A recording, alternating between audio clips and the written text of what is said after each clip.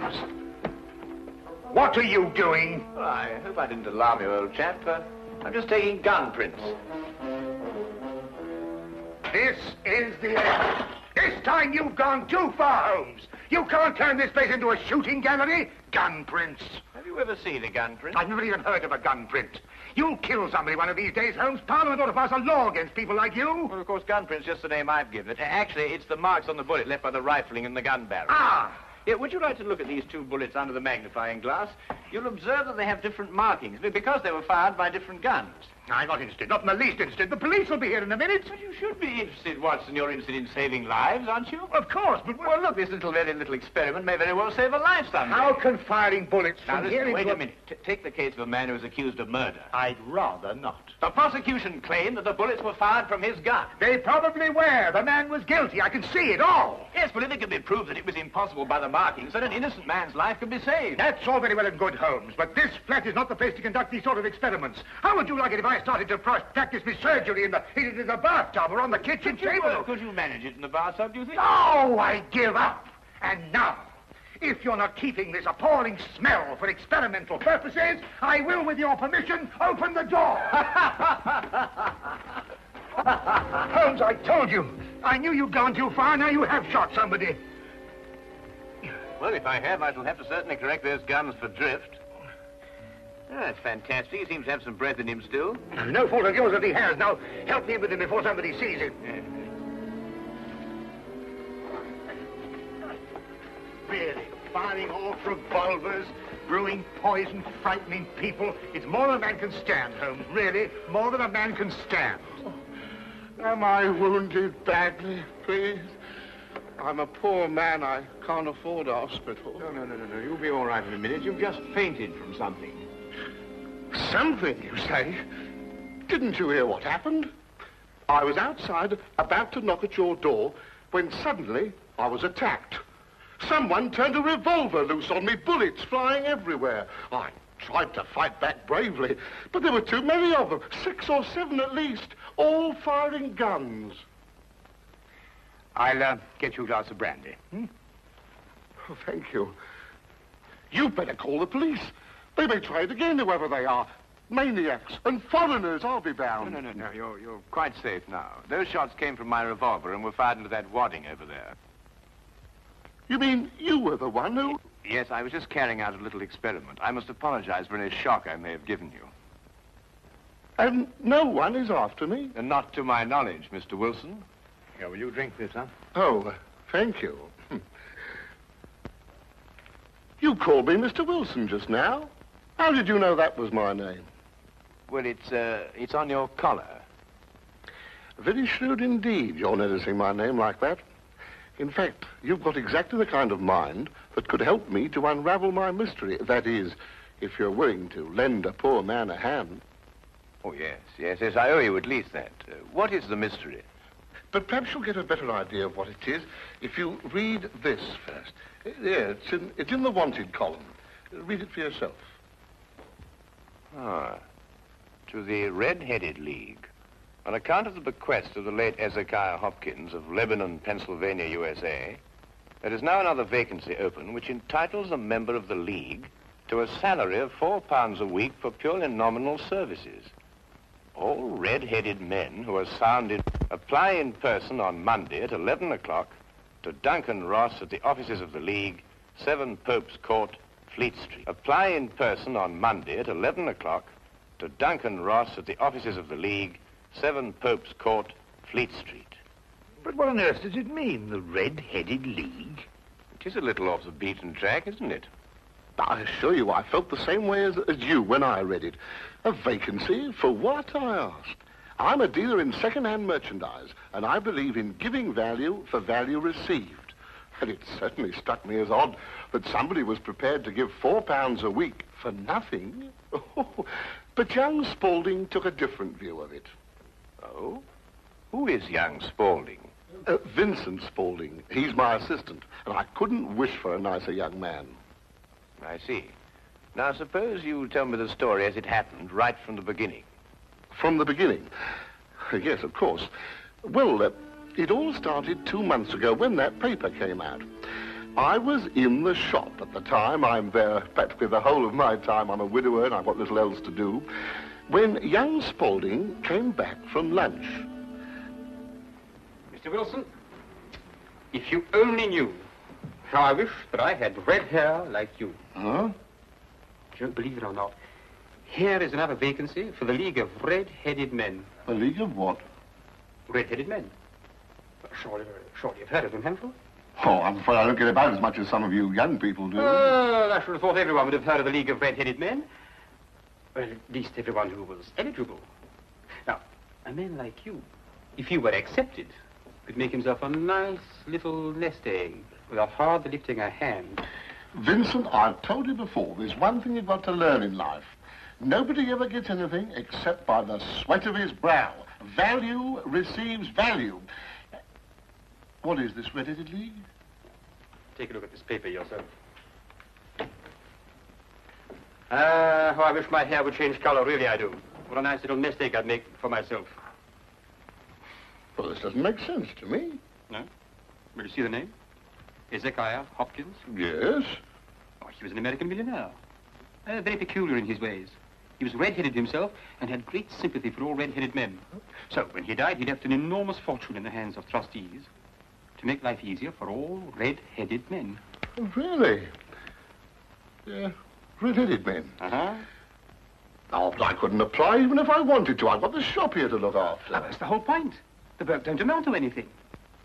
Absolutely nothing at all. It need not interfere with a man's other occupation. Well, even so, probably millions of men would apply for it. No, this is limited to Londoners and to grown men. You see, this American started off from London and I suppose wanted to do the old town a good turn. And then again, I hear it's no use applying unless your hair is a real fiery red. Huh. Do you think my hair is red enough? I've never seen any redder. I could use the money. There's all sorts of repairs I could do, and... Vincent, I'm going to investigate this league. Lock up the shop. You're coming with me. Yes, sir. You're right. It is fiery red, isn't it?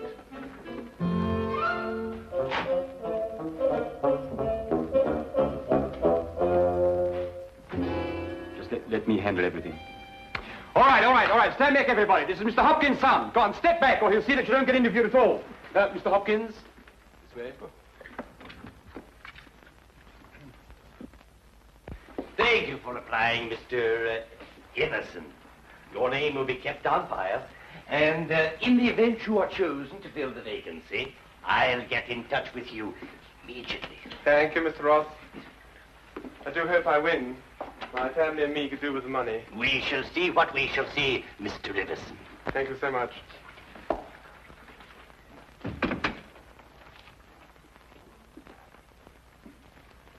Are you the next applicant?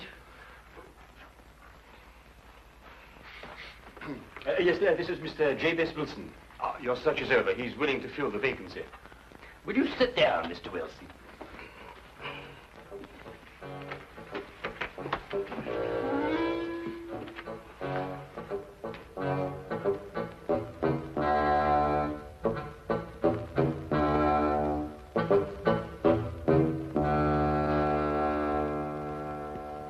I've never seen anything like it. I told you, Mr. Wilson. It's extraordinary, beyond belief. Congratulations. It would be an injustice to hesitate. Oh, I've got the position. You have. You will, however, excuse me for taking an obvious precaution. There are tears in your eyes. I perceive all is as it should be, but we have to be careful, for twice now we have been deceived by wigs, and once by paint. I'm sorry the vacancy has been filled, but thank you one and all for coming. Get on, John. No, come along. My name is Duncan Ross. I'm one of the trustees in charge of the fund left by your noble benefactor. When shall you be able to embark upon your new duties? Oh, well, almost any time, I suppose. Though I should mention that I have another business which will require some of my time. Oh, so long as you're free to be here between the hours of 10 to 2, there'll be no objections. Easy enough, Mr. Wilson. There's very little business during those hours, and what there is, well, I could take care of. Oh, thank you, Vincent. I appreciate that. And what is the work? Copying the encyclopedia. Oh. The Encyclopedia Britannica. You will provide your own pen, ink, and blotting paper, and copy it down word for word. Is that agreeable? Oh, well, yes. Our only demand is that you remain in the office, or at least in building, during working hours.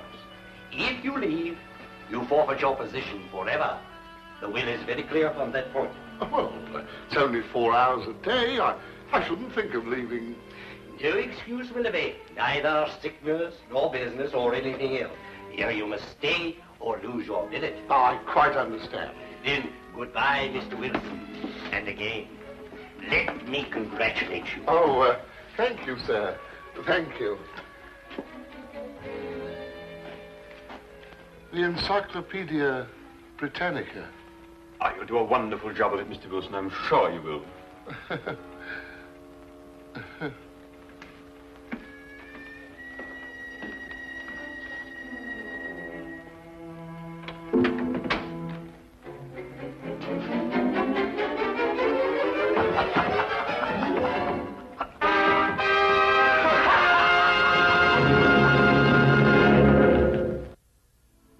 The first word was Archon. At the end of 8 weeks, I'd finished the A's and begun the B's. For this, Mr. Ross rewarded me every Saturday with 4 golden sovereigns. Yesterday morning, however, I got a staggering blow indeed.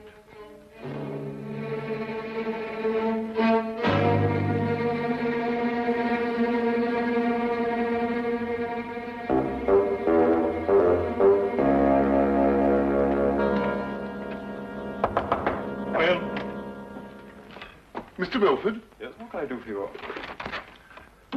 What's happened to Mr. Ross? Mr. Who? Mr. Ross! Duncan Ross! In office number 4. He's gone. What's happened to him? Ma'am, let me look him up in my files.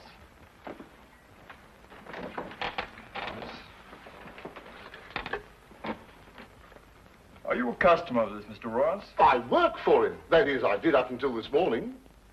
What did you do? I copied the encyclopedia. You copied? The Encyclopedia Britannica. Wouldn't it have been cheaper buying another encyclopedia rather than going to all the trouble of copying it? You don't understand. That's the work the Red-Headed League required me to do. Look here, my good man. If this is a joke, I fail to see the humor. If it isn't, it's my duty to inform you that office number 4 was rented temporarily to William Morris, an accountant. I never heard of Duncan Ross, nor the Red-Headed League in all my life, and I'm certain they never existed. I got the home address of William Morris, but when I arrived there, it turned out to be a factory making ladies' unmentionables. No one had ever heard of William Morris or Duncan Ross. My word, you really were on a wild goose chase, weren't you? After that, I didn't know quite what to do. The whole experience was so embarrassing, I could hardly make myself tell it to Spaulding. Then, quite naturally, you thought of me. Well, as I said before, I'm not a rich man. If I don't locate the League or find out what happened to them, I stand to lose £4 a week. You don't stand to lose anything, Mr. Wilson. You can't lose something you didn't possess in the first place. And the story is probably a pack of lies in any case. Holmes. And if it isn't, you've no reason to complain. You're 30 pounds richer by your experience, not to mention the invaluable knowledge you've gained on every subject under the letter A. If I were you, Mr. Wilson, I'd be quite grateful and forget about the whole affair. Good day to you, sir. Well, I hardly expected this kind of treatment. If you should discover a corpse at your second-hand shop in an old cello case, you're perfectly welcome to return. In the meantime, I have an experiment to conclude. I'm going to find out if firing a gun in a house is illegal. If it is, you can rely on me to report you. Holmes, what on earth persuaded you to behave like that? Yes, it was rather unseemly behavior, wasn't it, Watson? Right. But absolutely necessary, I assure you. But why? Well, if I told him I was willing to take on his case, he'd have probably given it away to the wrong party. Why burden him with the necessity of having to keep a secret? Then you mean you're going to take the case? I wouldn't miss finding out about the Red-Headed League for all the tea in India. China, Holmes. Do you think it could be a prank, some sort of wild practical joke on Mr. Wilson? Well, at £4 a week for 8 weeks, the joke would be on someone else. It is a considerable sum, isn't it? The case, as I see it, breaks down into two whys. I think I know the first why, but the second why eludes me. Well, which is the why you know and which is the why you don't know? Well, why was the League formed? Now, that's obvious. To keep Wilson out of the shop a certain number of hours a day. But why is the why that I want to know? Well, why is the why that you want to... I see. You mean somebody tried to get Wilson out of your shop in order to steal something from him? No. The case is too elaborate to justify stealing from so small a shop as Wilson's. No, the reason is bigger than that. Bigger than any of us might imagine. Now, you're not going to start shooting again, Holmes. No, but I'm going to take this with us. Us? Yes, you're interested in the case, aren't you? I'm a doctor, Holmes. Well, all the better if someone should get hurt. This started out to be such a peaceful morning, and an old friend of mine was coming from India, and we were going to spend the day together. And now look what you've talked us into, the Red-Headed League. Yes, exciting, isn't it?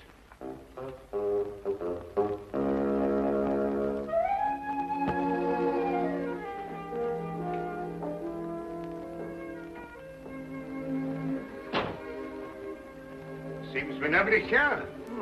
I wonder where it could be. I'll be right with you, gentlemen.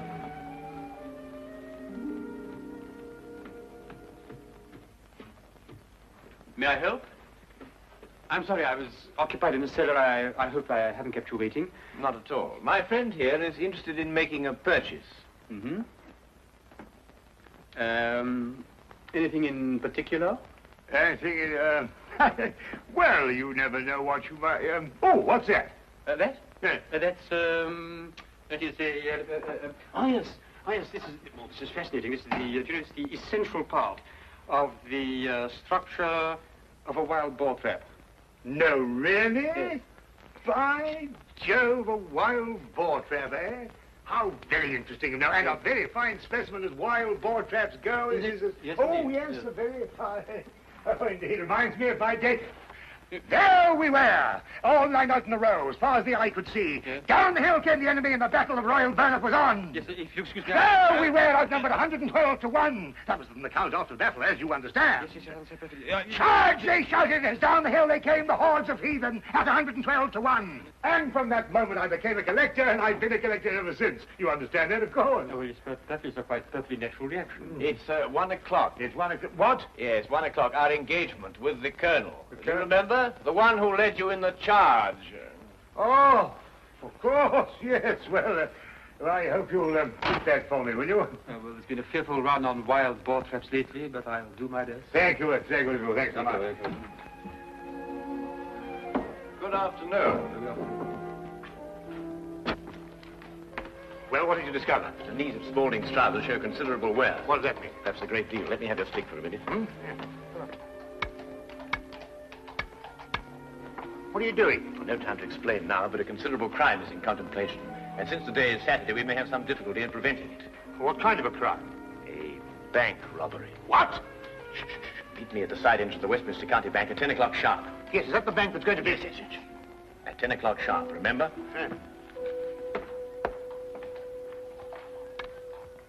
The basement vaults of the Royal Westminster Bank, as you can see, they are impregnable.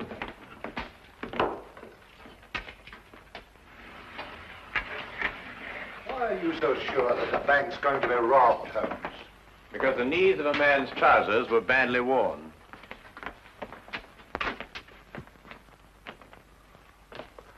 I can't see how they can possibly get in here.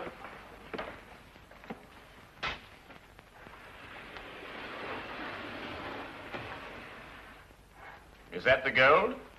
Yes. We had occasion some months ago to strengthen our reserves, and so we borrowed 30,000 Napoleons from the Bank of France. Word must have leaked out, if Mr. Holmes' deductions are correct. Gentlemen, we must prepare ourselves. As soon as Mr. Wilson goes to sleep, they will make attempts to get in. Who are they?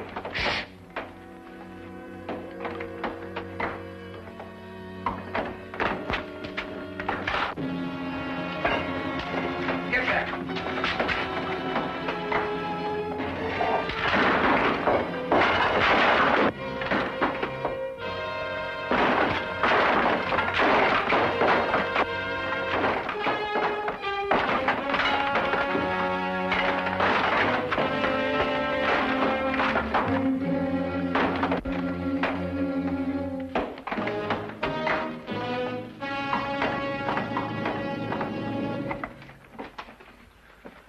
It's all right. Hey, jump!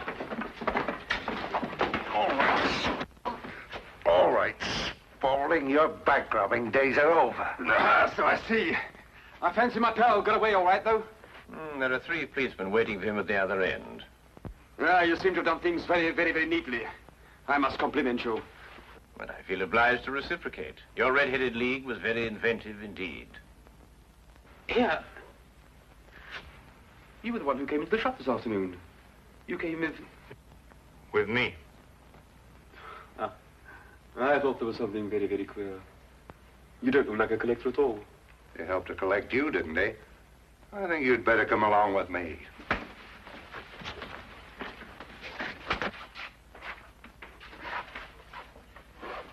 I don't know how the bank can repay you, Mr. Holmes.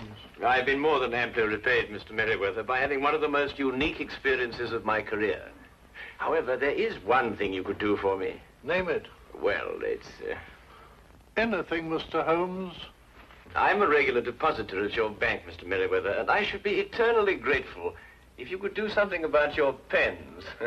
I've yet to find one of them that work. Come along, Watson.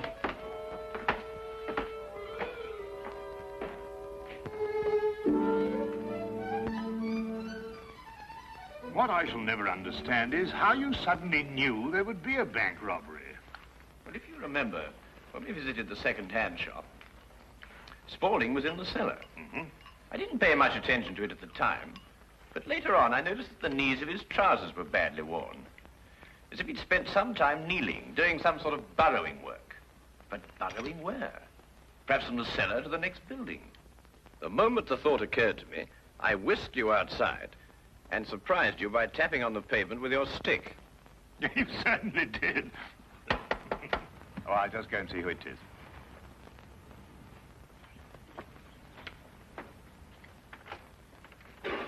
Hello, come on in, Inspector. Good evening, Dr. Watson. I hope it's not too late to make a call. Of course not. Come right on. Well, I saw the light was on, and I just thought I'd drop in. Ah, how are you, Inspector? Now, make yourself at home. Oh, Draw up a chair. Thank you very much indeed. Cup of tea? Yes, please. Well, by the time the newspapers come out with a report of your exploits tomorrow, Holmes, you'll be a hero. Oh, well, I shall try and remain humble through it all. Yes, the whole of London. Except, of course, Mr. Wilson. Unless I miss my guess, he wants me still to arrest you. Arrest me? What for? Well, he didn't like the way you treated him last night, you know. And then, of course, he complains that... Oh, no, it's too ridiculous. Still, I think you'd enjoy hearing about it. He claims that you were firing a revolver in this house. You know it's against the law, don't you? But who in their sober senses would do such a thing?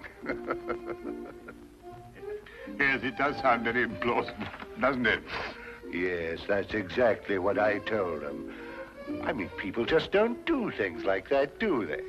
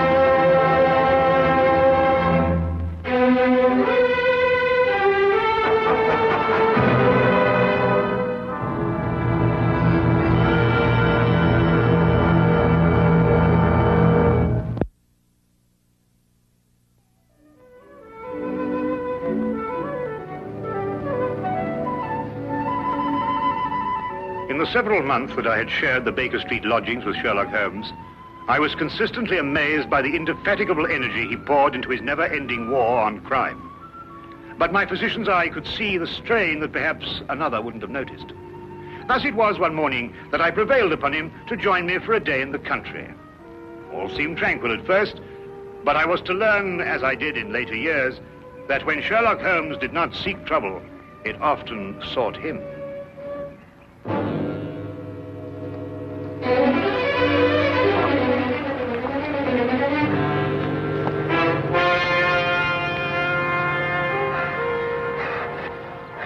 Help her.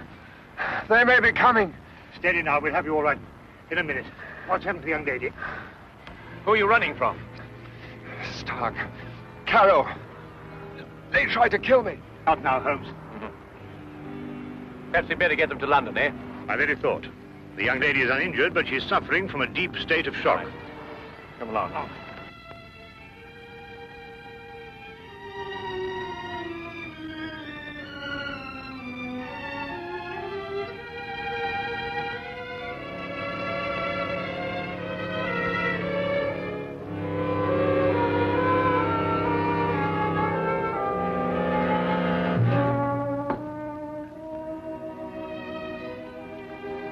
Just drink this, will you?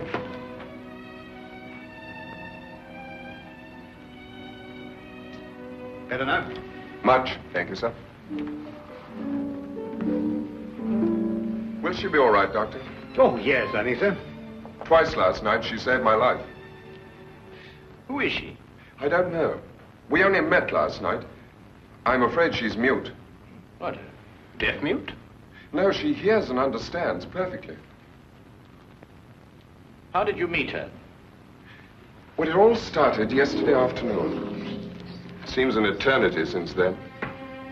I was in my office, facing the realities of my professional situation. I suppose that everyone finds his first venture into independent business to be a dreary experience. After a year of it, I'd about decided to admit failure and seek employment with some recognized firm. It was at that point that I received a client. Mr. Hatherley? His name was Colonel Lysander Stark.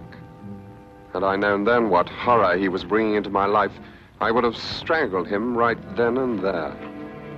Frankly, Mr. Hatherley, the commission I have come here to offer you deals with a matter of extreme secrecy. I have gone to some lengths to acquaint myself with both your professional and your personal qualifications. Personal qualifications, sir? Yes. I know you to be an efficient hydraulic engineer, but also that you are a bachelor, an orphan, and that you reside here alone in London. Why, that's very true, but I'm afraid I don't understand. You shall when I explain the assignment. Do I have your word that our conversation will go no further than this room? Of course, sir. I shall respect your confidence. Excellent. Well, then. Does £50 for a night's work appeal to you? £50? I note by your expression that you suspect some illegality. Let me set your mind at rest on that score. Exactly what you want me to do? To repair a hydraulic press, Mr. Hatherley. A rather large hydraulic press. Well, that hardly seems unusual.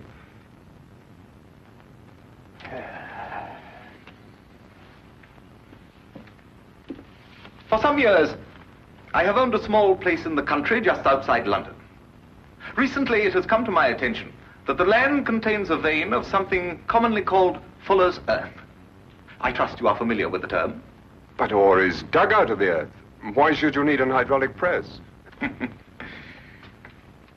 I'm a businessman, Mr. Hatherley. Undoubtedly, the land surrounding mine contains more of such wealth. I hope to use the income from my own discovery to purchase my neighbor's land cheaply before he discovers its hidden wealth. I see. If my neighbor were to suspect what wealth he treads on daily, he would never sell at any price. It's quite clear now. You use the press to mold the dug earth into some innocent form so that you can dispose of it without suspicion. Precisely. Very ingenious. There's a fortune down there. A fortune.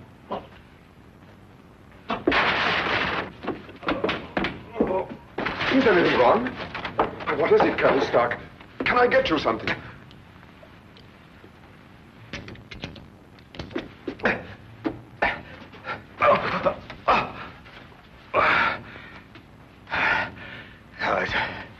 It's all right. My heart. I oughtn't to get too excited.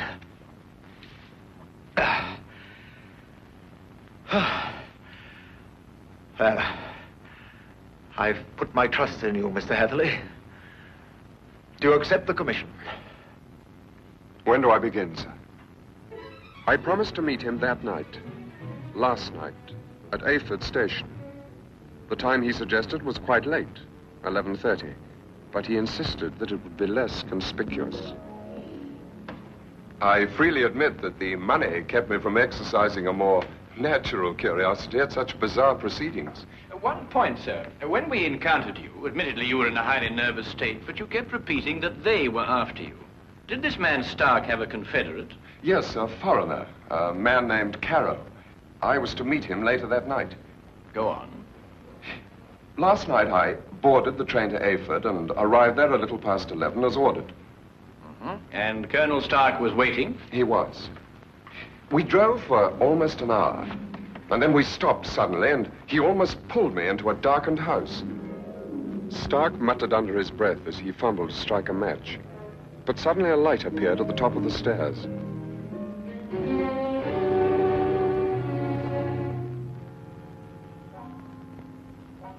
It was the first time I saw this young woman, gentlemen. Even in the poor light, beauty and fear were sharp in her face.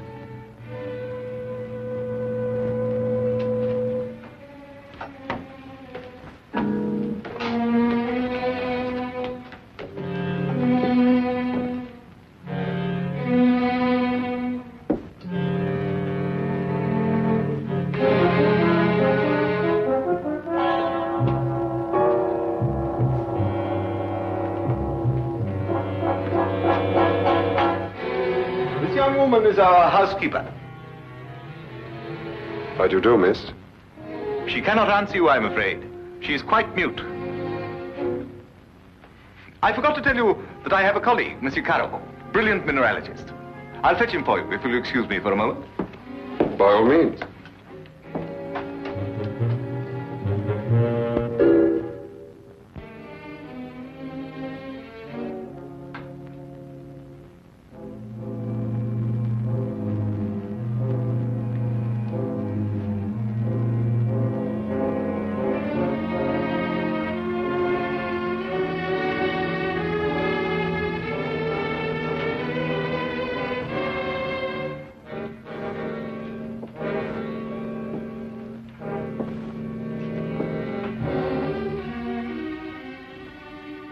Is there anything wrong?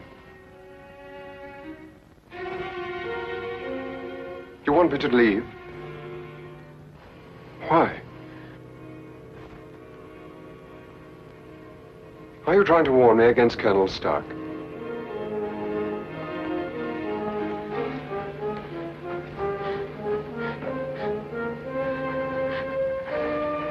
But why should I fear Colonel Stark? I only met him this afternoon.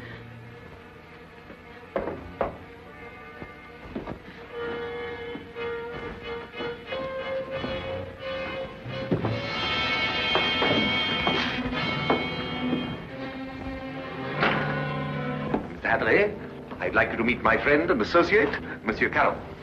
A pleasure, sir. Colonel Stark will show you our press and explain the difficulties we have. I'll join you in a moment. After I have arranged with our housekeeper for your stay tonight. Yes, that's a good idea. Will you come this way, Mr. Heatherley?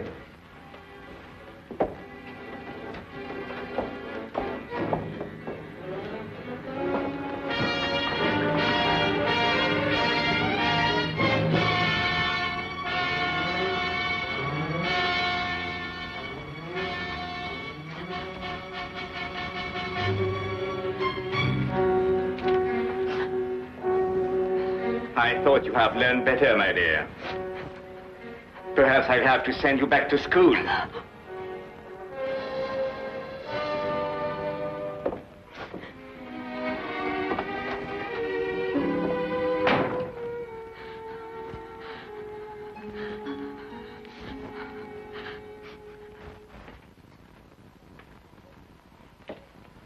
Yes, in principle, this is the standard hydraulic press.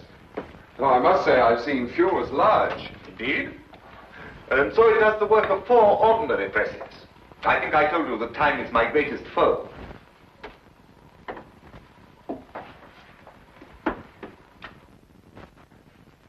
Would you bring more light, please?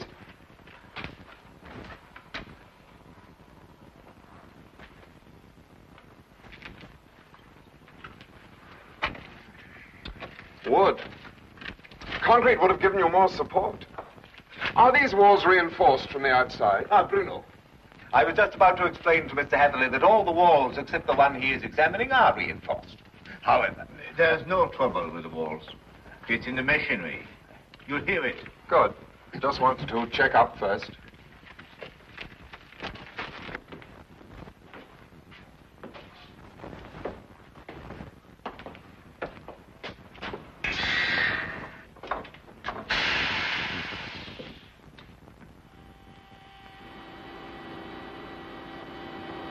Now listen.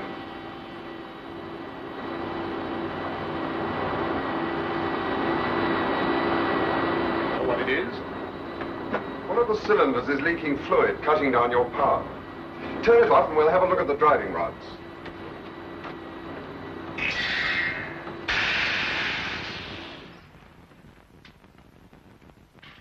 I knew what I was after, and the rest proved to be no problem. Of course. You knew by then the true purpose of the press. Not quite. Although I was sure it was not for making dirt brick molds. Much too large for that.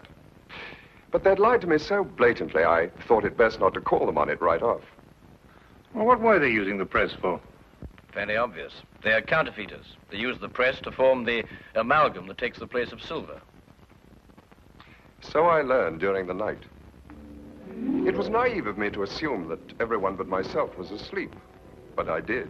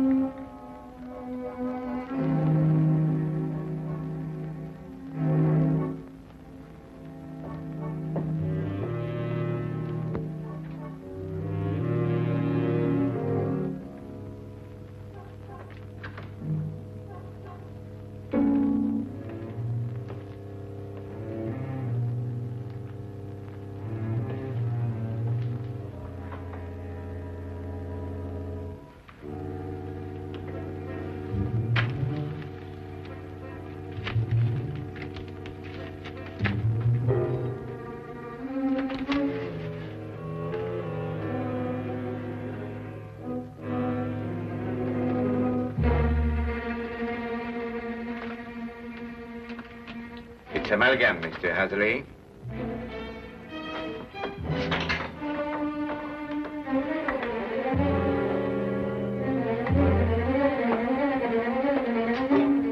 Carol, open up! Let me out of here, Carol!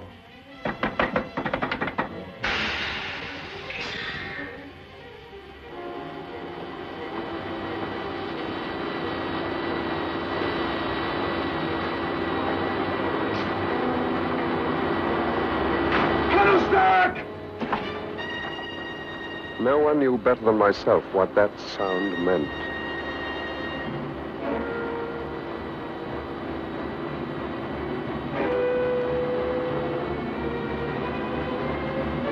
Caro had started the press. Within minutes, that cold ceiling would be down with a force capable of grinding me to a shapeless pulp. And there was no way in the world I could stop it.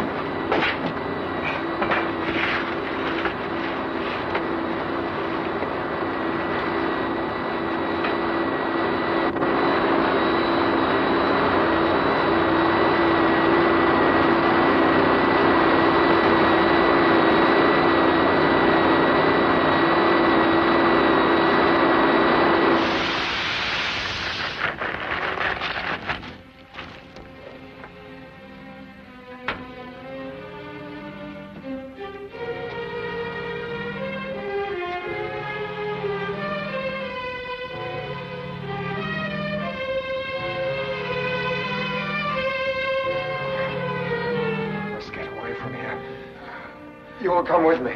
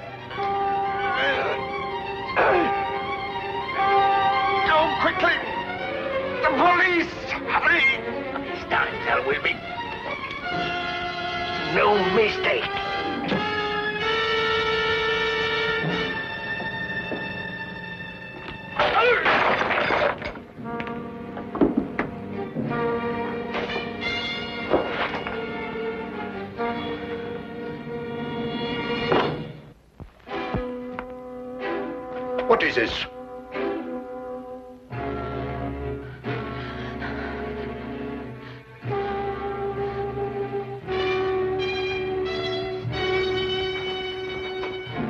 What's happened here? Bruno!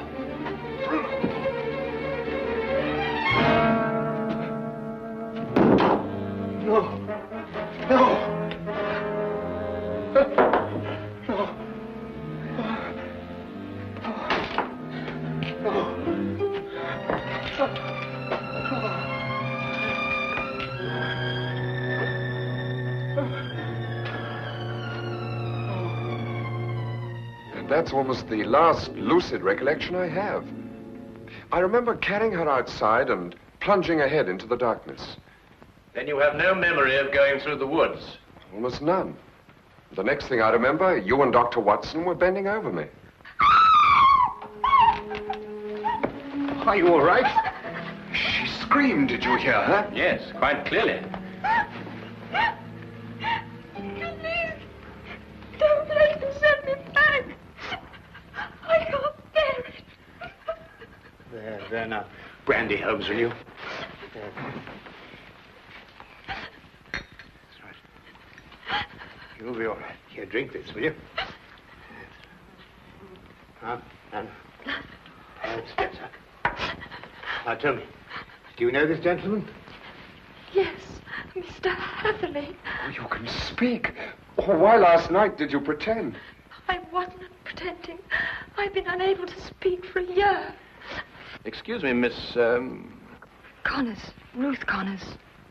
Miss Connors. I gather that the events of last night gave you a shock, rather like a shock you received a year ago. Yes. When I saw the gun in Colonel Stark's hand, and it was pointed directly at me, a year ago, another young man visited us to fix the hydraulic press. I see. What do you know about this other young man? I was standing there, watching, when all of a sudden Colonel Stark fired his gun straight into the other young man's face. Why didn't you go to the police? I did.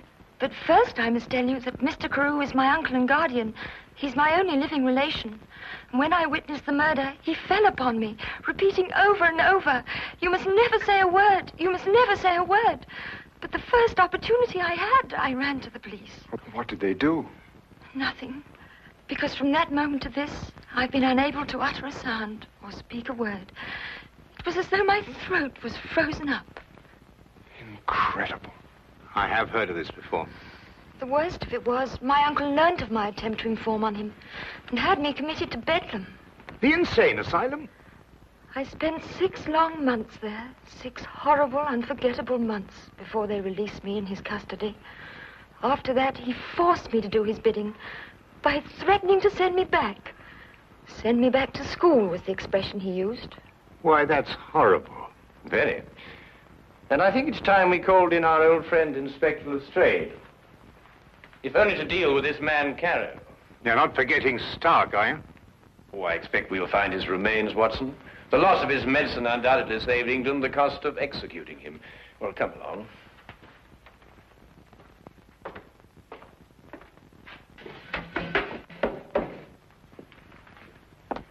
Now that young Mr. Hatherley tells us about neglecting the candle while he made his escape, I can place the blame for the fire. You sure it was Colonel Lysander Stark whose remains you found here? No doubt.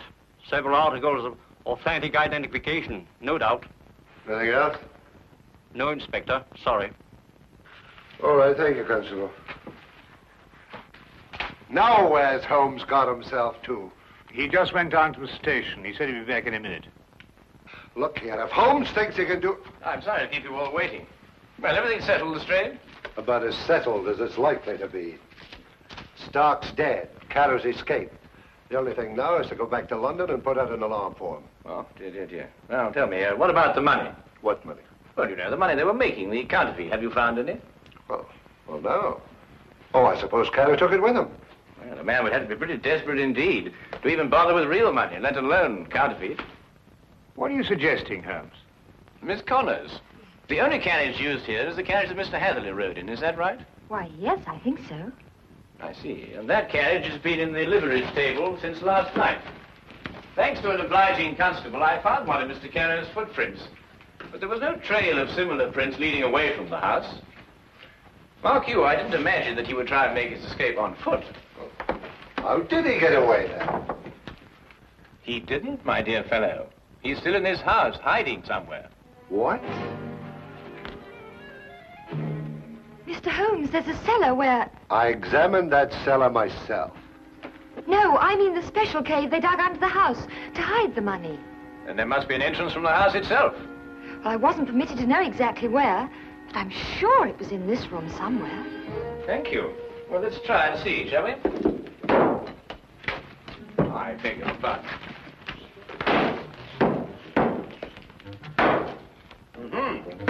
What have we got here?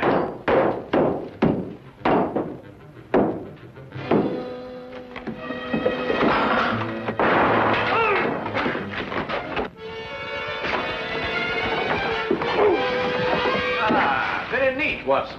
Oh, there wasn't anything to it. Now then, what have we got here? Oh, just nicked me, Doctor. Nothing serious. Well, we'll have a look at it anyway. Hold on. Some of you may lend a hand in here. That's that. I don't believe you'll have any more trouble with Mr. Carew. This has been a nasty business all round. I've lost my £50 fee, been roughed up, but it could have been worse, I suppose. A good deal worse, my friend. For example, I believe this is yours. Mine? Yes. What is it? Your shoe, I believe. I recovered it from the press. Yes, it makes one think, doesn't it? Oh, Watson, you were quite right. A day in the country can be quite relaxing.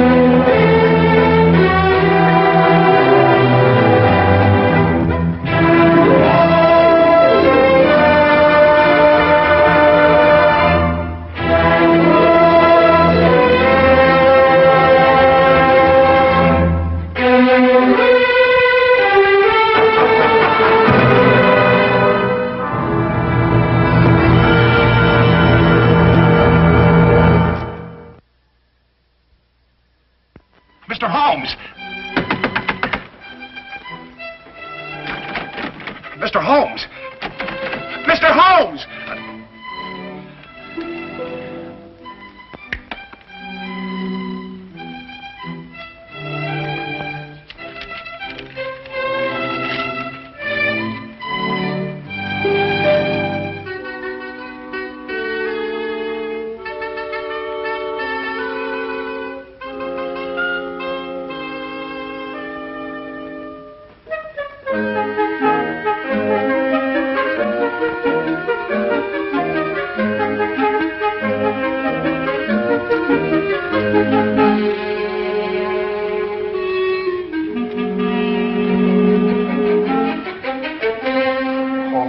May the saints above see fit that he comes back in time.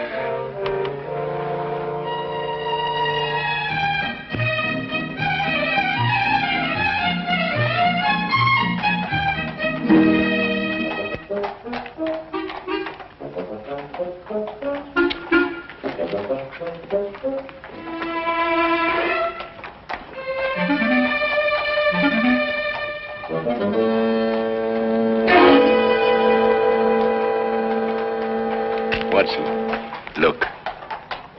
Holmes, where'd you get that wallet? It's not yours, is it? Oh, no, it isn't. But would you believe me if I told you I lifted it from a pickpocket?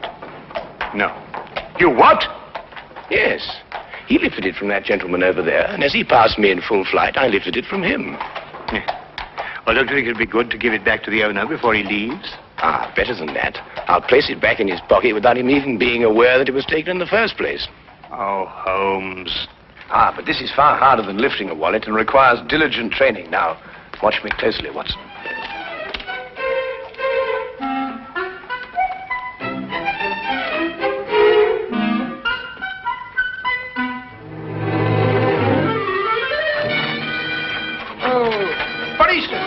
Hey, Watson! Watson! Hold on, Tim. I'll take the police. Hey, Watson! Police! Police! Watson! Watson! Sure. Police! Watson! Sure. You were very lucky. If Lestrade hadn't come into the office at that moment, you'd still be in prison. Well, I got it, and something went wrong. Probably a little more practice was all I needed. I suppose you haven't considered the other alternative. Of behaving like a perfectly sane, normal human being. Instead of going absolutely mad all over the... What on earth? Well, who is he? An Irishman by the color of his shirt and the shamrock in his buttonhole. I'd also conclude that he was a typesetter by the ink-stained condition of his fingernails. Look, Holmes, that's neither here nor there. The man is in our flat. Do you know him? I've never clapped eyes on him before in my life. Hey! Hey! I don't like to disturb you, but... Hey, what time is it? 4 o'clock. Oh, good. We've still got 8 hours. Look, if you're a human being at all, you'll be helping me, Mr. Holmes. My name is Watson. Oh. Yes, Mr. Holmes. Mr. Holmes, my name's Brian O'Casey, a man of propriety, poor as I am. Oh, and Mother, forgive me. I wouldn't be breaking in here this way at all, only I'm the most desperate of men. Yes, so I gathered from your note, Mr. O'Casey. You obviously shoved it under the door, ran away, and then returned, fearing I might have overlooked it, eh? Oh, well, the cat might have run off with it. Or a wee mouse. Oh, we haven't got a wee mouse here. Oh, well, you know what I mean. I didn't want to be missing you. Not with £8,000 at stake. So I came back here and I let myself in so that I'd be waiting for you. Yes, well, that's most understandable, Mr. O'Casey. Now, perhaps you'd like to sit down and have a rest. Oh, thank you very much. Did you know something? My heart's beating like a trip hammer. Yes, I expect it is. You were saying something about £8,000. Well, that's the amount that's due to me. But unless I can get hold of Mr. Snowby midnight tonight, I'll not get a penny of it. Who is this man, Snow? Well, he's the man who's holding the last third of this ticket. You see, he's holding numbers 3 and 4.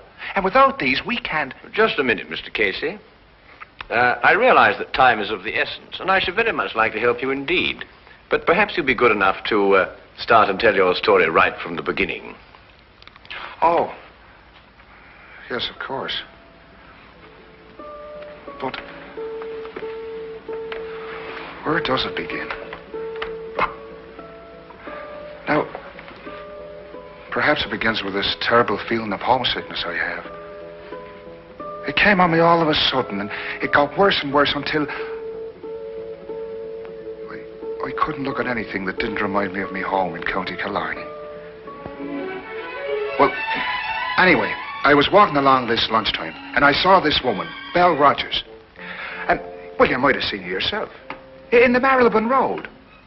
May the saints punish me if I'm lying. She didn't know me at all. But she smiled at me. I wasn't taught to be a fool. I lit off as fast as my feet could carry me.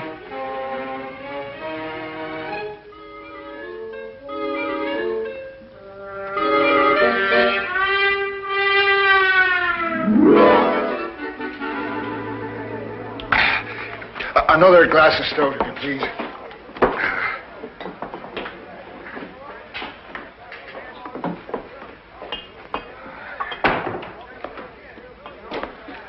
Brian O'Casey. I saw you in front of the bakery shop just now, but you got away before I could get your attention. Oh, hurry, Albert. What was the big rush? Oh, I'm telling you, Albert, a man has to look out for himself in this city. What do you mean? Look, as plain as I'm standing here, she smiled at me. Right out in public. Who? That's Irene in the bakery window. No.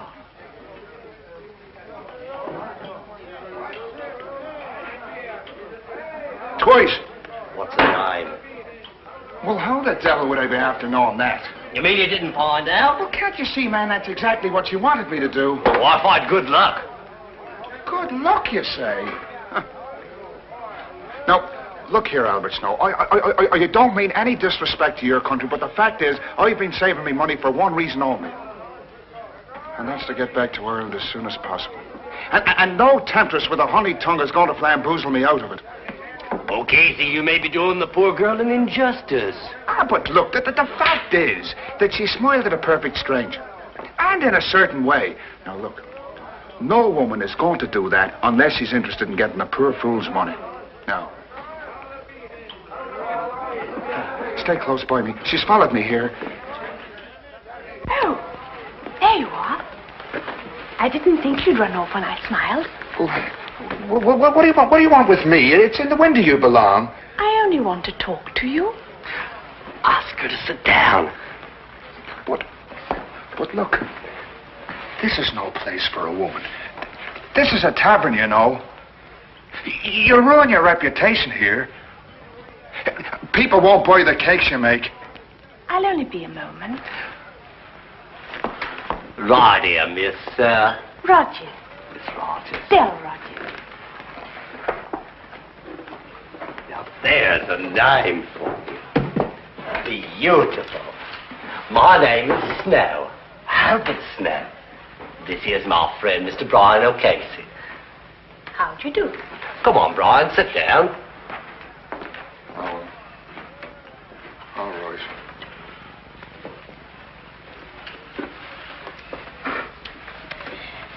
Now listen, Mr. O'Casey.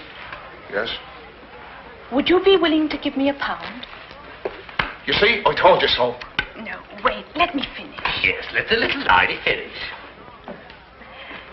It's an investment. I'd like you to be my partner in something. What kind of something? A sweepstake ticket. A sweepstake ticket? Yes. I've got one, and I'd like you to buy half of it from me. I don't understand any of this at all. Call it superstition, Mr. O'Casey. You see, I noticed you were an Irishman from the bakery window. That four-leaf clover in your buttonhole. And since everybody knows the Irish are lucky, I'd like an Irishman to be my partner. Well, it isn't for a woman to be gambling. Oh, perhaps not. But think. Think, if we win, we'll divide £24,000. Aye, and if we lose, which is much more likely, I'll be out £1, which is half a week's pay.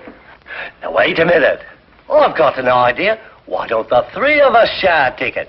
You can afford that much, can't you, Casey? It'd be going against fate to turn down a gesture like that. Fate? It's kismet, Casey.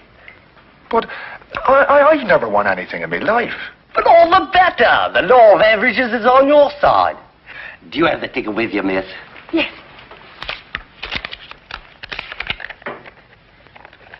16634. Does that sound like a lucky number, or doesn't it? Well, I suppose I could chance 13 shillings. That's the spirit. Now, wait a minute.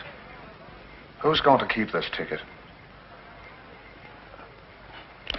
We could tear it up 3 ways, and each one of us keep a piece.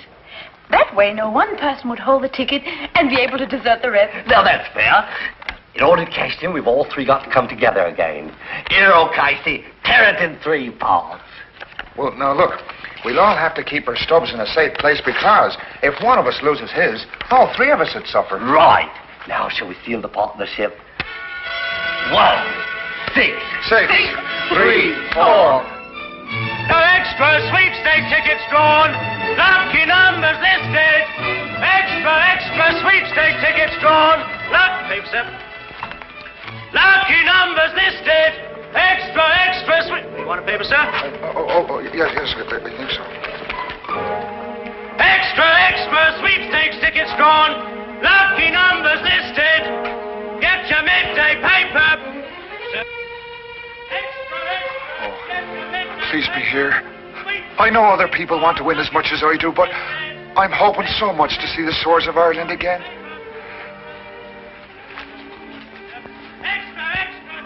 16634. Oh.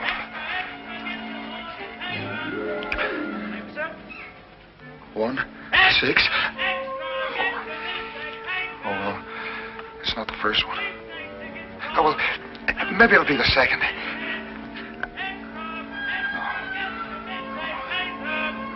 No. Take it easy, Brian boy. There's still 5 more numbers.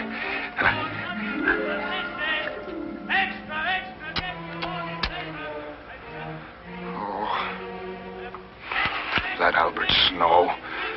I was mad to let him talk me into this. Kismet. Fate. I'm going to be owed 13 shillings. That's what my fate's going to be. Oh.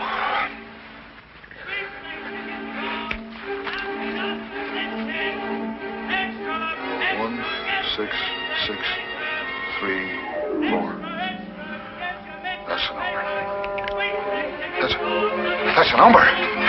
It's mine. It's mine. The sweepstake money's mine.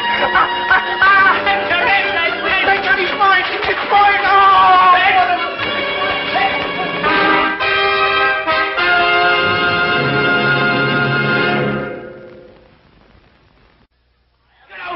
Albert Snow, look. Our ticket's been drawn. Why do you think I'm treated? Hey, what are we going to do? Shall we sell it?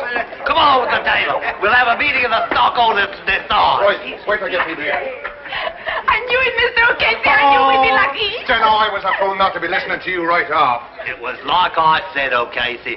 Kismet. Yeah. But sit down, everybody. Let's decide what our next step's going to be.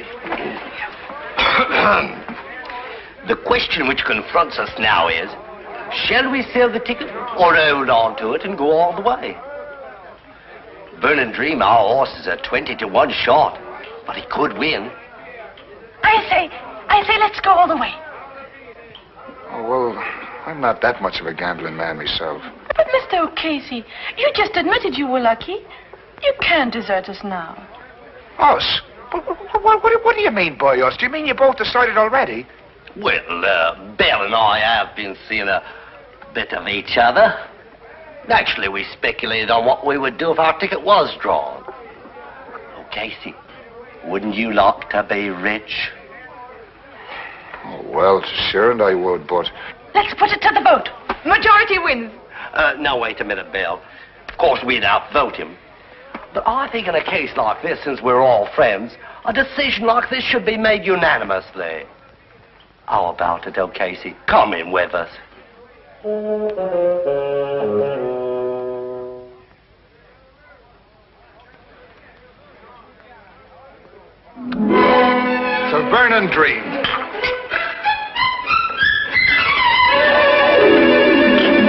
Hey, waiter, I'd have another beer, as long as he's paying for it.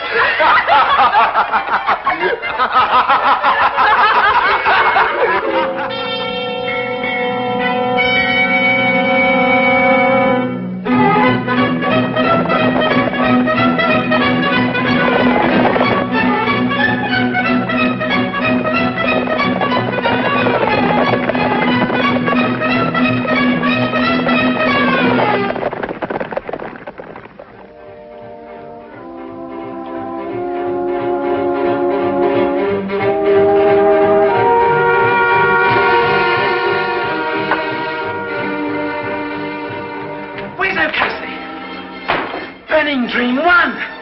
Burning Dream 1! It's fainting.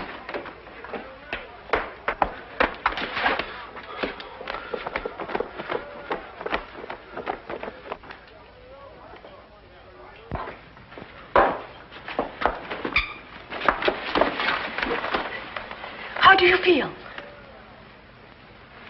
Did you hear? Burning Dream 1. It's rich we all are. Yes. I heard.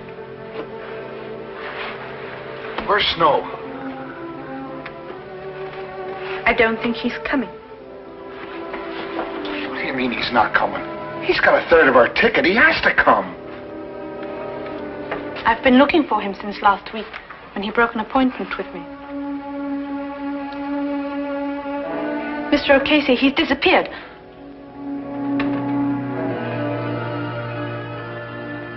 Disappeared? Well, that was 10 days ago, Mr. Holmes. And disappear he has. Right off the face of the earth. And a third of the ticket along with him. I see. And now you only have until midnight to find him, eh? Well, that's when the ticket becomes invalid. At midnight tonight. On the dot. Yes, yes. Well, that's serious indeed. I should say so. Well, look, do you think you can do something to help us? Oh, I was told if anyone could perform a miracle, 'twas you. Well, that's a little exaggerated, but I'll do my best. Where can I get in touch with you, Mr. Casey? Well, you'll be finding me at the Golden Coach Inn tonight. Miss Rogers and I decided to stay there until closing time, in case Albert should turn up. Oh, good, good. Well, I'll look for you there, then. Right, thank you very much. Oh, Mr. Holmes, I noticed you playing with those cards, and it didn't miss me glance that you made one disappear. Yes, yes. Well, it's not very difficult to know once you've got the knack. Oh, I imagine not. Only, I reckon the lights ought to be kind of low, because I saw you put one right there. Oh, yes, yes, that's right. Yes, well, a good day, Mr. Casey. Good day, Mr. Holmes, sir.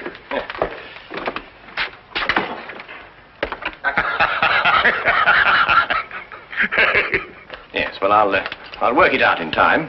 Why don't you give it up altogether? I was referring to the disappearance of Mr. Snow. Oh. Where are you going? We are going to the baker's shop to see Miss Rogers, Watson. About what? It's almost 5 o'clock, Watson. We have just 7 hours until midnight.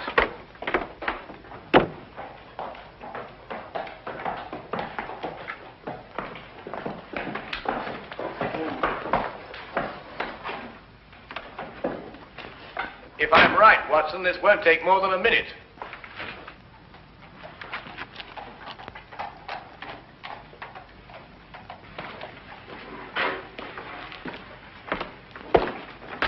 Good afternoon. I'd like to speak to Miss Rogers. Is she here? She left this morning. Oh? Why? Don't ask me. When I arrived, she was gone. There was only a note from her saying she'd taken one of the 12-layer cakes, which she would pay for in the morning. Aha. Was it by any chance a white cake? One of my very best.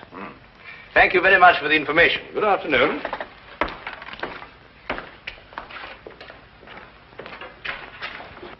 I was right, Watson. Drive on, cabby.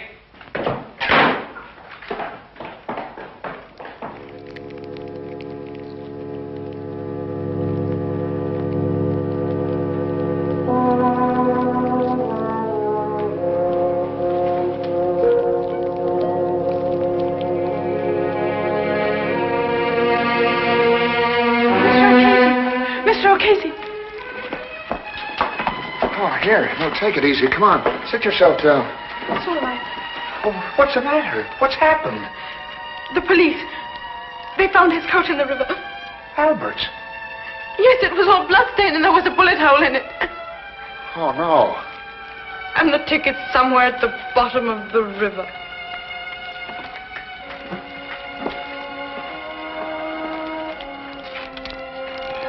What are you going to do? I'm going to throw my stub into the fire and watch it burn. It's useless now. Oh, but Miss Rogers,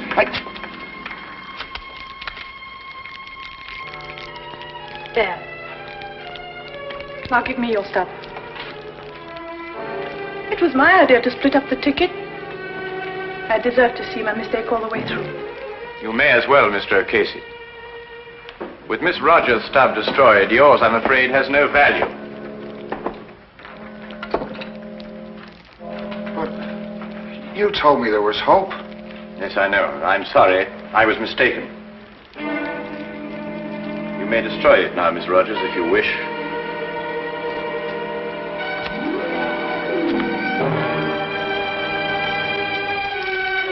Now it's all finished and done with.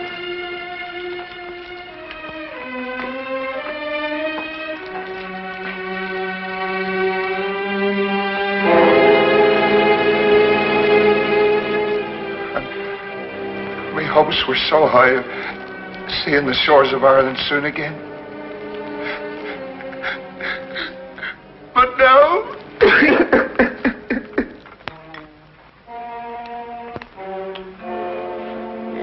Yes, perhaps a little tea would improve your spirits, eh? I can still see the picture of those two at that inn. Take me a long time to get over that, Holmes. Oh, I think you'll get over it sooner than you imagine.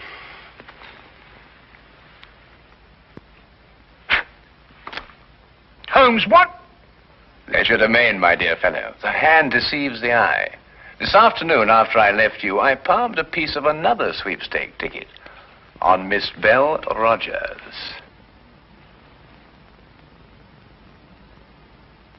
Neat, eh?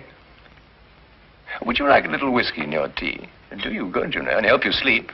Blast the tea, Holmes. You're hiding something from me. Well, nothing really, except that it occurred to me that Snow and Belle Rogers had contrived to cheat O'Casey out of his money. I was absolutely certain of this when we visited the baker's shop, and I found out that she had taken a large white cake. Well, what's that got to do with anything? A large white cake, very appropriate for marriage, don't you think, Watson? You think they were married? Or about to be. Yes, but that still doesn't tell me what kind of a scheme they had. Well, it was really quite ingenious. Snow would go into hiding, and at the crucial moment give the impression that he'd been murdered. Now, this was the cue for Miss Rogers to give up hope and throw her stub onto the fire. Ah, yes, but it wasn't the real stub, but one that she had obtained, as I did. Now, very artfully, she would get O'Casey's stub from him and pretend to do the same. You mean she really kept O'Casey's stub and destroyed a dummy one? Exactly. Now, she and Snow would have had a complete ticket if I hadn't substituted a dummy of my own. Well, that's amazing, Holmes. Fantastic. Well, the whole thing makes sense now. Or does it? After all, you've no proof of anything. Your whole theory is just a series of inferences. If once your premise is wrong, the whole structure collapses. Naturally, my dear Watson.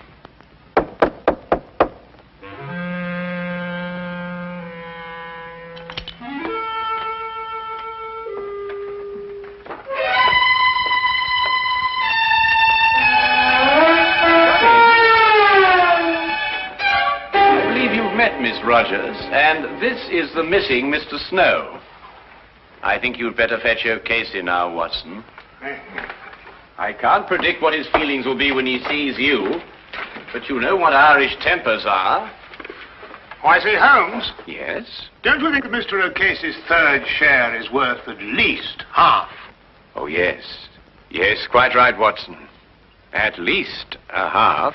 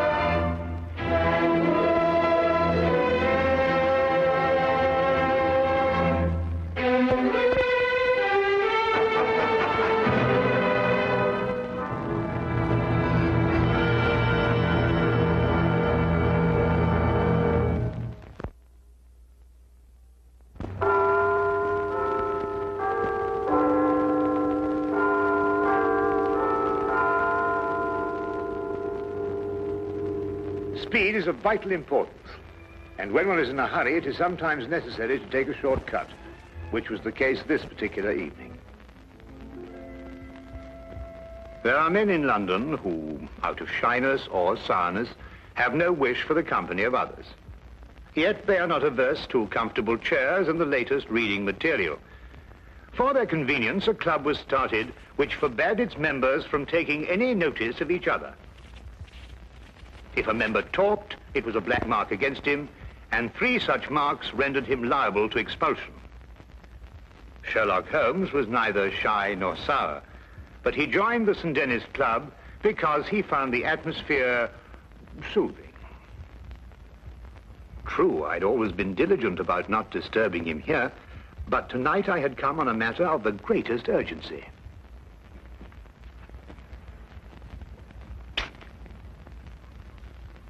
I beg your pardon? Oh, excuse me. I thought you were Sherlock Holmes. That's not the point. You talked.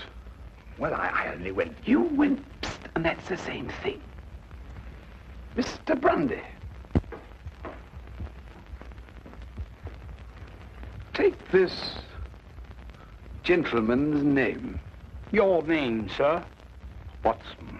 Dr. John Watson. But you made a mistake. I'm not a member of your club. Not a member? How did you get in? Well, Brandy? You'll accompany me out, sir. I'm here on very urgent business. Our constitution forbids talk of any kind. Follow me, sir. And I'd like you to understand I'm not the sort of man who enters a club like this uninvited, but the circumstances happen to be extraordinary. Holmes!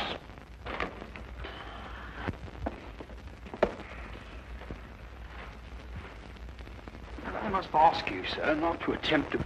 I don't believe such an incident has ever occurred before. Well, really? Holmes! I've never been so humiliated in my life. Why didn't you speak up in there?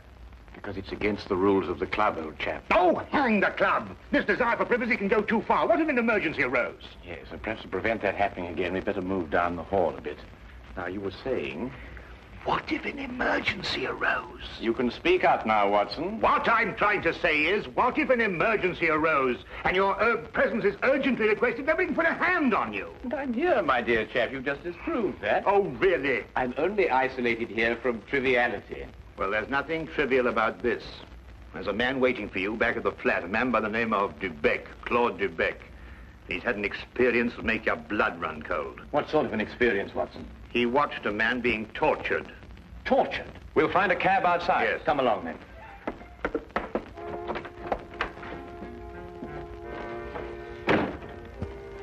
Once outside, we immediately hailed a cab, and I began to tell Holmes what I knew of the case. Holmes sat in silence as we rode, and I knew that my explanations had done nothing more than rouse his interest in talking to Mr. Dubec.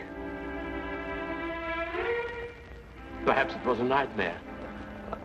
I'm no longer sure. But I saw a man being tortured, starved to death. I was powerless to help. Here, drink this. It'll do you good. Thank you.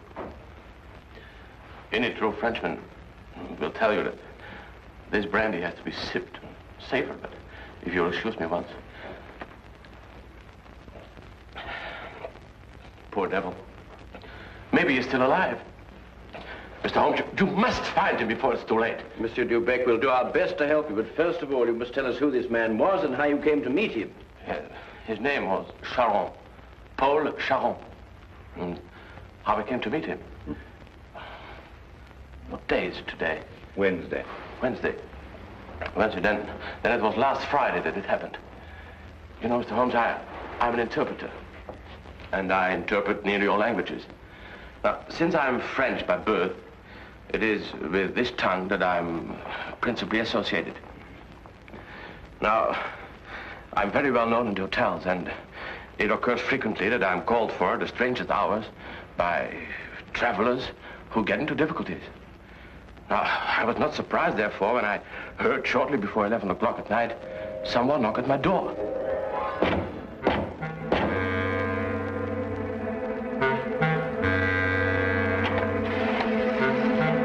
Mr. Beck? I'm he. My name is Latimer, Harold Latimer. Forgive me for calling at such a late hour, but the man at the hotel said it would be all right. Oh, you need an interpreter? Yes. You do speak French, don't you? No, with the greatest of pleasure. What's your problem? Well, you see, someone from France came to see me on business. As it turned out, he speaks only French. And I, of course, can't even read the label on a bottle of wine. Oh, that's a pity. He's leaving tomorrow, and it's imperative that we settle our business tonight. I realize this is an imposition at this late hour. An interpreter and a doctor are the same in this respect. His hours are whenever he is required. Now, just a moment, I'll get my hat going.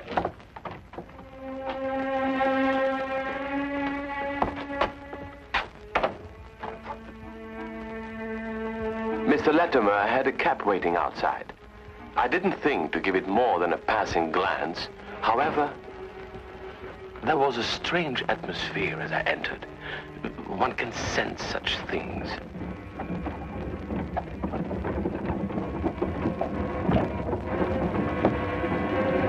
I must ask you not to. I beg your pardon? I prefer the shades drawn, Mr. Dubeck. But they cut out the view. That's exactly their purpose. You'll forgive me, but I have no intention of permitting you to see the place to which we are being driven. What's the meaning of this? We shall find out. Soon.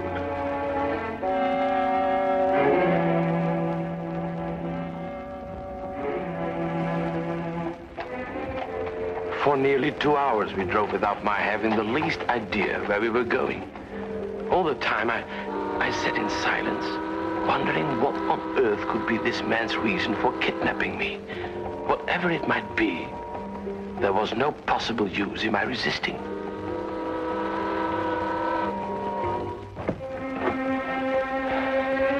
We've arrived, Mr. Dubeck.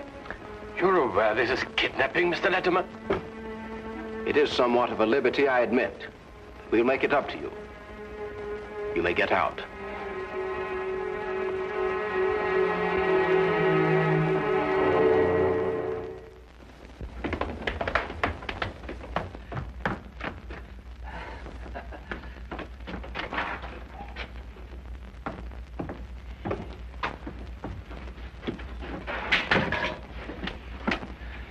Is this Mr. Dubeck, Harold?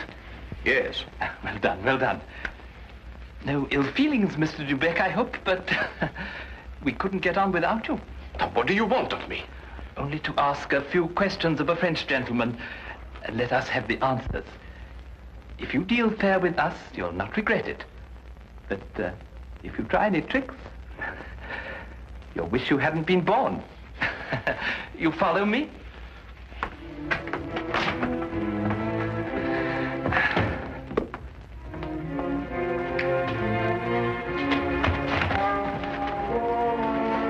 We put him in one of these so as to move him more easily.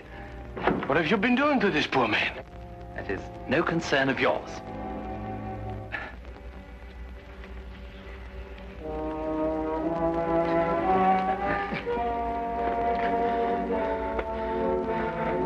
Feel better? Cochon. Salaud bandit. You don't have to understand French to know that is not a compliment. But no matter. Ask him if he's prepared to sign the papers. For your own good, be quick about it. Acceptez-vous de signer les papiers? Jamais. Never. Tell him he is doing her no service. Vous ne lui êtes d'aucune aide. Laissez-moi lui entendre dire. He says, let me hear her say so. Tell him he'll go free if he signs. Signez et vous serez libéré. C'est alors que je ne serai plus jamais libre. He says, then he will never go free. Then he knows what awaits him. Translate that. Vous savez à quelles conséquences vous vous exposez? Peu m'importe. He says he doesn't care. Stop that! It is only the beginning if he persists in being stubborn. Now let us try again and see if we can get better results. I was horrified at having to be a part of an affair like this, and even though I was only the interpreter, I felt guilty at not being able to give him any help. What could I do with Latimer on one side and Judd on the other, giggling with each question? Again and again, I asked him in different ways whether he would give in and sign the document. Again and again, I got the same reply. But soon, a thought came to me. I took to adding little sentences of my own to each question. Innocent ones at first, to see if I could get away with it. When our companion showed no sign of catching on, I played a more dangerous game. I asked him all about himself and learned that his name was Paul Charon. He was a stranger in London, that he didn't know what house we were in, that he was being starved to death. In another minute, I might have wormed the whole story out from under their noses, but for the interruption. Who is it? Oh, it's Micheline. The door is locked. Get rid of her. Give me the gun.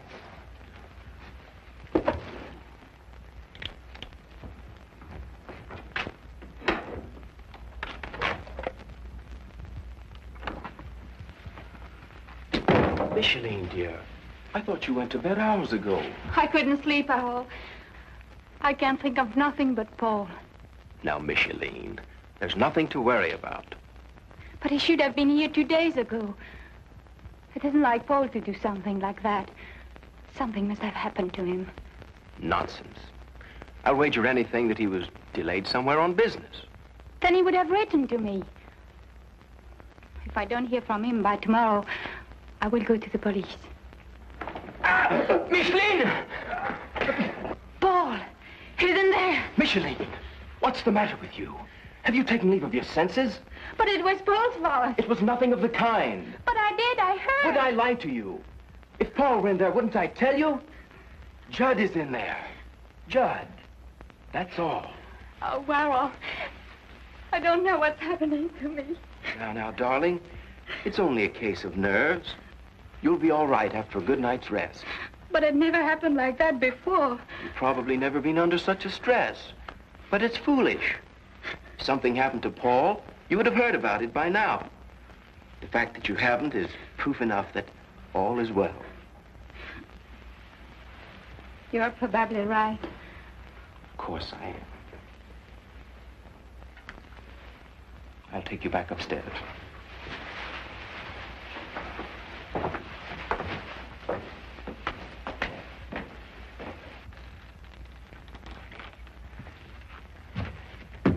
You perceive we have taken you into our confidence over some very private business. Shameful business.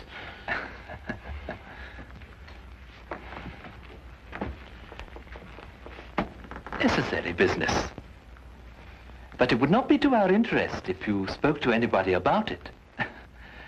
Therefore, I am paying you a fee such as you have never before received in your life. There will be more the next time you come here. Thank you. However, I don't place all my faith in money. Therefore, I must warn you that if you speak to a single soul about this, we shall know about it. And you will pay for it with your life.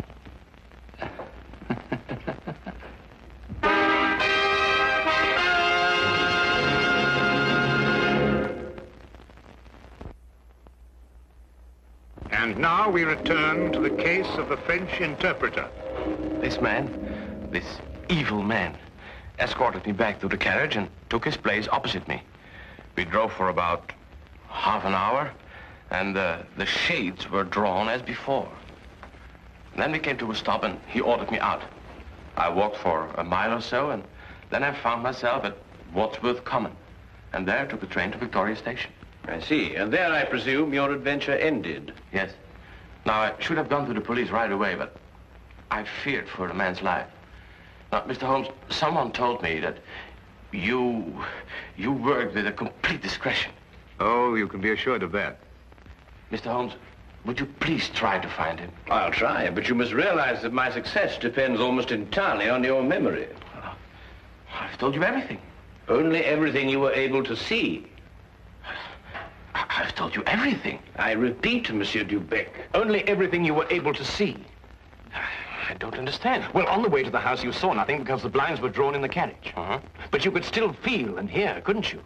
Now, as you were going along, could you tell whether it was a rough or smooth road? Oh, yes, now I know where you're getting at. Well, during the first part of the trip, the road was smooth. Mm-hmm.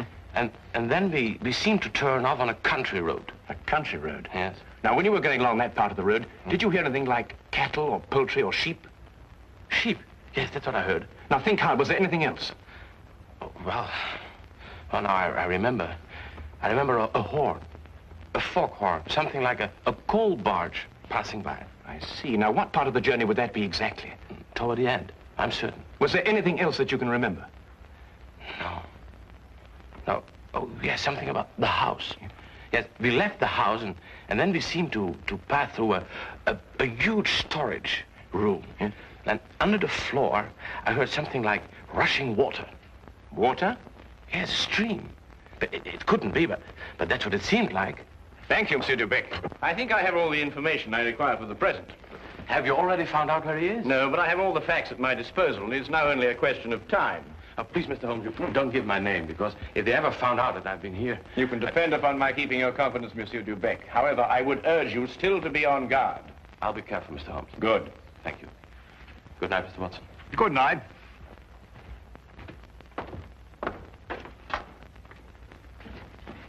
Good night, sir.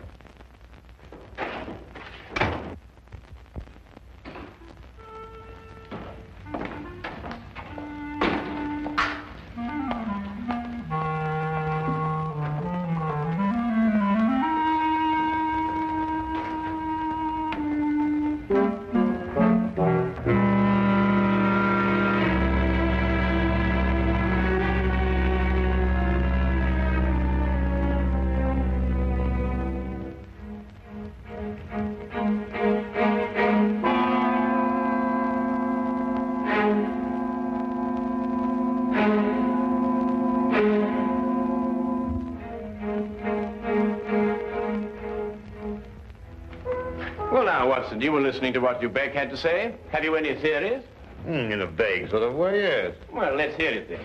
Well, now, it seemed to me that this young French girl had been carried off by this English chap, Latimer. Oh, but carried off from where? Well, from Paris, I suppose. Well, the young girl could speak English fairly well, but the young man couldn't speak a word of French. Inference, the young girl had been in England some time, but the young man hadn't been in France. Well, then we can presume she came over on a visit to England, and this man, Harold, persuaded her to run away with him. More than likely, Watson. Then this Charon, the prisoner, brother or guardian, decides to come over on a visit from France. He meets Latimer and his associate, and then for some reason decides against signing away the girl's fortune, of which he is presumably the guardian. The men then resort to force. Excellent, Watson. I'm quite certain that you're not far from the truth now. Well, it's only simple logic. Yes, and with simple logic, we'll find the house. It must be here somewhere. And when we finish translating the facts that Dubec has given us, an X will mark the spot. Now, let's see.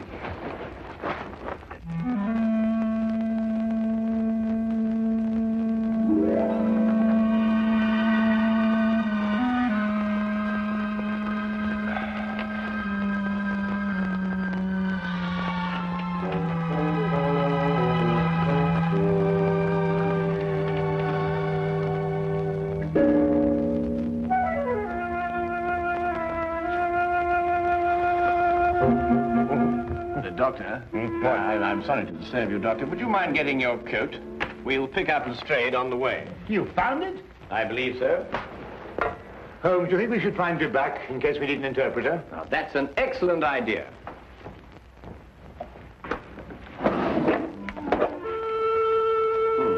And from what I've heard, I believe these may come in handy. Right.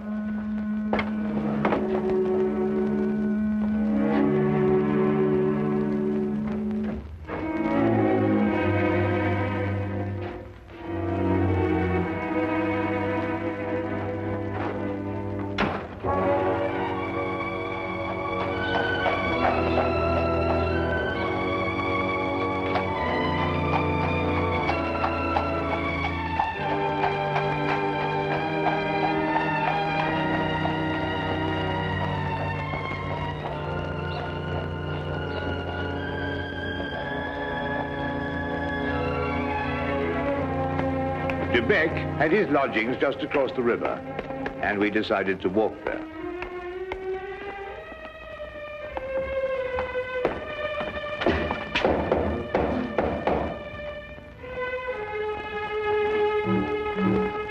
If you're looking for Mr. de Beck, he left about an hour ago. Can you tell us where? Well, I don't know. I only know he drove away with a gentleman in a carriage. Well, did the gentleman leave his name? No, sir. Was he by any chance a rather tall, handsome-looking man? Oh, no, sir. It was a little gentleman with glasses. Did nothing but giggle all the time. Thank you, madam.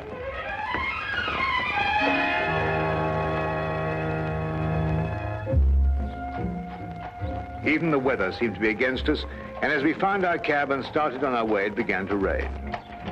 According to Holmes's calculations, we had a considerable way to go, and we had to go fast if we were to be in time. London streets in the rain are a handicap to any carriage, so there's nothing for us to do but hope and wait. À manger. Comme de la manger. Does he still say no? He asked for food. Have mercy on that poor man. He will be fed the moment he signed the papers. Tell him that. Signez, mon vieux, et un repas vous sera servi. Je n'en peux plus. Je signerai tout ce qu'on voudra. Qu'on me donne à manger. He'll sign. At last.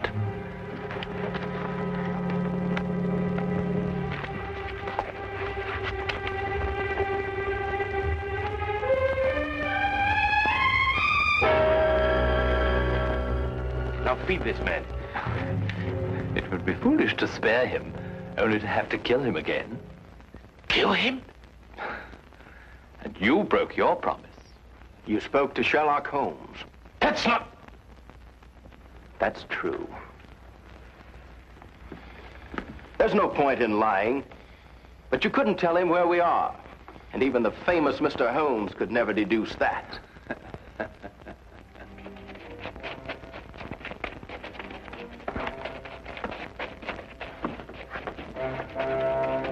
There's the men coming. Quick, open the trap.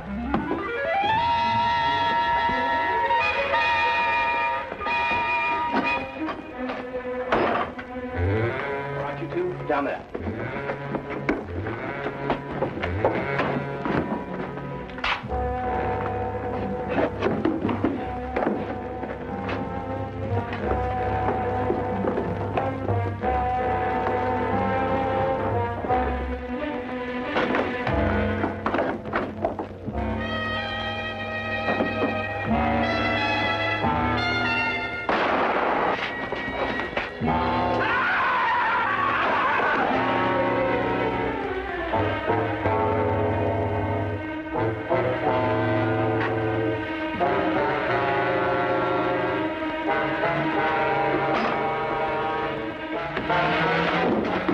Who are you? What do you want? Does that answer your question? The property was rightfully mine. I'm her husband. It belonged to me. But he controlled it and wouldn't sign it over to me. He found out you were a thief. You can't take me to jail. I only tried to get what was coming to me. I'll see that you do.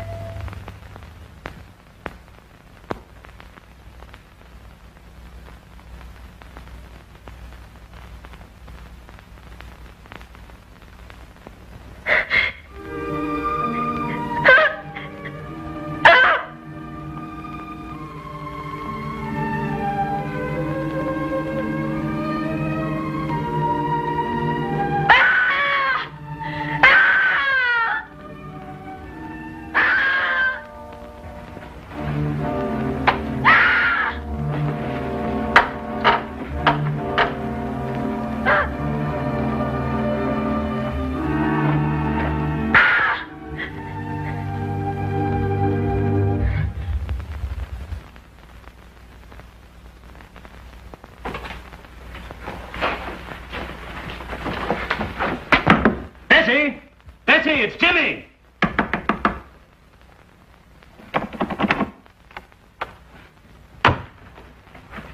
Mr. Durham, something's happened to Betty. Force the door open.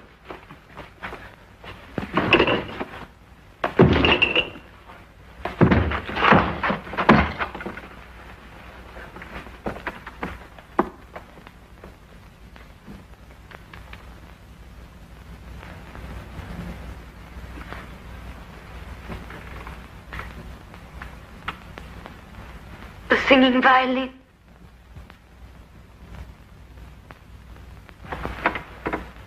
Betty, darling. The singing violin. It was here again. I saw it. I heard it. The singing violin. I heard it. Betty. I saw it.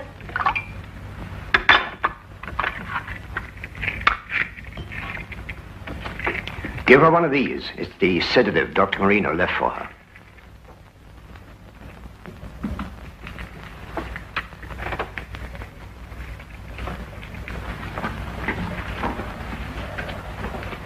She will attend to my stepdaughter.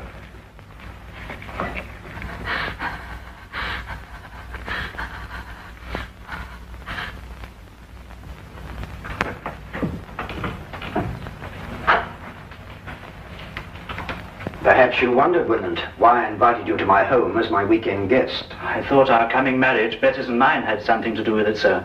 No. I wanted you to see for yourself why that marriage can never take place. I don't understand, sir. Are you blind, Willand? After what you've just witnessed, don't you realize that my stepdaughter is losing her mind? She never told me. Naturally.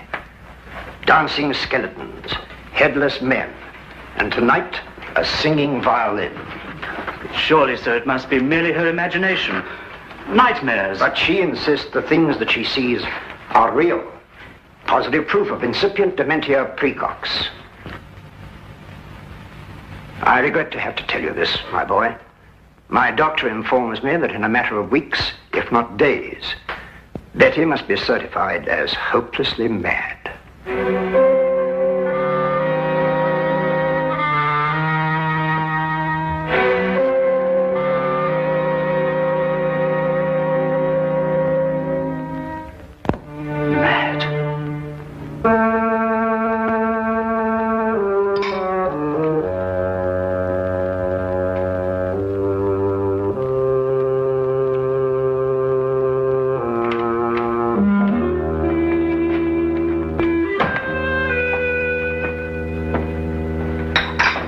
Finished, sir? Yes. Get out the Thompson file, Wilkins. You know that hatchet killer. Yes, sir.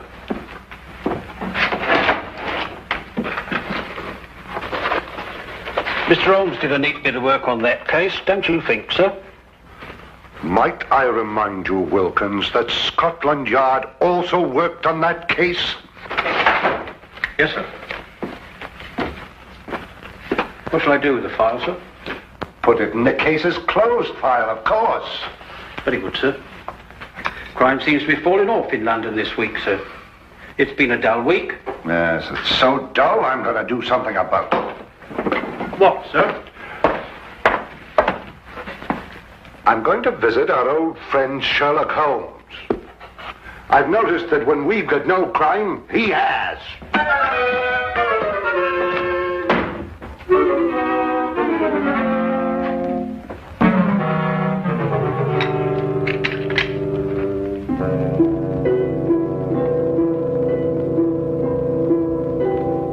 A beautiful girl having hallucinations. A worried housekeeper. An austere stepfather. A heartbroken boy. A gloomy old house in a quiet section of London. That was one of the most bizarre and terrifying cases ever to challenge the talents of my extraordinary friend Sherlock Holmes. We were plunged into it one drowsy day in mid-September when murder, sudden and brutal, came calling. What is it? I had a shot from the street.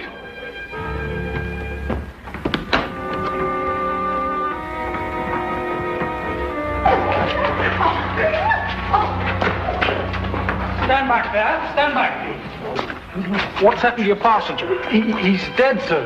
Dead? True enough. He's been shot.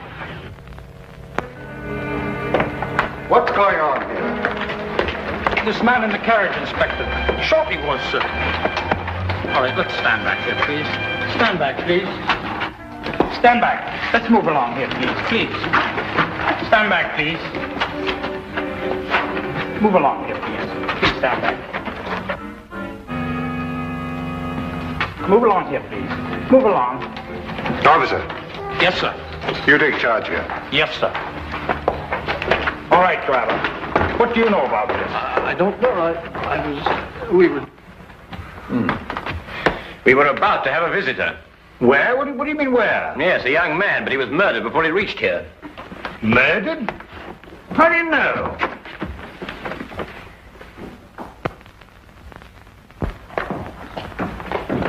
Let's move along, please. Move along. Fall over. Move along, please.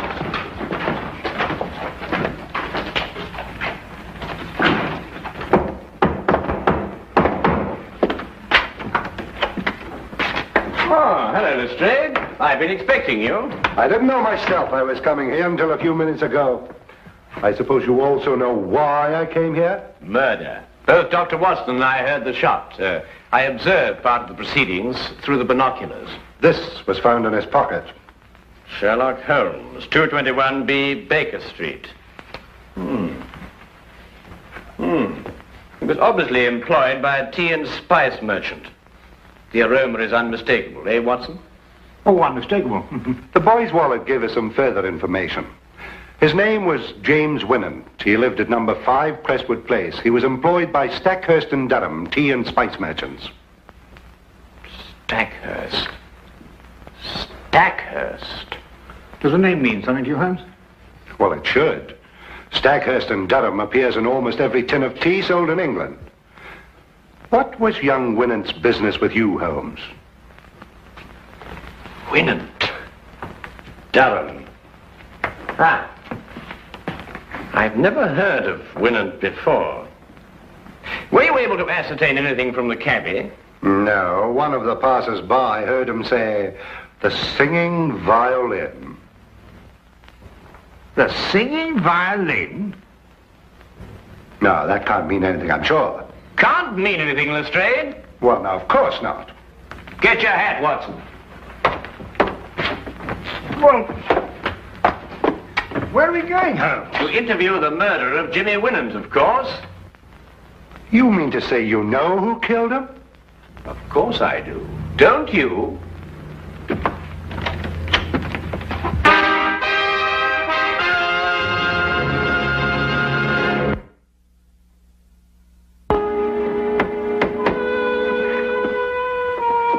Might I inquire who lives in this dreary monument to great wealth?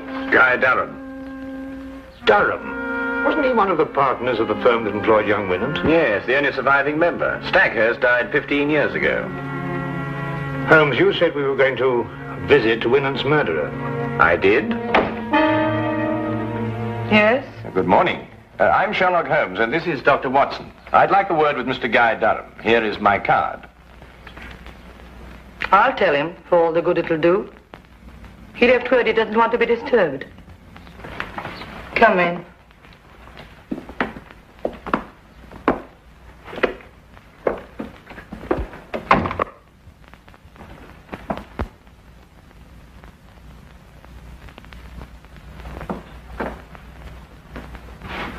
Oh, permit me, madam, to congratulate you on your new position. Thank you. How do you know I'm new here? Mrs. Ferguson, who is at the door? Excuse me.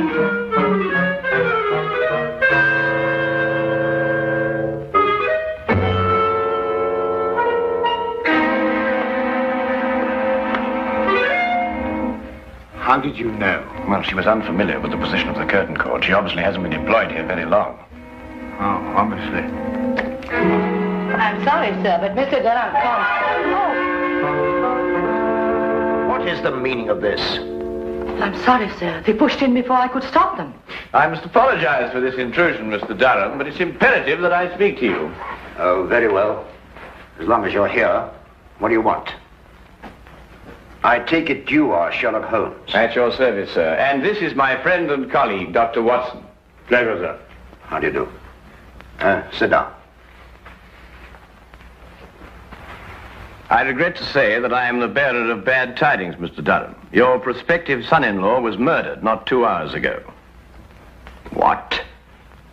Winant murdered? But, Holmes... The engagement announcement of Miss Betty Durham and Mr. James Winant was published in the Times not 2 days ago. Mr. James Winant was on his way to see me when he was ambushed and shot. But what did he want to see you about? Don't you know Mr. Durham? No. Then perhaps Miss Betty, your stepdaughter, I believe. Yes, Betty is my stepdaughter. I adopted her when I married her mother. Perhaps she might be able to provide some information. I am sorry. I'm afraid I cannot allow you to see her. She has been in a highly overwrought frame of mind of late. Only this morning, under the advice of her doctor, I sent her away for a complete rest. Moreover, it is best under her present mental condition that she should remain in ignorance of Winant's death. Oh, that's most unfortunate. Probably the excitement of her forthcoming marriage brought on an emotional upset. Not only probably, Doctor, but true.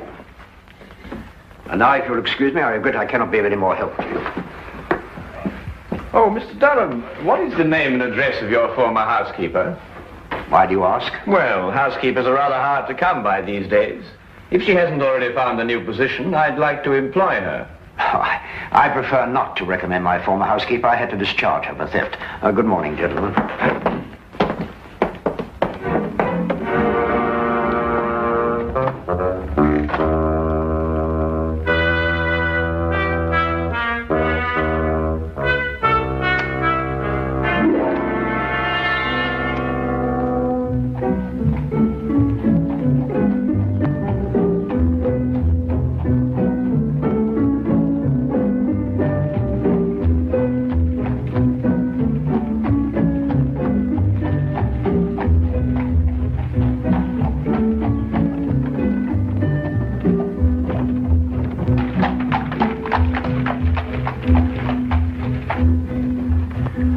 Durham is the murderer, Holmes? Yes. Why are you so sure?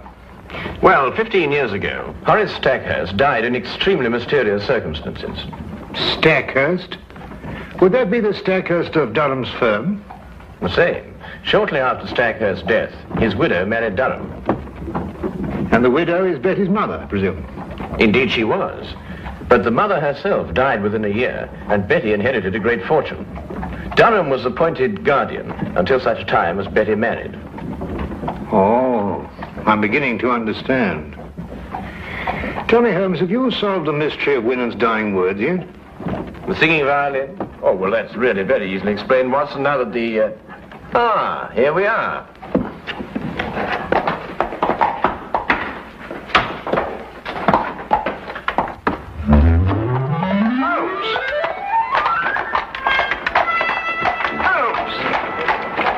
Just like Holmes to leave me in the middle of an unfinished explanation, bursting with curiosity. But there was nothing I could do about it except wait for his return.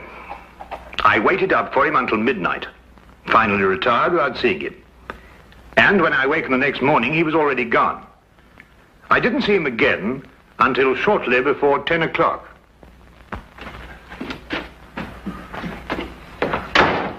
Hello, where have you been? Do you mind going to the window, Watson? What? I've got a surprise for you. Oh. Go on. All right.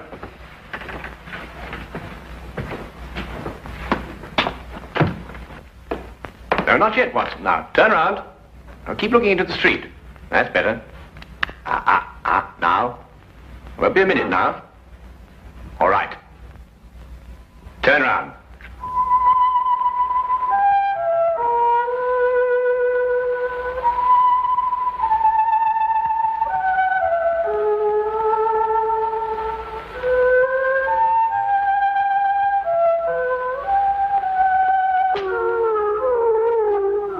Well, what? A singing violin. Well, that's fantastic. Yes, a fiend with a diabolical mind, our Mr. Durham. Soap on the bow so that no sound should come from it, and this. Come along, Watson. Where to? To complete a plan which this time only you can effect. Oh, really? After you.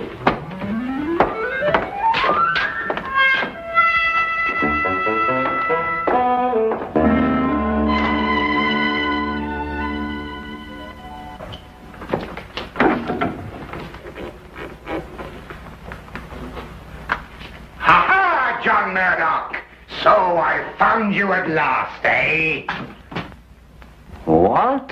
You've been making advances to my wife, and I am going to thrash you within an inch of your life! Wait a minute.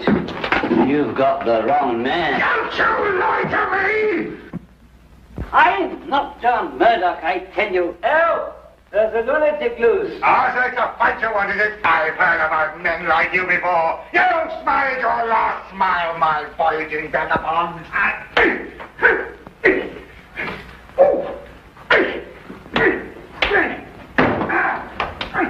My answer is final, Durham. I didn't mind certifying your stepdaughter as insane, but I draw the line at murder. If you want her killed, do it yourself.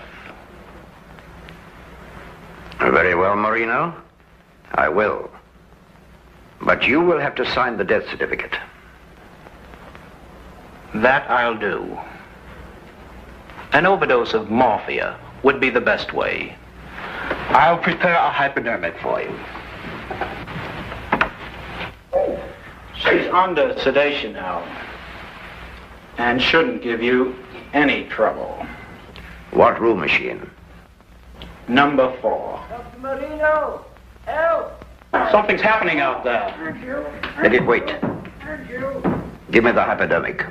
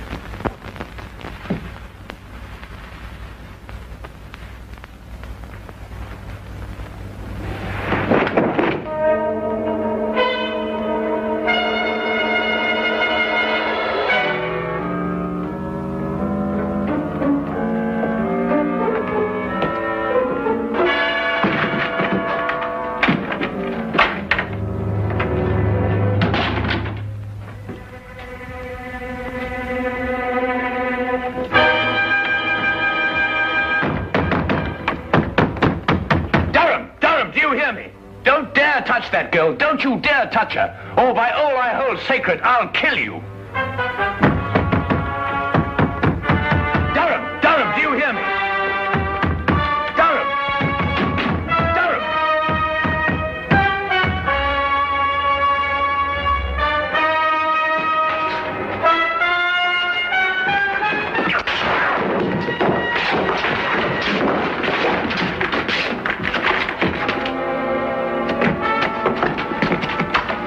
Are you all right, Holmes? The girl, is she all right, Watson? Just drugged. She'll be all right. Well, what kept you so long? Dr. Marino brought up reinforcements. When I came here and answered your summons, I found Dr. Watson fighting with 4 men. Must say he was holding his own. Now, will somebody please tell me what this is all about? Nothing would give me greater pleasure, Inspector. May I introduce Mr. Guy Durham, your murderer? What?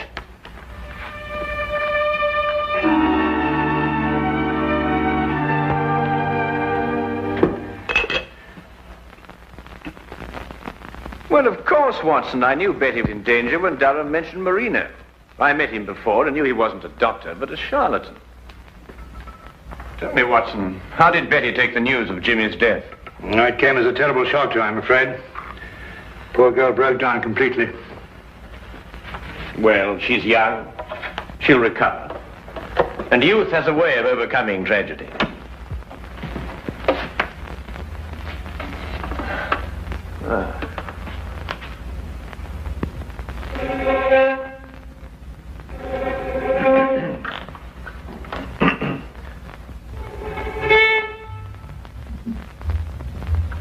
Oh, confound it.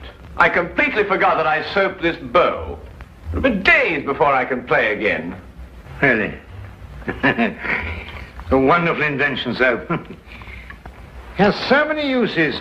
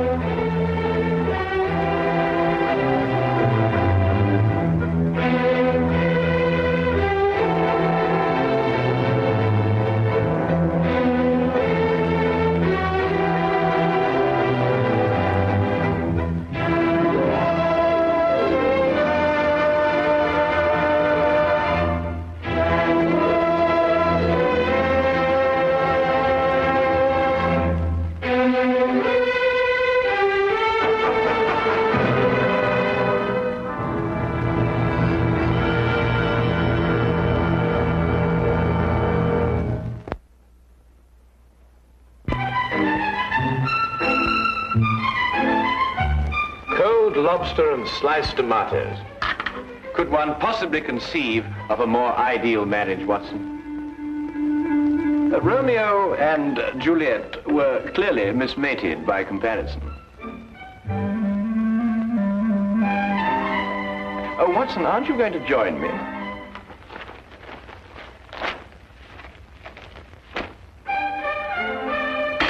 Oh, now, surely, Watson, you can't bear a grudge against me forever. For something so trivial? Trivial? And what is trivial about riddling the walls with bullets? I do not agree that I riddled the wall, as you so violently put it. I decorated it in a most patriotic manner. Holmes, I have permitted and suffered many liberties in this flat. First you make those evil-smelling gases. Then you shatter my nerves with those ridiculous disguises.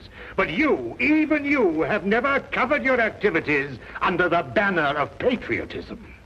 Yes, but VR of the Queen's initials. I was only celebrating Her Majesty's birthday. Celebrating Her Majesty? Still, that's no excuse. Well, perhaps I was a little overzealous, but you can't very well blame a man for that. Nevertheless... All right, Watson, I solemnly promise never to do it again. Oh. Well. And lobster and tomato for breakfast. Who ever heard of that? I must say, it was jolly good, huh? Do you really mean to say you're going to join me? Yes, please. Oh, go on.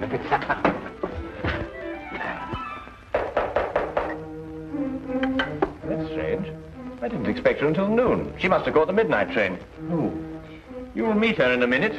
Oh. Now, I wouldn't want her to feel that she was intruding.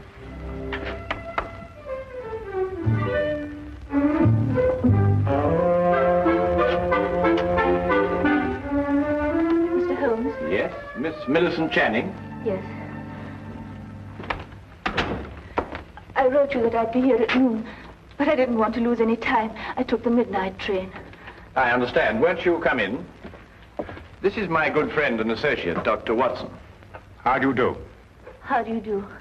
Please sit down, Miss Channing. You must have had a very tiring journey, particularly in view of the fact that you were forced to take a dog cart out of the way. How did you know I took a dog cart? Well, I noticed that your right sleeve is covered with mud. Only a dog cart throws out mud in such a disagreeable way. Mr. Holmes can also deduce your birthstone and the serial numbers of any notes you happen to be carrying in your purse.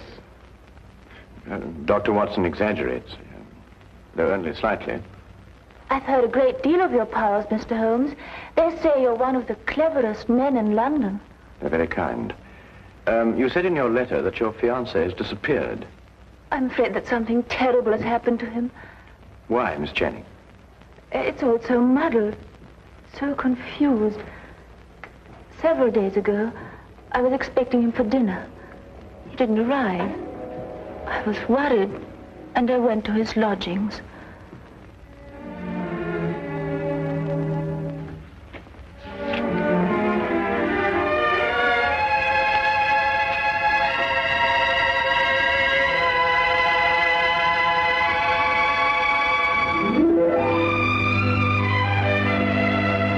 Millicent. They say of Mom it won't come to the mountain. Good heavens, we had a dinner date. At 8 o'clock. Oh, you must forgive me. I've been so deep in this, it completely slipped my mind. Millicent, how would you like to marry a full professor of English history at London University? I'd much rather marry you, John. I mean me. Then, are you serious? You still have 3 years before you can become a professor. It can happen in a month. Next week, perhaps. But how? Well, you know this research work I've been doing on 14th century English history? Yes? Well, I have reason to believe I've made the most amazing, the most fantastic discovery. Oh, tell me. Not until I put my theory to the test. And if I'm right, I can assure you there will be an immediate chair for me at the university. And more than that, I'll be famous. Oh, but John, this is unfair, keeping me in the dark like this. I promise you it won't be for long. Tomorrow, I go to see Sir Thomas Greystone at Aberdeen to get his cooperation. He won't refuse, because my success will bring him fame also. John, you simply must tell me what... Not another word tonight. I'll tell you everything when I come back the day after tomorrow. Remember, good things come to those who wait. But he didn't come back. Not the day he told me, nor the next day. I wired him at Greystone Castle asking him to explain the delay. I received this answer.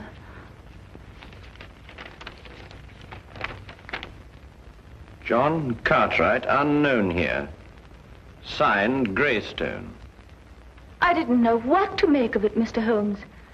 Finally, I decided to go up to Aberdeen and talk to Sir Thomas Greystone himself. He must have been mistaken.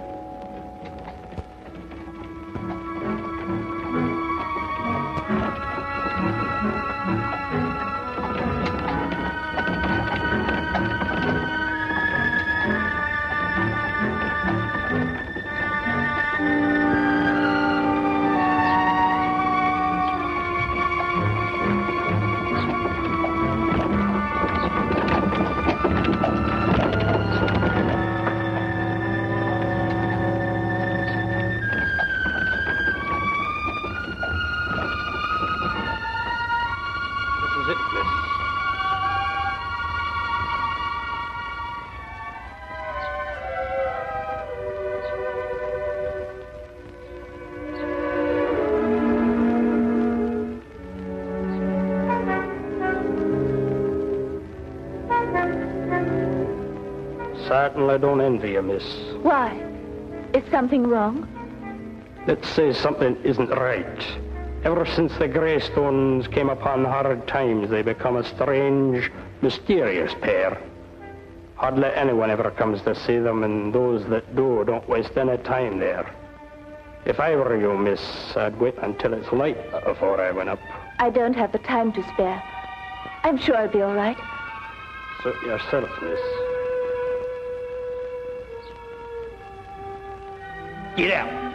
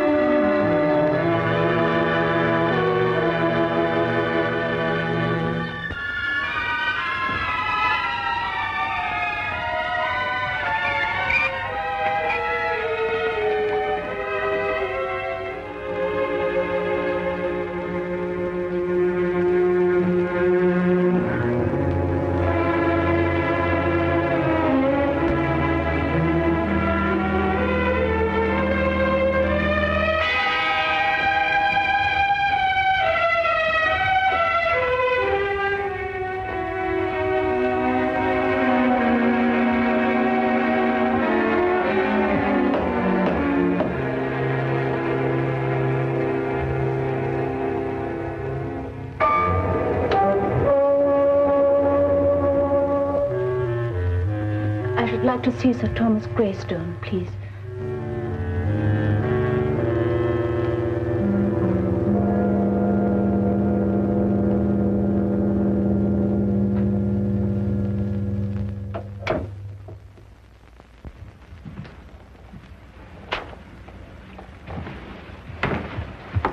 My name is Miss Channing. Would you please tell him that... Miss Channing, is it? The lady who sent the telegram? Yes. I hope you don't think me foolish coming here in this way, Sir Thomas. Walter Greystone is my name. Sir Thomas is my father. If you've come to make further inquiries about your Mr. Cartwright, yes, I'd say you were foolish. We've absolutely no knowledge of the gentleman. But I can't understand it. He told me he was coming here to speak to Sir Thomas. About what? About a discovery he made while doing some historical research. He said it was to have brought fame to him and Sir Thomas both. I can assure you, Miss Channing, no one of that nature has been here. No one. But I know he took the 6:10 train on Tuesday. I saw him off. The 6:10 train makes a dozen stops along the way. He could have got off at any one of them. But why? I've no idea, miss. I'm sorry. I'm upset. You see, he's my fiancé. I quite understand, but there's nothing we can do. I'm sorry to have troubled you. One moment, miss. That telegram I sent you cost 2 shillings. I'll thank you to reimburse me. Father! Be quiet. I'm not a charitable institution. Are you Sir Thomas Greystone? I am. You didn't say you were. I didn't say I wasn't. 2 shillings, if you please. Thank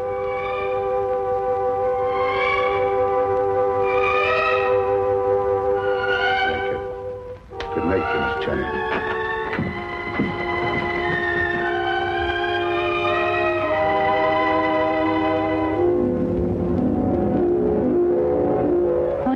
doubts I felt about the Greystones, I didn't believe they'd lied to me.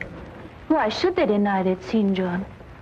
However, as I made my way through the garden, I found this timetable in the bushes.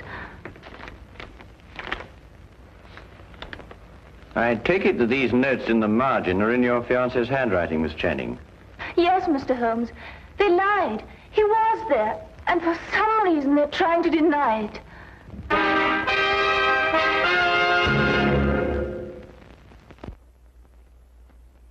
He had evidently asked directions to the castle and jotted them down in the margin. Well, it's perfectly evident the Greystones are lying, but why? Here's somebody offering them a chance of fame, they refuse it. There are other considerations more imperative than fame, Watson. Well, what other considerations, for example? That is our problem. You will help me, Mr. Holmes. I'll do my best, Miss Channing. Oh, Watson, the 14th century contained the reigns of what kings? Wait a minute, 14th century? There were some Henrys, and Richard II, of course. Richard II. He was executed, wasn't he? Yes, at Pontefract Castle, September the 21st, 1300 and... Miss Channing, I would appreciate your taking me to your fiancé's flat. To his flat? But why not to Greystone Castle? Well, I would rather not go there unarmed. Well, why not? We've both got revolvers. I am referring, Watson, to information that may have led to the disappearance of Miss Channing's fiancé. Come along, Miss Channing.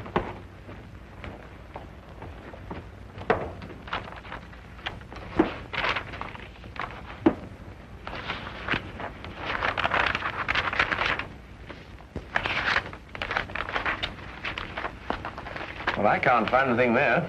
Perhaps you'd have a look, Watson. Oh, thank you, Miss Channing. Thank you.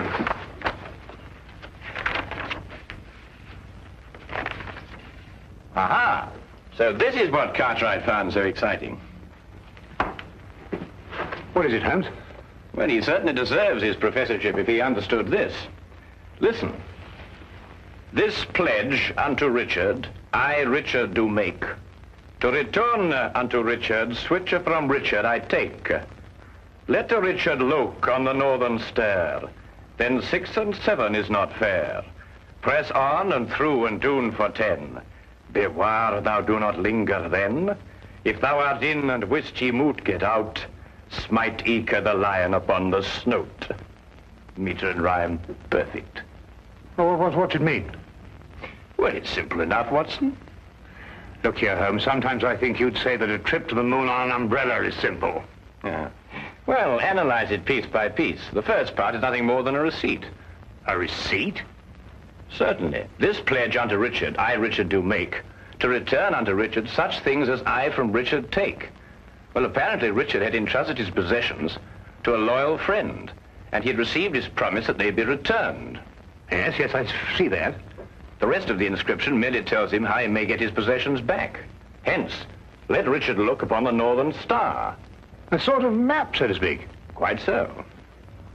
Well, but what's all this got to do with Cartwright's disappearance?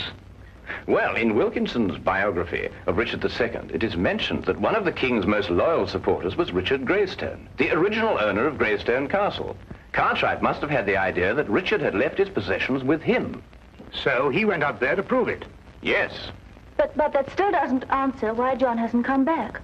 That answer, Miss Channing, may only be secured at Greystone Castle.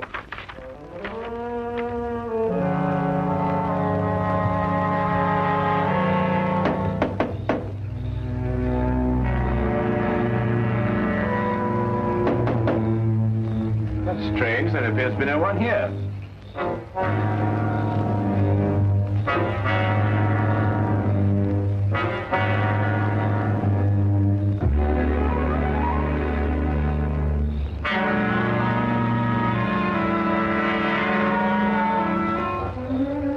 I'll go round and let you in. Aye.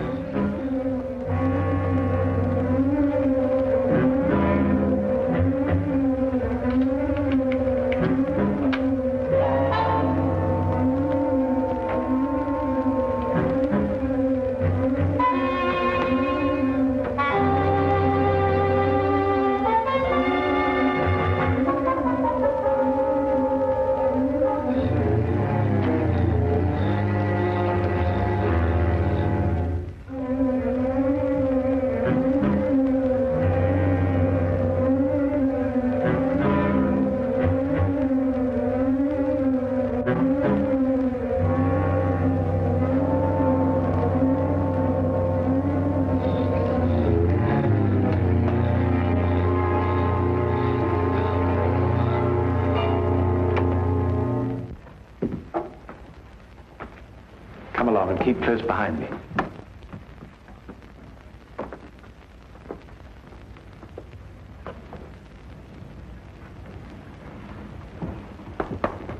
This pledge unto Richard, I, Richard, do make.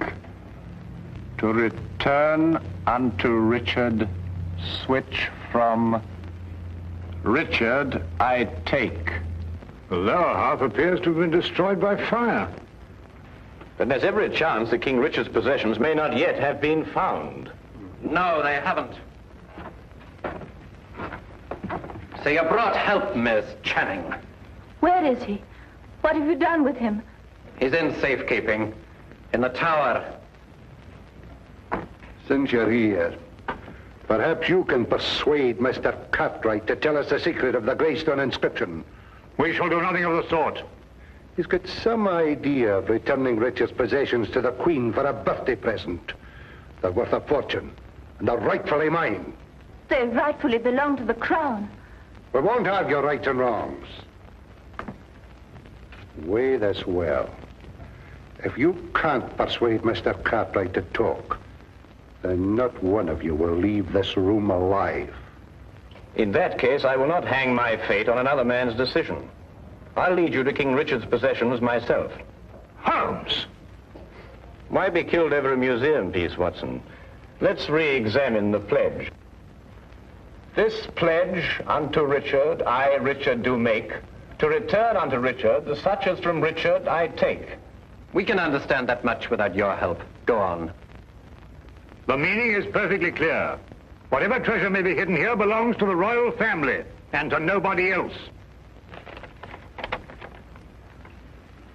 Let Richard look on the northern star. Well, that gives us the direction. But does it? One can look at the North Star from any point in this hemisphere. Your ancestor knew that. He said, let Richard look. And he meant this Richard. In other words, the direction may be found by facing north from this very spot.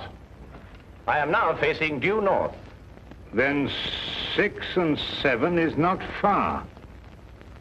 What does that mean? Merely to pace off 13 steps. 1, 2, 3, 4, 5, 6, 7, 8, 9, 10, 11, 12, 13. Press on and through and down for 10. Press...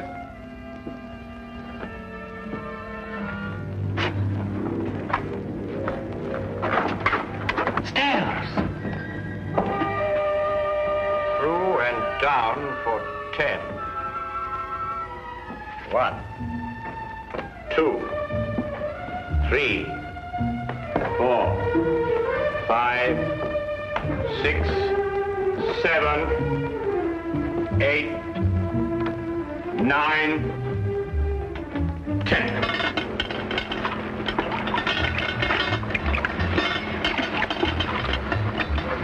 Here it is.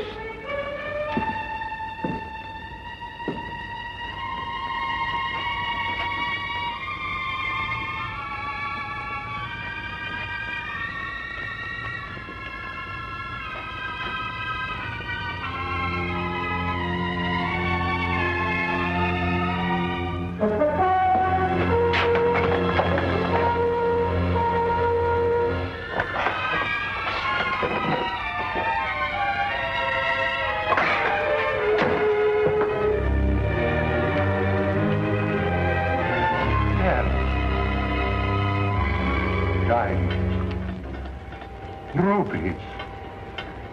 Pearls, at last. I've been waiting for this moment for years.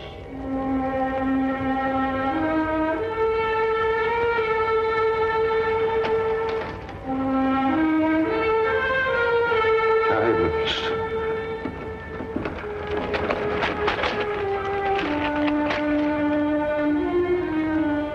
Rubies. And now, if we may go... I'm afraid I can't let you go. But you promised. You take us for fools, you go straight to the authorities. plan to enjoy this wealth? I don't see how, with or without us.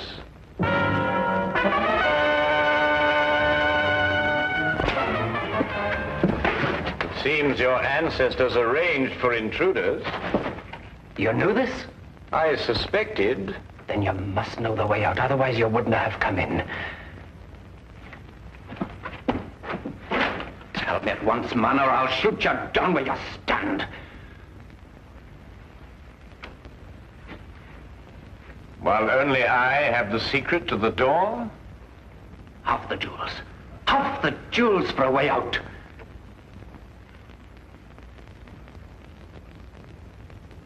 All of them. Show us how to get out, and we'll let you take them all. No. No, they're mine. Not one. Not a single gold piece. Are you daft, man? You want to rot here forever? The treasure's mine. The treasure's mine. You can't let them have it. Pay no attention. Give me the gun. You can have the treasure. Just the gun, please. The last two lines of the inscription read, as I recall, if you're in and can't get out, strike the lion upon the snout.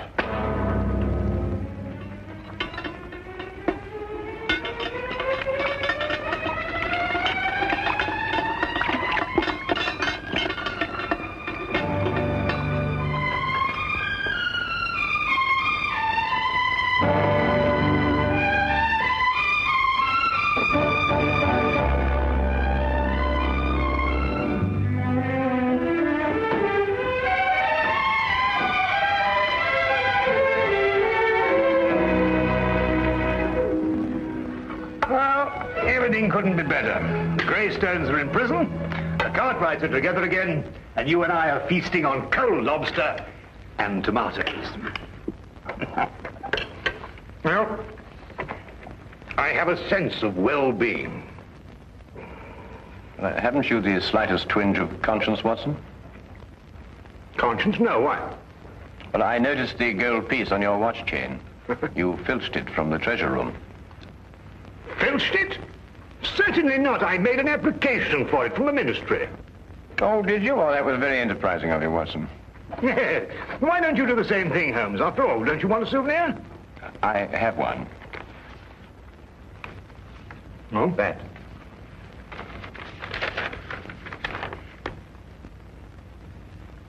But Holmes, a personal letter of thanks from Her Majesty.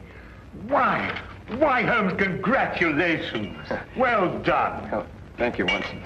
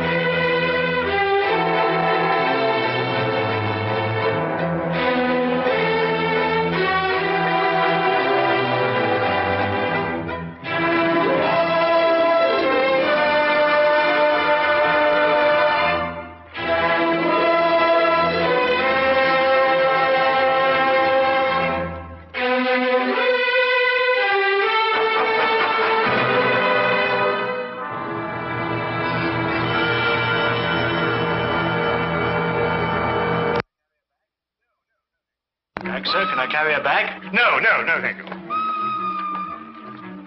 Sorry. So sorry.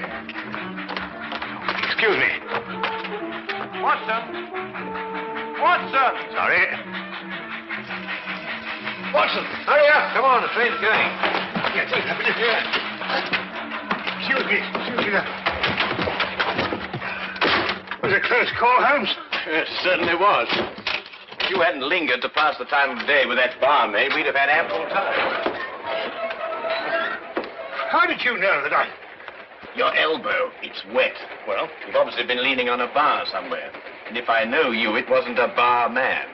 Was she pretty? Yes, he was a lovely young lady, as a matter of fact. Came from Lancashire. Hasn't been in London very long. Blinko Watson.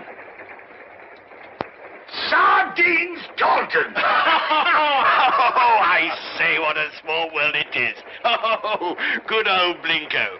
Best mile of the school ever had. Oh, I say, oh, man, you're putting it on a bit here and there, aren't you? Oh, particularly there. Oh, well, you know. Say, Holmes, do you know sardines? Oh, how do you do, sardines? Did you say Holmes? Not Mr. Sherlock Holmes. Oh, I see you've been reading about him in the papers, what? Oh, can't read anything else these days except about that last case of yours, Mr. Holmes. Yes, well, that presented a bit of a problem at first, but we managed to nail him before the finishing line, didn't we, Holmes? Oh, we did, Blinko. You know, I wouldn't be at all surprised if you were going fishing. Yes, we're going to Witchenham, no? Why, of course. I'm living at our old family place, Forthingham. That's near Witchenham. Oh, I say. Something wrong, ma'am? No, nothing really. I don't want to bother Mr. Holmes with my troubles. What sort of trouble, Mr. Taunton? Well, yes, it's my mummy. Oh, Lady Taunton. No, my Egyptian mummy. Is your father married again?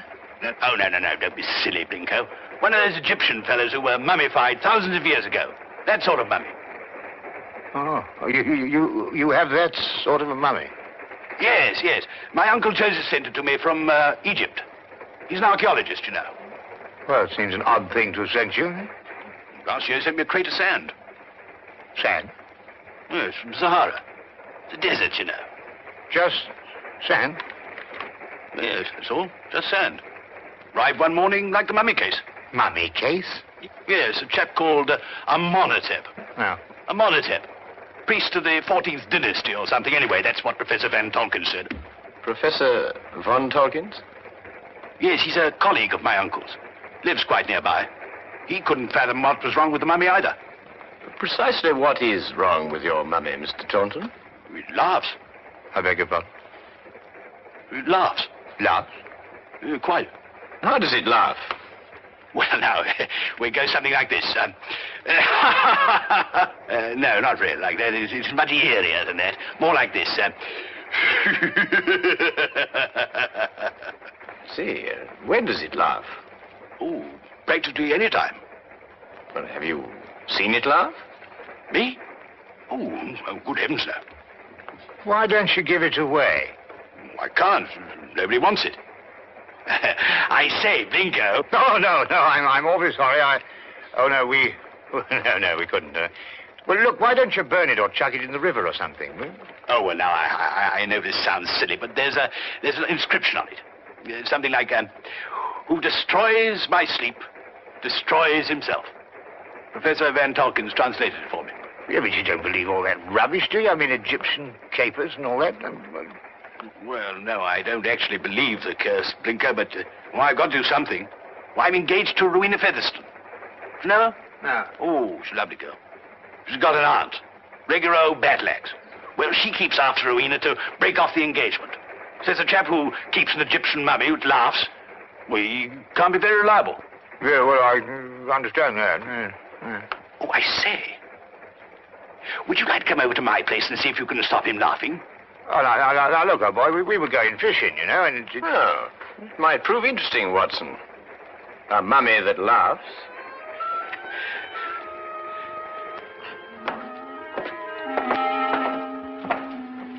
This is, Amenhotep. Well, he doesn't look as if he had much to laugh about. You wouldn't think so, would you? You wait till you hear him, Blinko. Frightening. Positively frightening. 14th dynasty, I see. exceptionally fine sarcophagus. I must say the funerary carvings of the 14th dynasty were the most beautiful ever known. Ah, yes. Amenhotep was a priest warrior. And here's the curse. Yes. Who destroys by sleep, destroys himself. Makes you think, what? Ow.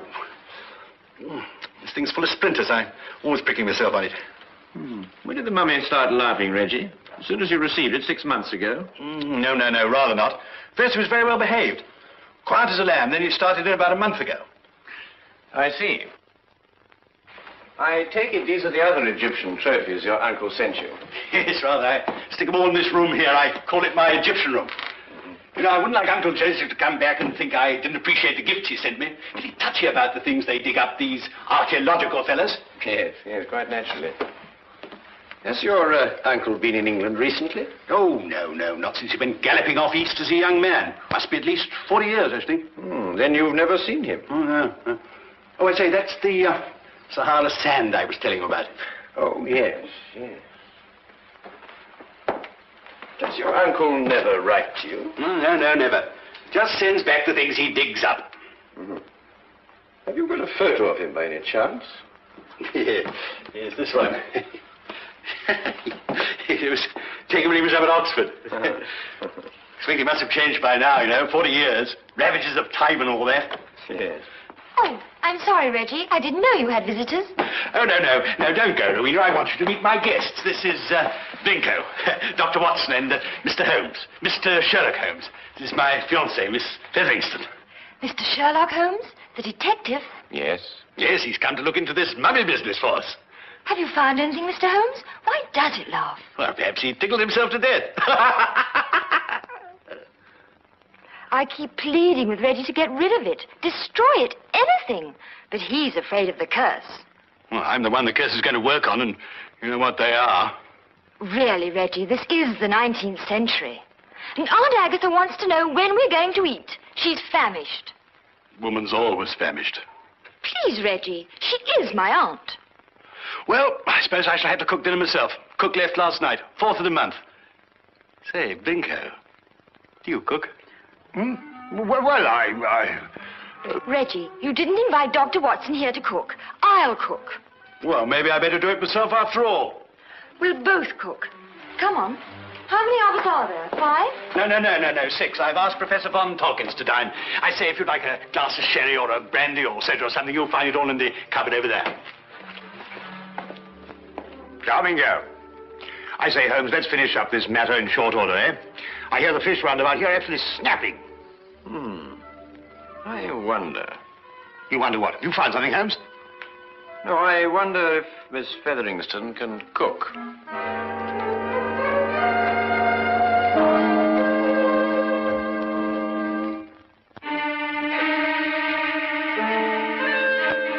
A doctor, young man, you say? A veterinary, no doubt. Madam, I'm a graduate of the Royal College of Physicians.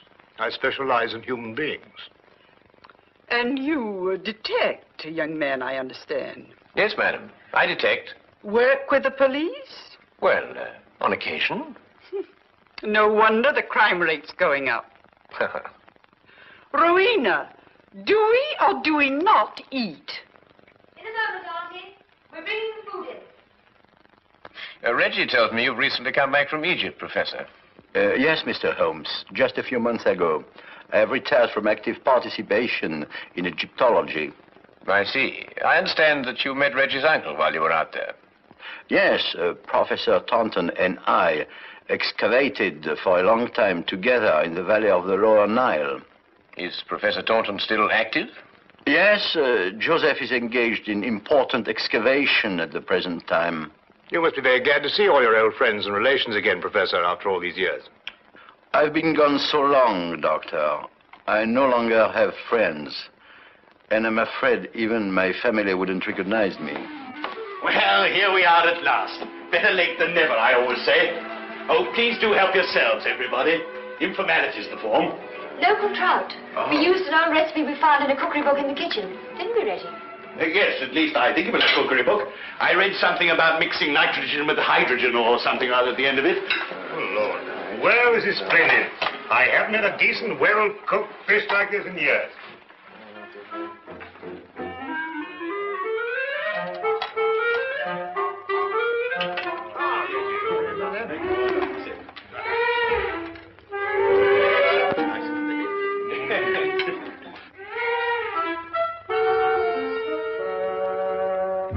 Rubber. Sheer, unchewable rubber. I think it's very edible. What do you think, Holmes?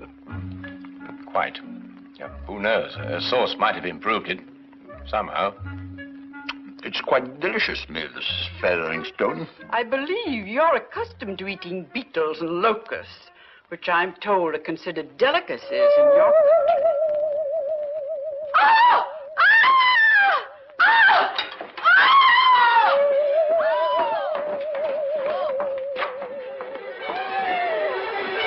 Take the other end, would you? Carefully, Willis. Carefully.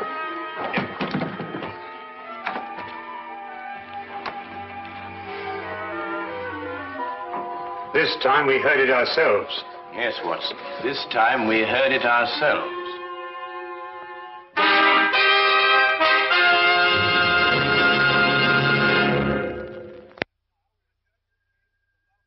And now we return to the case of the laughing mummy. Of all the silly things I've been inveigled into by you, this is the silliest. There we are.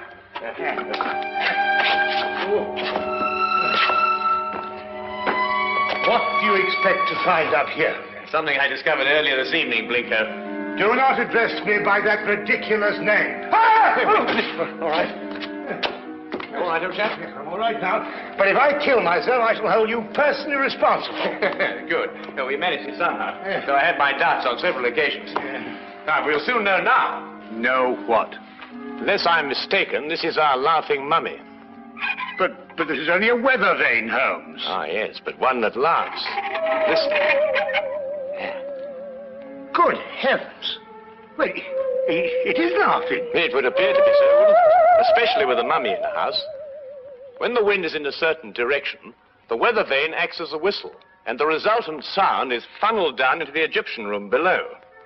But that's marvelous, Holmes. How did you stumble onto it? Well, in dealing with the occult, Watson, it's as best to remember the natural phenomena come first. Here, give me a hand with this, would you?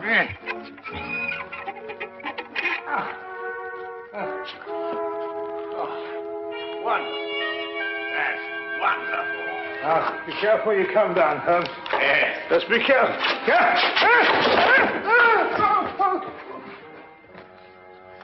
Here, Watson, would you hang on to this, please? Watson, are you taking it?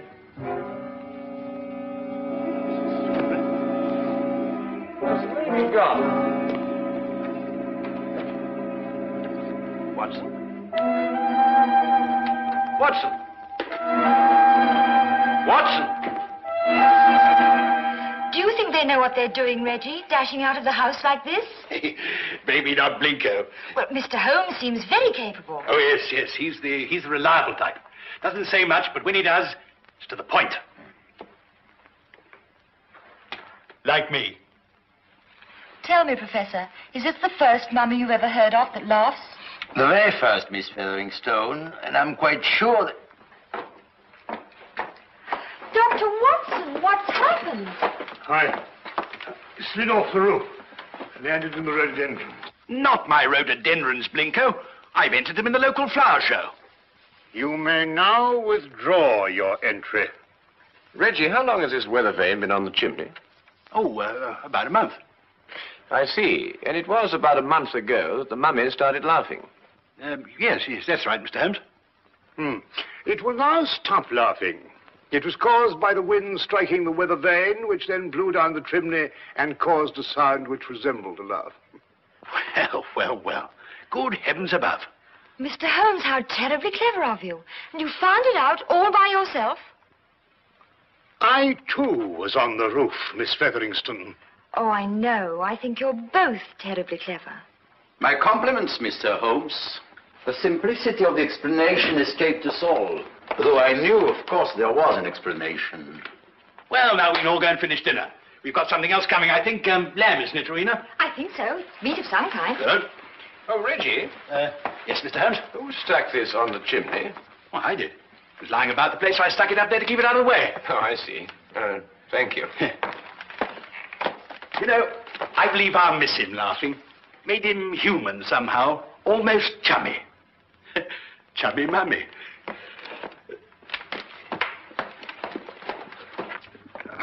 Oh, well, that's another mystery we've solved, eh, Holmes? Yes, Watson. But in solving it, we've been confronted by a far deeper mystery. And? What do you mean?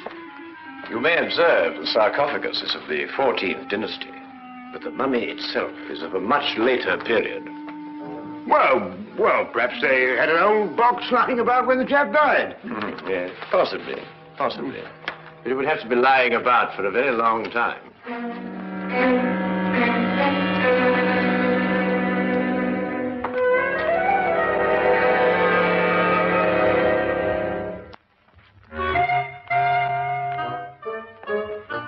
Morning, everybody. Isn't it a lovely morning? Simply gorgeous. Good morning, Miss Featherston. Yes, it is indeed a lovely...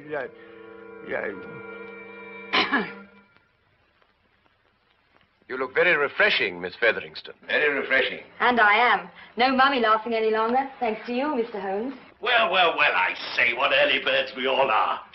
Morning, everybody. Morning. God's in his heaven and all's right with the world and all that sort of thing, you know what? There's no need in invoking the name of the deity. I wasn't. I was quoting a bit of poetry or something. Shakespeare, I think it is. Tennyson, darling. Oh, really? Oh, excellent. Actually, Miss Featherston, I think, if I'm not mistaken, it's a quotation from Robert Browning. Ben Ezra. Pippa passes, Watson. Oh, yes, of course. Pippa passes. I knew it was something like that. Good morning. Oh, good morning, Professor. Good morning. Have a cup of tea or a baked egg or kipper or something, Edward? No, thank you. I just wanted to return this book. Oh, I say it's awful decent of you, thank you. Oh, Professor von Torkins. Yes, Mr. Holmes? Reggie has a 14th dynasty vase in the Egyptian room, which rather puzzles me. I wonder if I could impose upon you to clarify a point for me? It would be my pleasure, Mr. Holmes. Should we see it now? If it wouldn't be too much trouble, Professor. Not at all. Ah, thank you.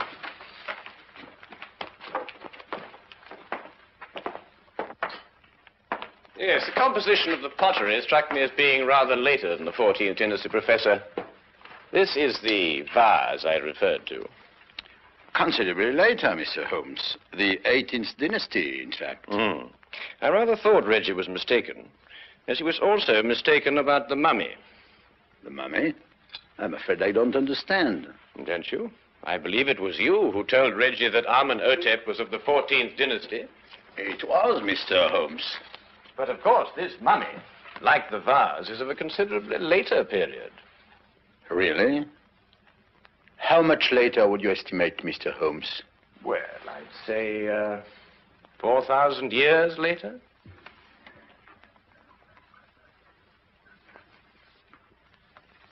How did you determine that, Mr. Holmes?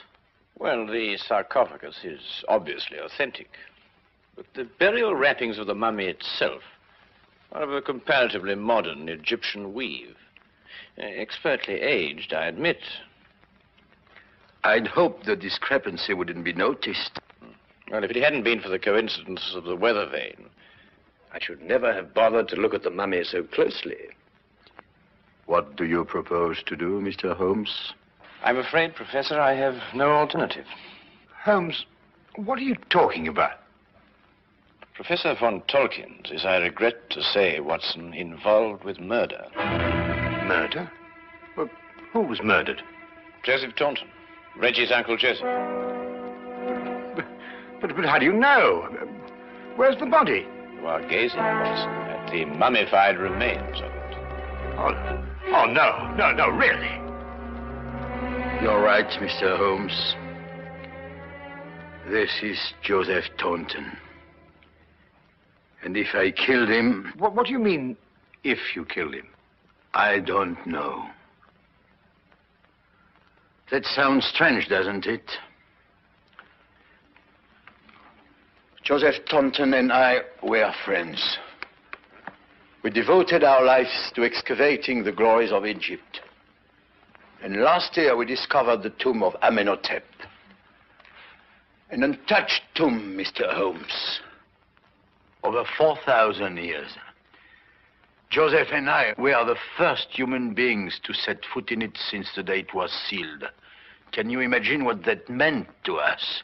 Yes, I can understand that. Joseph was beside himself. He wanted to open the mummy case immediately. But it was wrong, Mr. Holmes. The case had to be opened carefully, delicately. We quarreled. I tried to restrain Joseph physically, but he broke loose from me. He ran to the case and opened it, and then... And then, Professor? And then he staggered and dropped dead. As he opened the sarcophagus? Yes. There were no witnesses to what had happened, Mr. Holmes. But in our struggle, Joseph had suffered bruises. I knew what the police would believe. And so you removed the mummy of Amenhotep and substituted the body of Joseph Taunton instead? It was the only way I could get the body out of the tomb. Mr. Holmes, I didn't mean to kill Joseph. It was his heart. He always had a weak heart. You say he staggered, Professor. What did he do as he staggered? He grasped his throat as if he were choking. Watson, would you oblige me by removing the cover of the sarcophagus? Yes, of course.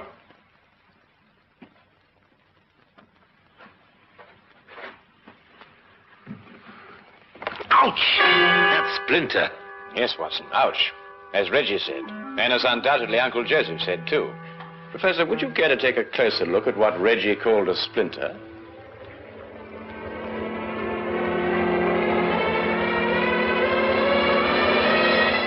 What? It's a hollow needle that would pierce the skin of anyone who touched it.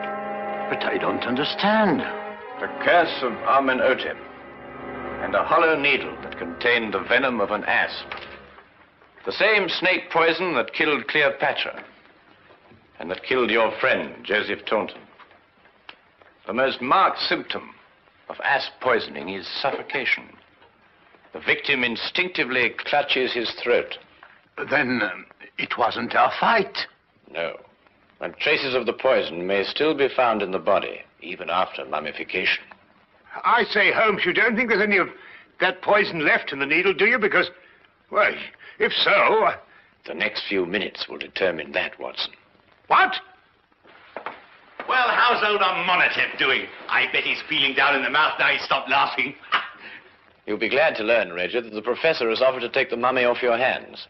Oh, I say, that's awfully decent of you, Professor. What you going to do with him? But he's also considered giving it a fitting burial. Oh, of course. Now, why didn't I think of that? Do you realize what this means, Rowena? Now we can be married. That old... I mean, your aunt, well, she won't have a leg to stand on. But, darling, Aunt Agatha really likes you. She just pretends to think you're not very bright. Really? She likes me? I think so. Oh, well then. Let's go and tell her the good news. Thank you, Mr. Holmes. Not at all, Professor. Holmes! Holmes! What? What's the matter? Why, you look ill. It's the poison.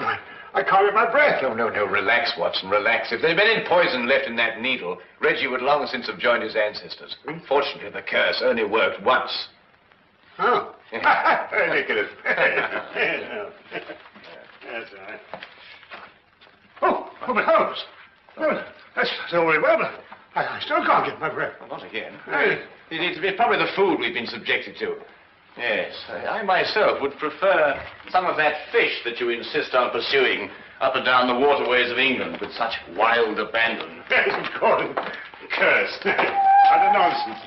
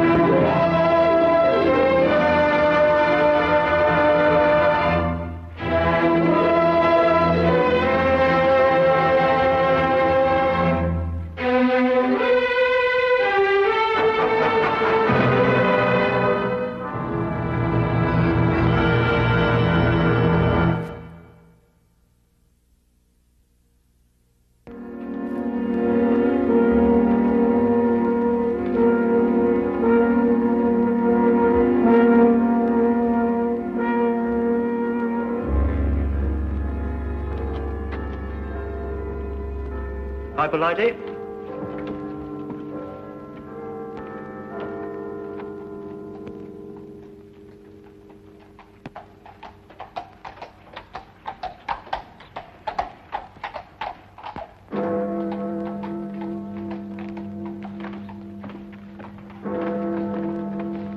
Good evening.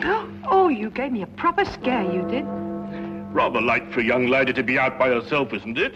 Oh, you mean the thistle killer? 1 killing a night in the last 5 nights. He may be out again tonight. Oh, makes you shiver.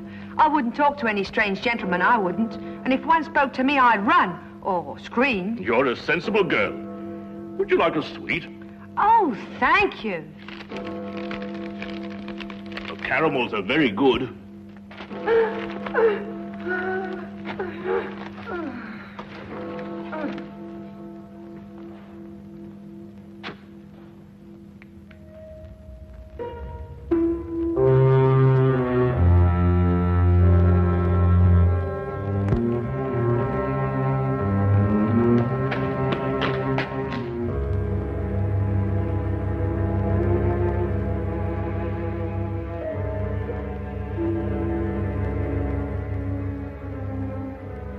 He's done it again.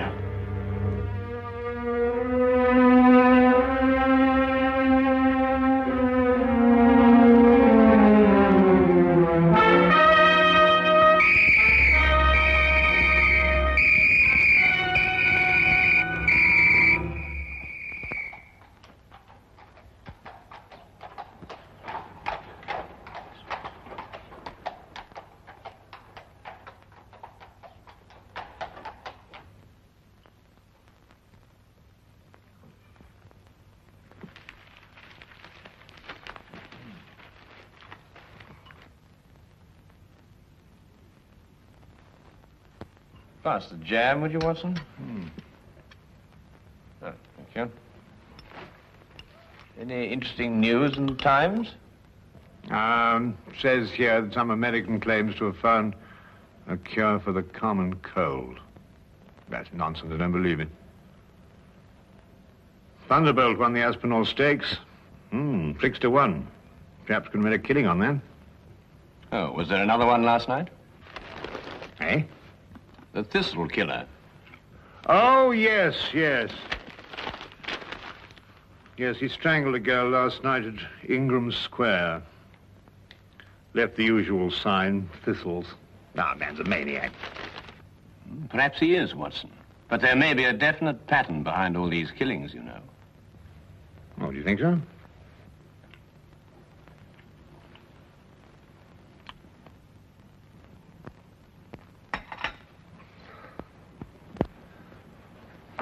Look at that map, Wilkins. From one end of London to the other. He's got something on his mind, sir. Oh, you really think so, Wilkins? Of course he's got something on his mind, you idiot. He's got killing on his mind. When's it going to finish? Where's it all going to end? I've looked up the statistics, sir. There are approximately 459,000 young women in London between the ages of 16 and 25, sir. That's a comforting thought, Wilkins.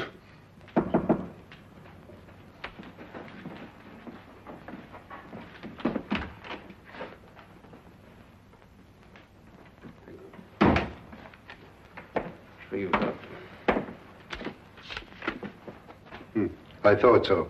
From the superintendent. Perhaps he'll be interested in your optimistic statistics, Wilkins.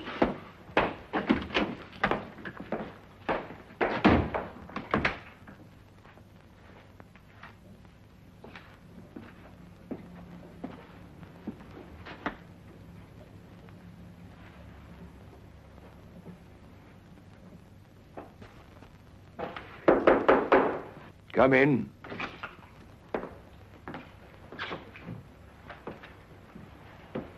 You sent for me, sir? Ah, Inspector Lestrade. Yes, I sent for you. Sit down, Inspector. Thank you, sir.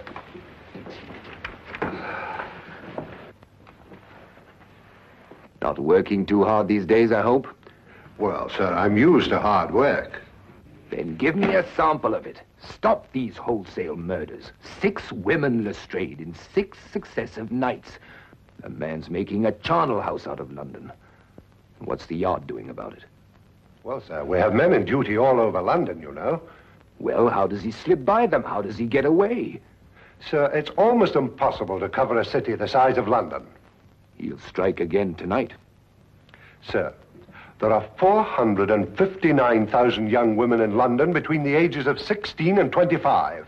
I don't care if there are 459 million. Stop him. Portland Lane. Harris Street. Ovington Court. Napier Street. Evans Lane. And Ingram Square last night. Where will it be tonight? Sir, he's the whole of London to pick from. It's almost impossible to anticipate him. He doesn't choose his places. They're haphazard. You know, there's nothing haphazard about this man, Watson. He's choosing each locality with a plan. What plan? Well, that's our problem. Tell me, Holmes, why does he drop thistles onto his victims? And why 3? I think they're symbols, Watson. Just as his killings are symbolic. Mm-hmm. Do you think he knew his victims? I doubt it. No, there's another motive, a deeper plan behind it all. I think we know all the facts. We only have to read them properly. Well, sir, he knew each of these girls. That's the link. That's what I'm working on. How do you know that, Lestrade? We issued a warning to young girls not to speak to strangers, to scream or to run as soon as they were accosted. Yet not one of them has done either. In fact, in 3 of the killings, footsteps showed that they walked beside him, that they knew him, that they trusted him. And the girl last night had accepted a caramel from him. Yes, sir, and of course a young lady will never accept a sweet from a stranger. Then find the man they all know in common. Yes, sir. Oh, by the way, Lestrade. Yes, sir? There's a chap named Sherlock Holmes. Ever run into him? Holmes, sir? Sherlock Holmes? Yes, yes, the name is familiar, sir. Yes, I have run into him on occasion. Deduces things, they tell me. Clever. You might call him in. Unofficially, of course. He's an amateur, sir.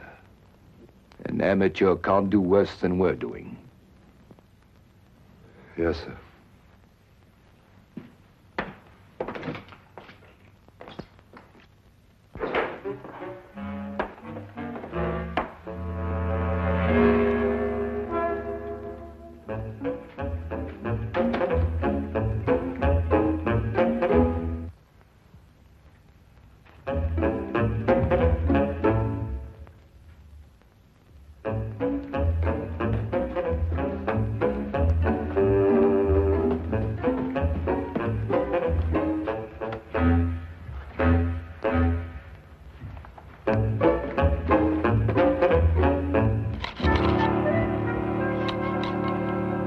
I simply can't understand it, Holmes.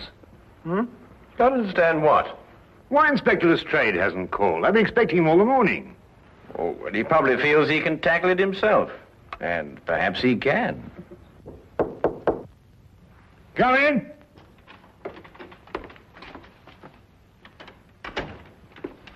Good evening, Dr. Watson. Holmes? Good afternoon, Lestrade. Dr. Watson's been expecting you. Oh, he has he? Well, you're here, aren't you? Well, as a matter of fact, someone at the Yard did suggest that I might, well, as a matter of fact... Who? The superintendent. Holmes, this man's a ghost. I've men everywhere. I've warned everybody. Still he kills and no one sees him. Map of London, Lestrade? Yes, I've marked out all the places where he's killed. Oh, yes.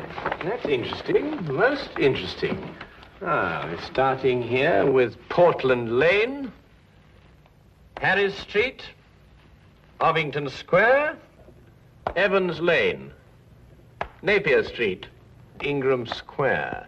I take it this is the sequence of the killings, Lestrade. Yes, I've tackled it from every angle. Concentric circles, triangles, squares, north, south, east, and west. There's just no pattern to these killings, Holmes. Oh, but there is, Lestrade, there is. But he's challenging Scotland Yard to catch him. Challenging us? Yes, he's playing a game with you. What do you mean, playing a game? Acrostics. Look. Now take the names in sequence, beginning with the first letter of each neighborhood. P for Portland Lane, H for Harris Street. P, H. And so on. O, E, N, I. And what's the last letter? Why, the only one that fits, of course. X. And so you have Phoenix. Phoenix? The legendary bird that rose from its own ashes, symbol of immortality. No, I know he's a maniac. Him and his thistles, all three of them. Well, the thistle's the national flower of Scotland, Lestrade. You should know that. And there are 3 feet in a yard. Scotland Yard! Well, it shouldn't be hard to deduce where he plans to strike tonight. The last letter is X. Xenia Lane leading into Xerxes Park, here. Then we have him. It would appear so, wouldn't it?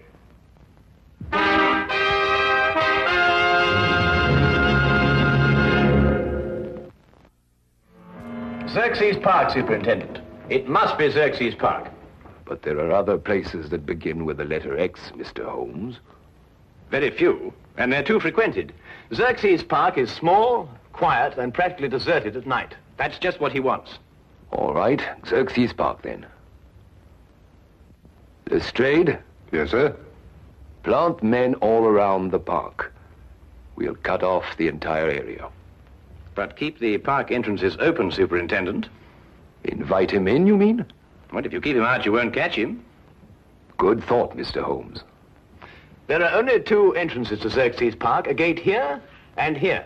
We'll cover them both. Get him coming or going, eh? Either way. No, coming, not going. Oh, I see what you mean. But supposing there is no young woman in Xerxes Park? Oh, there will be. How do you know? We'll put one there for him. Decoy, huh? But who?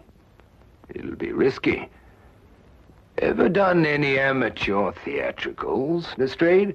Hmm? What?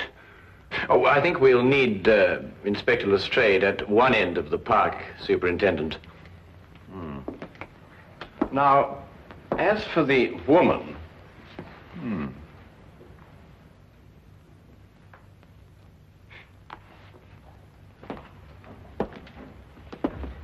No. One of our police matrons might volunteer. But explain the risk fully to her, Lestrade. Well, armor too, sir, just in case. I'm not sure a gun will be enough, Lestrade. We could arrange a signal with her so she could let us know the moment she's accosted.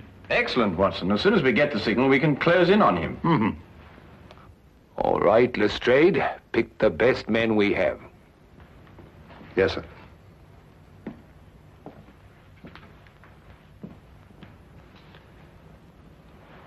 You want Lestrade at one end of Xerxes Park, but who'll be at the other end?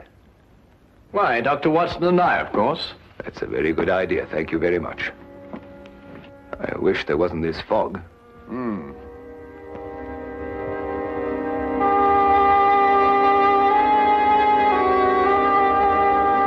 Uncover it with this, Miss Crowley.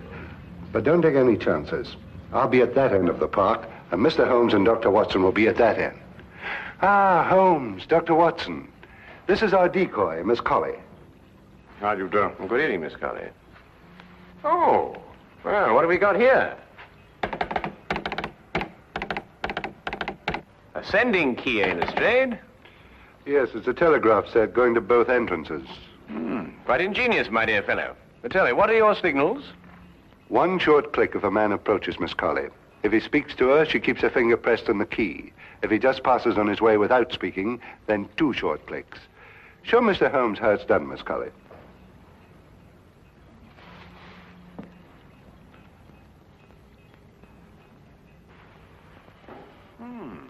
I've seen Lestrade, yes. Quite ingenious, really. Now, if a young lady passes along and wishes to go through the park, then we'll have a policeman escort her. Congratulations, Lestrade. You thought of everything. Thank you, Dr. Watson. Well, good luck, Miss Colley. And the same to you, Inspector.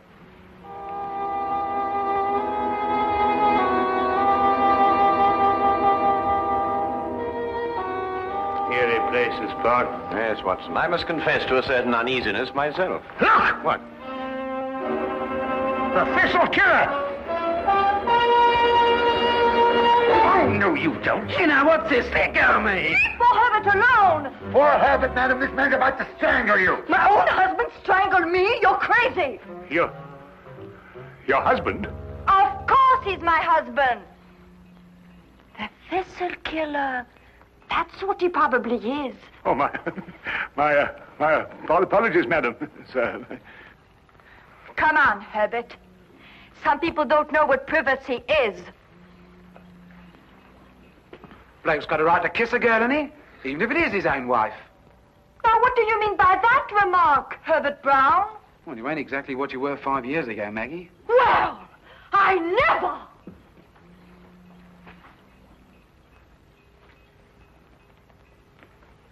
I say, old man, that was, it's hard to think to save the wife. Put me big foot in again, I did.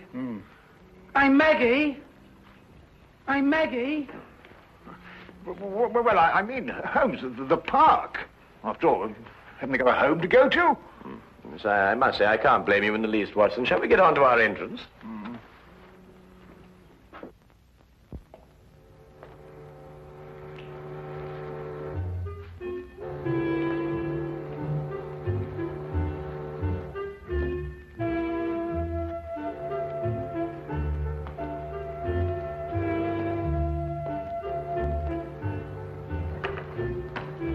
Chilly night, sir.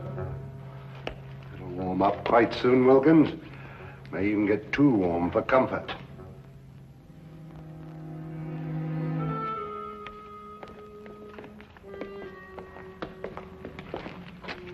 Just taking the young lady through the park, sir. Go ahead, Connors.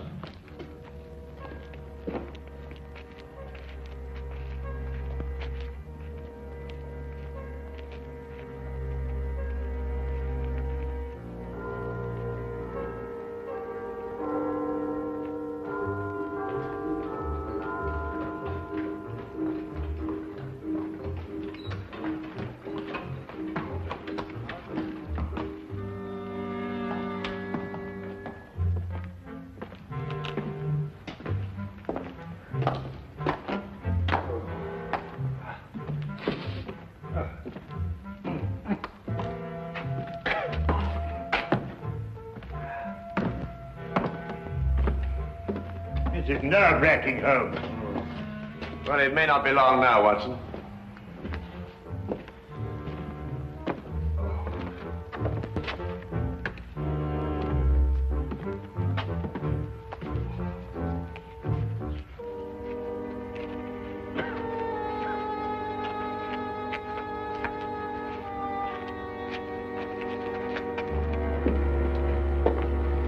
Good evening, sir. Good evening, Constable.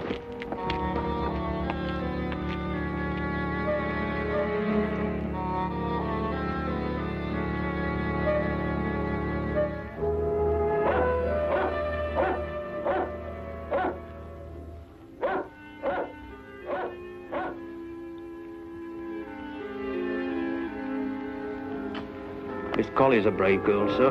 Shouldn't like my sister taking on the risk that she is. Couldn't use your sister, Wilkins. This is a job for professionals like us, not amateurs. Are you worried about Mr. Holmes and Dr. Watson, sir? I'm worried about Mr.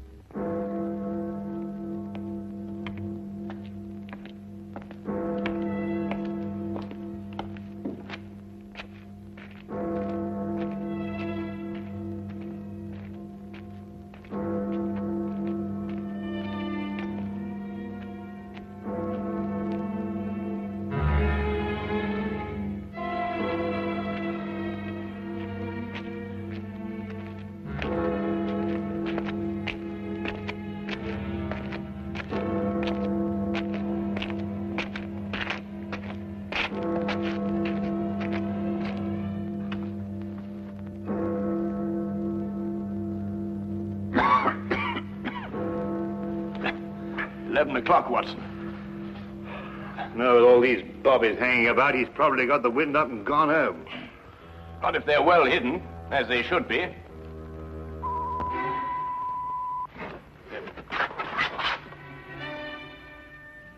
Someone's approaching Miss Colley. Shh. Wait for the next signal. Evening, sir. Oh, it's good evening, Constable. Aha, false alarm.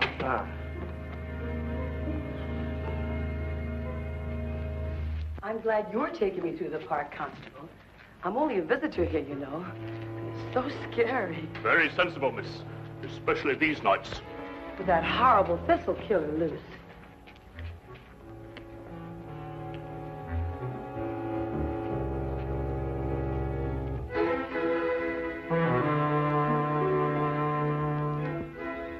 I don't like it, Watson. Something's wrong. Miss Colley gave the all-clear signal. Whoever it was must have gone past her. Yes, unless the...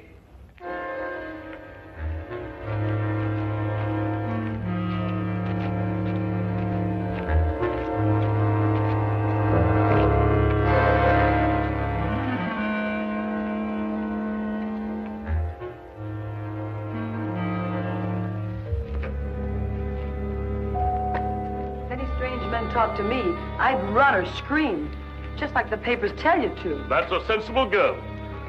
It's very foggy tonight. Would you like a sweet? Oh, thank you, Constable. Try one of the caramels. They're good.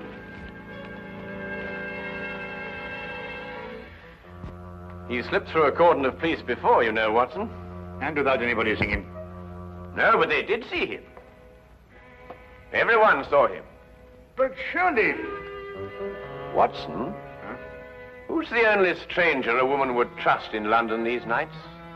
Why, nobody. Wrong, Watson. A policeman. A policeman. Come on, Watson.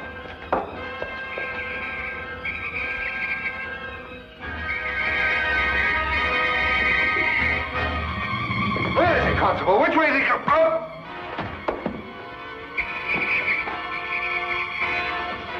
Look out, Watson! Get down!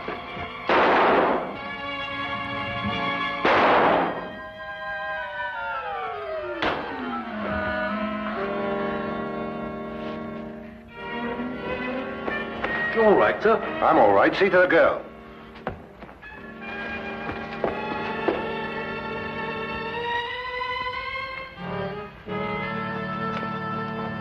She's all right, sir. Here, look after her, will you? He's dead. I know him, sir. He's John Phoenix. He's a cabbie. He drives a hansom. Oh, yes, I remember him now. He tried out for the force. We dropped him. Inefficiency. Well, there's your motive, Lestrade. He simply wanted to prove that he could outwit Scotland Yard. He must have carried his policeman's helmet and his coat around with him in his cab. Yes, and when he spotted a girl, he put them on and became just another policeman. How did you guess, Holmes? Well, Lestrade, it was the only answer. The only answer.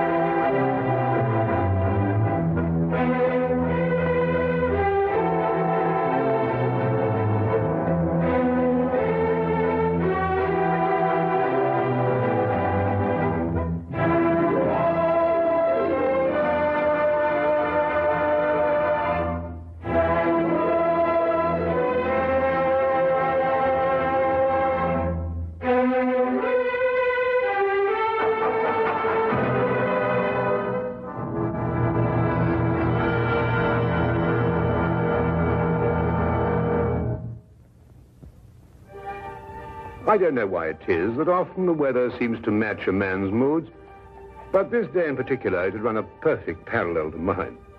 But at last the storm broke, and so did I. The only way to ease my mind was to turn to action. Scotland Yard was the perfect place to begin.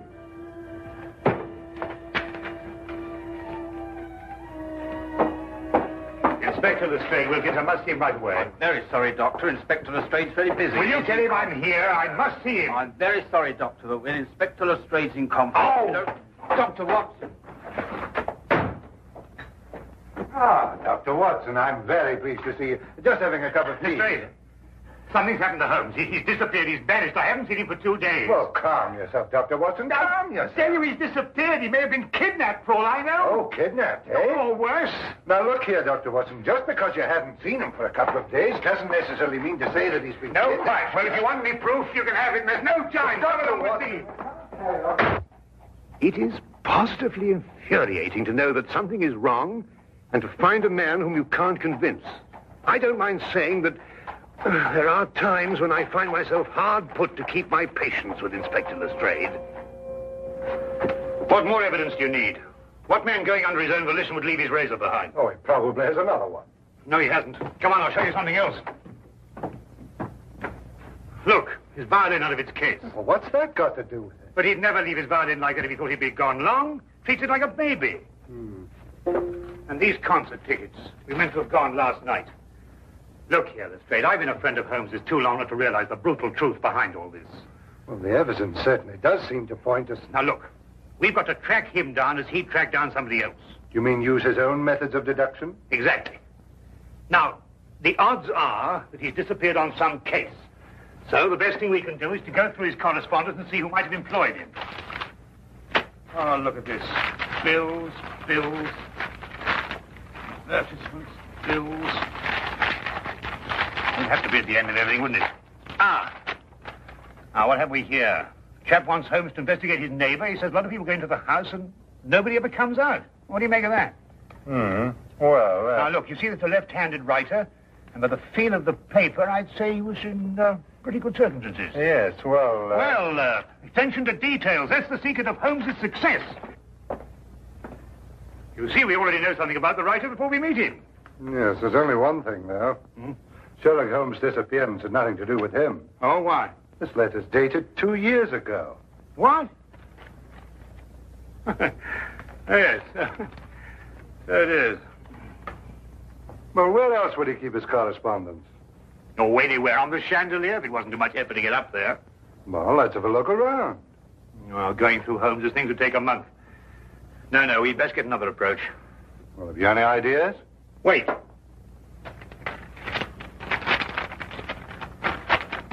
Dear sir, please call upon the undersigned at the earliest convenience on a matter of extreme urgency. Signed, John Smithson, Ye Quaint Old Curiosity Shop, 7 Bachelor Lane. It's dated 3 days ago. You know, this might be it.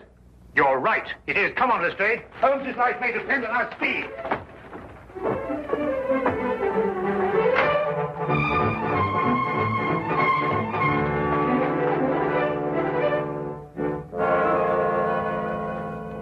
Sinister-looking place.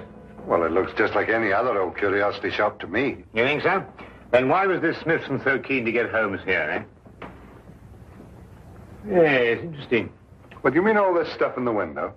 I mean the stuff that isn't in the window. Look, I don't understand you, Dr. Watson. What do you mean? Well, it's perfectly obvious, isn't it? No. Oh, isn't it? Well, we won't get anywhere standing here. Come on. Wait a minute, Dr. Watson. I still don't know what you mean by all this stuff that isn't in the window. Come along, Lestrade.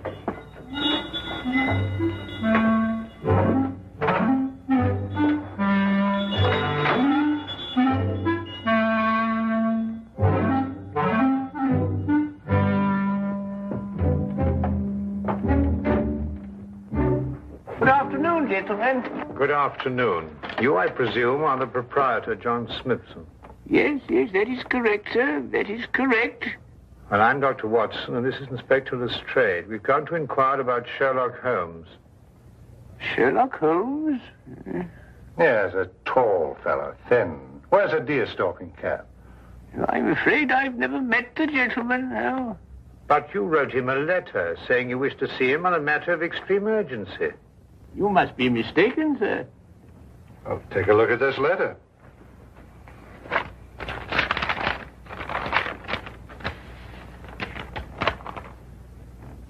Is that your handwriting?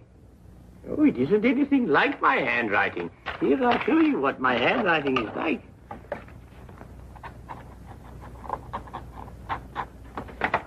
Do you notice any resemblance between the two?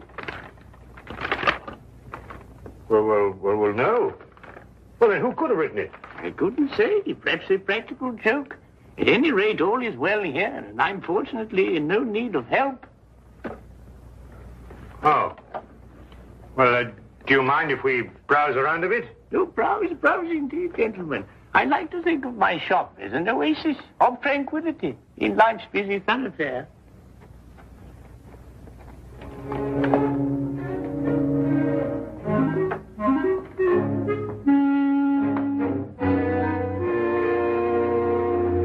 What are you doing? I'm looking for evidence that Holmes was here. Well, you heard what he said. Yes, I don't believe a word of that. Something about him. I don't trust him. It's as if I'd seen him before somewhere. Well, that's not very scientific. No, perhaps not. But I'd like to have a look round anyway.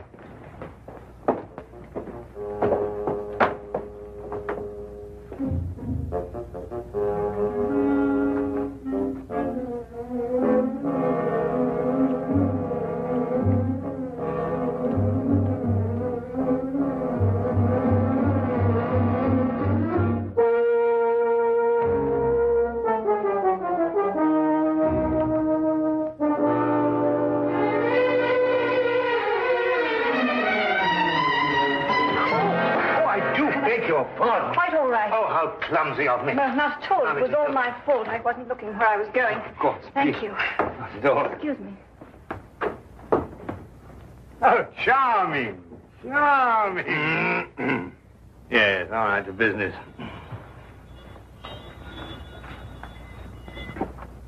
Ivanhoe. I must remind myself to read that again sometime. What's this? Proper deportment of young ladies in polite society. What a fabulous title. I'm afraid that book is not for sale. What do you mean, not for sale? I understand everything in this shop is for sale. Yes, everything except the books on that shelf, sir. And now the shop is closing. Really? 2 o'clock in the afternoon? Yes, for repairs. I have the decorators coming in. I'm afraid I must ask you to leave, young man.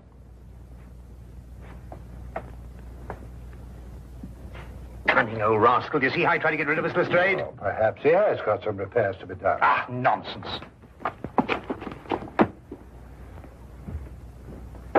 I insist on buying that book.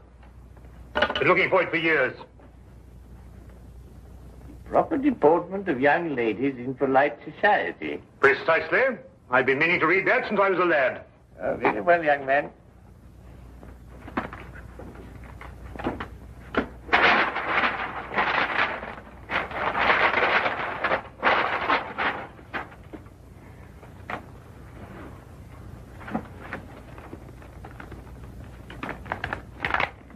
$1 please. Thank you. Thank you. Go on, Lestrade.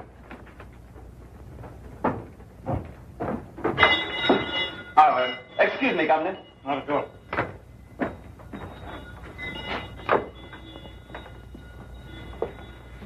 There's something about that Smithson I don't like. Look, this isn't the book I bought. It's much smaller. Safari through darkest Africa. Why, the chap's nothing but a crook. Oh, this is much more interesting than that other one. Look here. You and I are going straight on back in. Now listen. While I keep him in conversation, you scout around a bit. Well, he'll suspect we're up to something. No, of course he won't. Holmes and I did this in that red-headed league affair.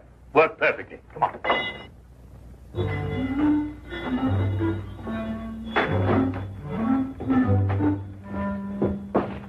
You've sold me the wrong book. My dear sir, Deliberately, if you ask me. Did I assure you, Safari through... This is the book I wanted. No, that's not for sale. It happens to be a first edition, of which there are only 3 copies in existence. Proper deportment of young ladies in polite society. Now, that's the book I bought, and that's the book I... Dr. Watson.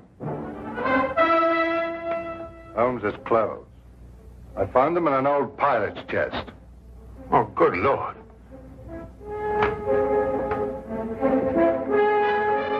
With bloodstains.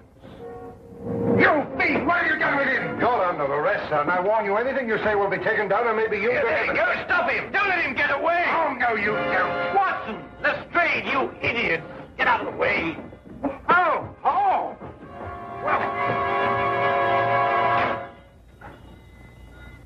Gone with the message. Who's gone with what message? An escaped convict with the message that woman left for him in the book. And it won't be easy to find him now that you two gentlemen have completely ruined my beautifully laid little trap. Naturally, I left my razor at home. I hardly needed it here, did I? The bloodstains, Holmes. Red ink, Lestrade. I've been helping old Smithson make up his ledgers.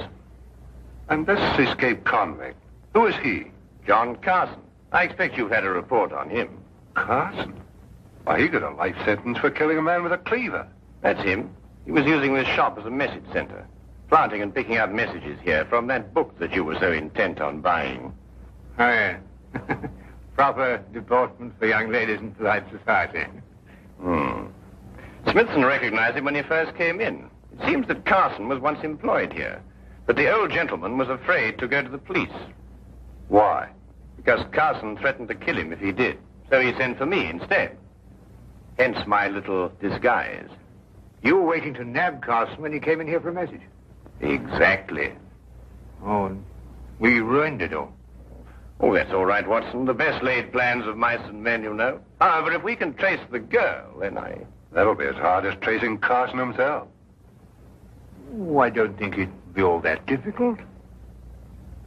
It seems the good doctor has something up his sleeve. Only the name and address where the girl works. Well, how the deuce do you know that? Well, when I knocked her handbag out of her hand, I found a piece of paper, and on it was her hours of work and salary due to her. With the letterhead of the shop on the paper? Well done, Watson.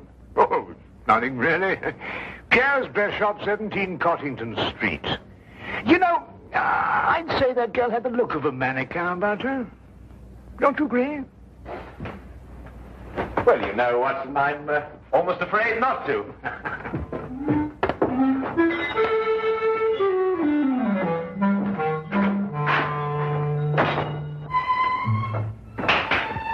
And now, mesdames and messieurs, you will see the supreme creation of Pierre with me, myself.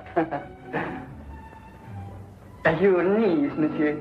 She will find this ensemble irresistible. You did say your niece, n'est-ce pas? Yeah. Returning for the holidays from school in Switzerland, sir. Yeah. Oh, it's exquisite, no? Such symmetry, such subtle lines.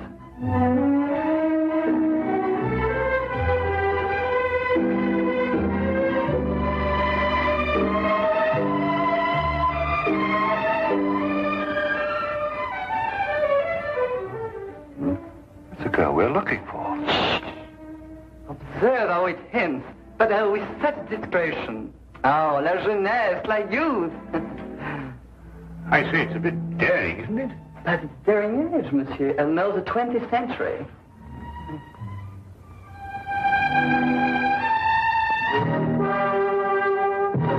I wonder, sir, if I might have a word with the young lady in private.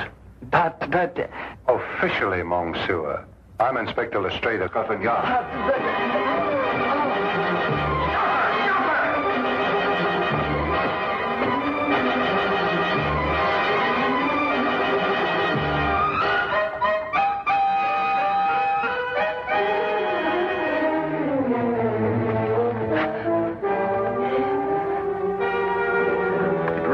Any use, you know, even if you ran away.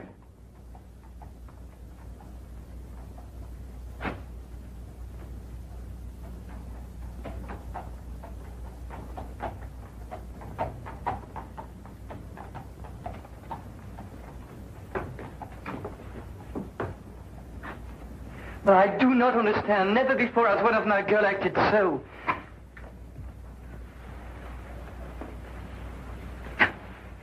Would you mind telling me where he's hiding now, miss? I don't know. I swear I don't. And yet you left a message for him. A gentleman friend gave me the message and told me to leave it in the book. Probably a pal of Carson's, if she's telling the truth. What was in the message?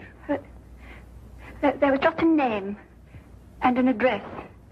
I see. And what was the name? Jeremiah Westlake. I forget the address. Jeremiah Westlake.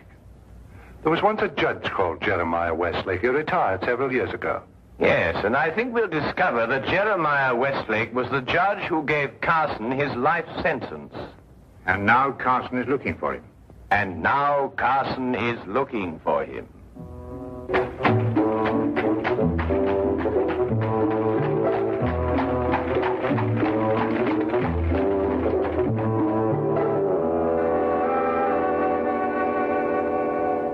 Mr. Holmes, Dr. Watson, and Inspector Lestrade.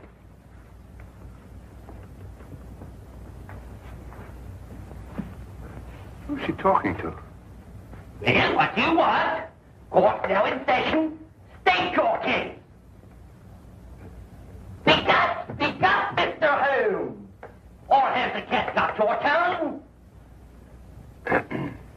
Judge Westlake, I presume? Former Judge Westlake? Did Sherlock Holmes ever hear of him, Mirabelle? No. You're confusing him with the other Sherlock Holmes, the famous pastry chef. Oh, I never eat pastry. Disagrees with me. Of course, there's still another Sherlock Holmes, the third one, the famous detective. Oh, that one. Well, young man, say your piece. Court adjourns in exactly 1 minute. 10 years ago, you sentenced a man called John Carson to a term of life imprisonment for murder. Carson? Good night, Mirabelle. That'd be the butcher cleaver case. Murdered a man with it. Oh, yes. Unpleasant chap, Carson, if I remember correctly. Well, Mr. Holmes? When you sentenced him, he swore to kill you. Did he? Well, what of it? They all do. Routine. But he's just escaped from prison and has learned your address. Nonsense. Bluff. Sheer bluff. Yes, Mirabelle? They all bluff, young man. I wouldn't sleep a wink if I believed everything they swore to do to the judge. Sleep like tops, the two of us. In bed at 10 and up at 6. This man represents a very real threat, sir. That's all. Court adjourned. Sine die. And that, gentlemen, means postponed indefinitely.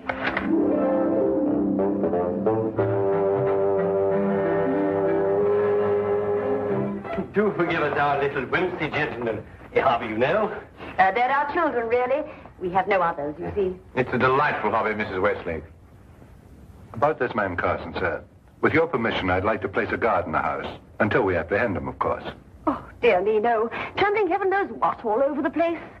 I wouldn't hear of it, Inspector. We appreciate it, though. Speaking as a medical man, sir, knowing this murderer's mentality, I must advise you to... Sorry, Doctor, but we can't give in to idle threats. Why, we wouldn't have any law if we did. Won't you gentlemen join us for tea? Thank you, Mrs. Westlake, but perhaps another time. No, you mustn't take these things so seriously. Good day, Mrs. Westlake, and thank you. Good day, Mr. Holmes. Do come again sometime. You must see our Punch and Judy. With pleasure. All the same, sir, I'm going to station my men outside the house. Well, all right, but tell them not to step on my petunias.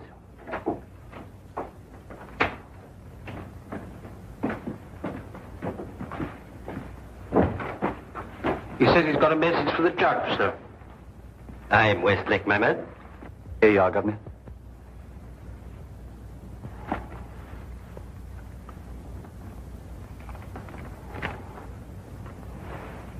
Dear Judge, I'm one of your old court attendants. I'm on me deathbed, and I've got to make out me will for me little granddaughter.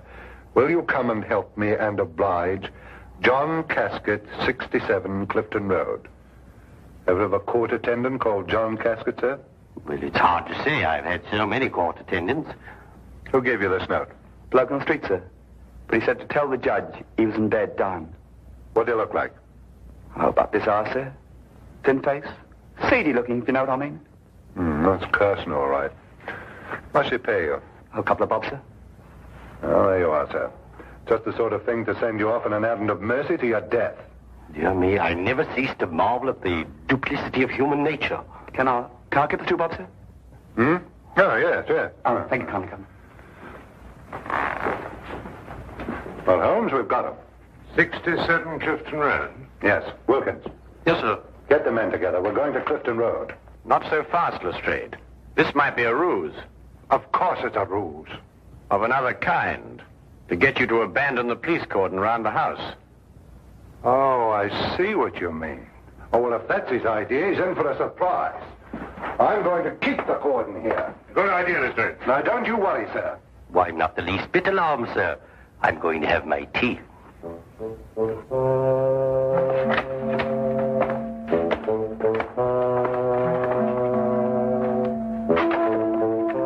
budge from here. If you let anyone in this house, I'll have your skin. Yes, sir. Come on.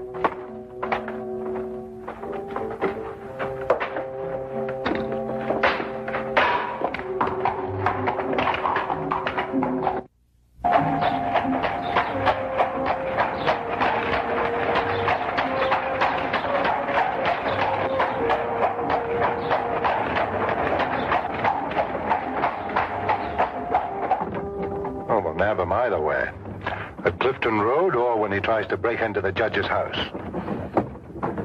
Lestrade, who did that messenger describe? Carson, of course. And who else? What do you mean, who else? Himself. He described himself, Lestrade. Cabby, turn around and go back to the house at once. As fast as you can. At last, I understood the cause for Holmes' concern. We had gone off and left the killer with the very man he'd sworn to kill. John Carson wasn't the kind of man to miss an opportunity like this. He was there, and we were not. There was nothing left for us to do but hope. And every passing second was against us.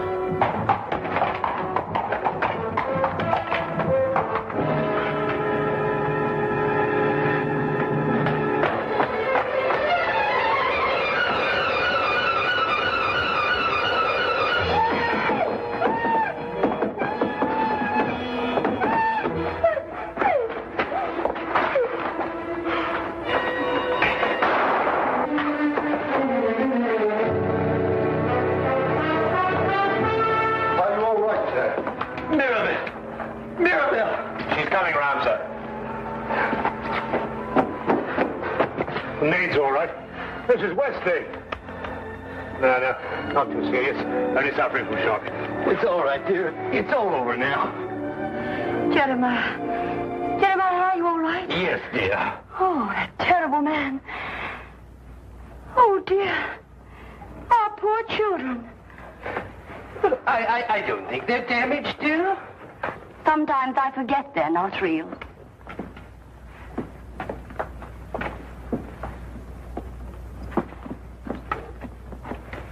Of course we're real. We're as real as any children. You were right about John Carson, Mr. Holmes. You were very right.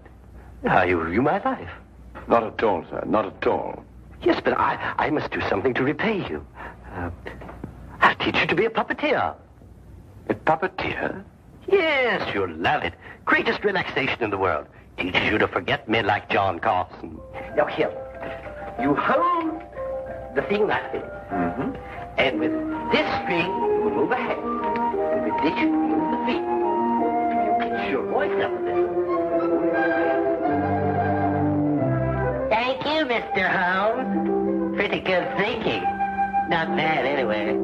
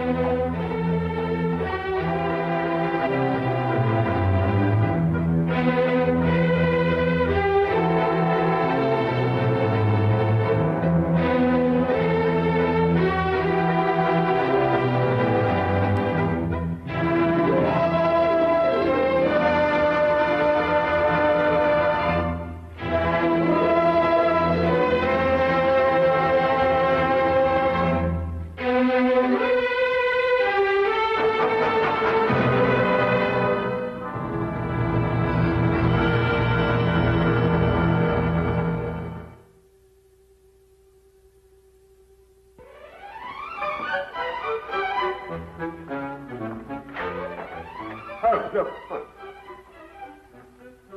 There's been an accident at the house. Please, miss, please give me the key so I can unlock you. Be sensible, Doreen. This nonsense is getting you nowhere. I demand to be arrested. Now, just what's going on here? This young lady, Doctor. Oh, hello, Mr. Holmes. Oh, good day, Wilkins. She's a Suffragette. We demand that women be given the right to vote. Yes. She and some other suffragettes invaded the home of the Honourable Chauncey Pimpleton and started a demonstration. Pimpleton? Why, he's the Member of Parliament, lives just round the corner. That's him, sir. We were getting them to move on, and this young lady broke loose and chained herself here, sir. But why did you do it, miss? Because we want equal rights for women. That's why. Yes, but I don't see how chaining yourself to iron railings is going to obtain for you. You wouldn't understand. You're a man. She probably wants to wear trousers, too. If I wanted to, I would. Mr. Holmes, can you get her loose? She slipped the key of the handcuffs down her... We're waiting for a hacksaw now, sir. That's right, a hacksaw. Hack me to pieces while you're at it. I'm only a woman. I believe I can help you. I don't want any help. She wants to vote. Now go on home and cook your old man his supper. Now arrest me. I insist upon it. I'll leave her in your hands, if I may, Mr. Holmes. Coward! You'd arrest me if I was a man. Mr. Holmes, may we impose upon you? I somehow have the impression you already have. Won't you come up?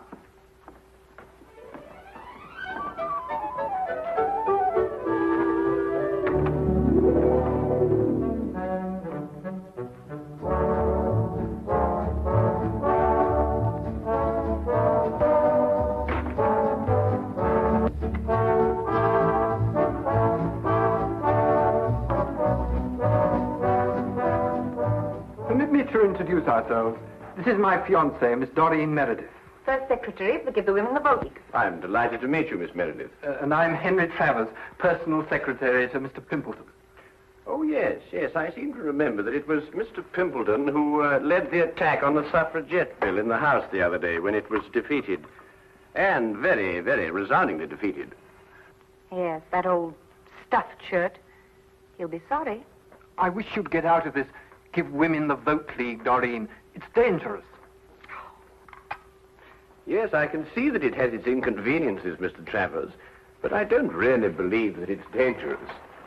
Would you call bombs dangerous, Mr. Holmes? Good heavens, are they using bombs now? Oh, just a teeny one. Boris and I made it to blow up a lion. My dear young lady, you don't blow up a lion, you shoot it. Who is Boris? An anarchist. An anarchist. He's an old dear who wouldn't hurt a fly. Blowing up lions, anarchists. Sometimes I don't know where modern England's going. Well, perhaps Miss Meredith might be good enough to indicate that direction for us.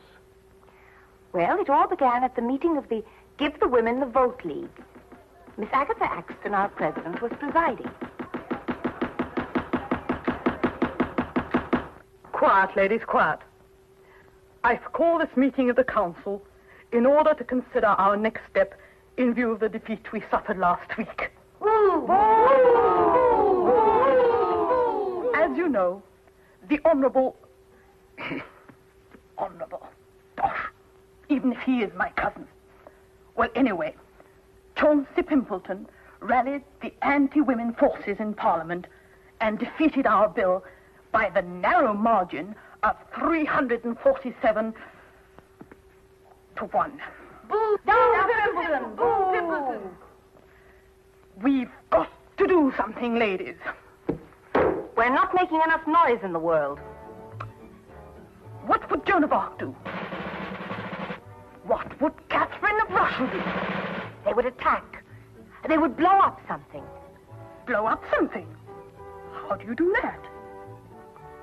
I don't know, but they would do it. Don't bombs blow up things? I think they do. Let's buy a bomb. Where can you buy one? I've never heard of a bomb shop.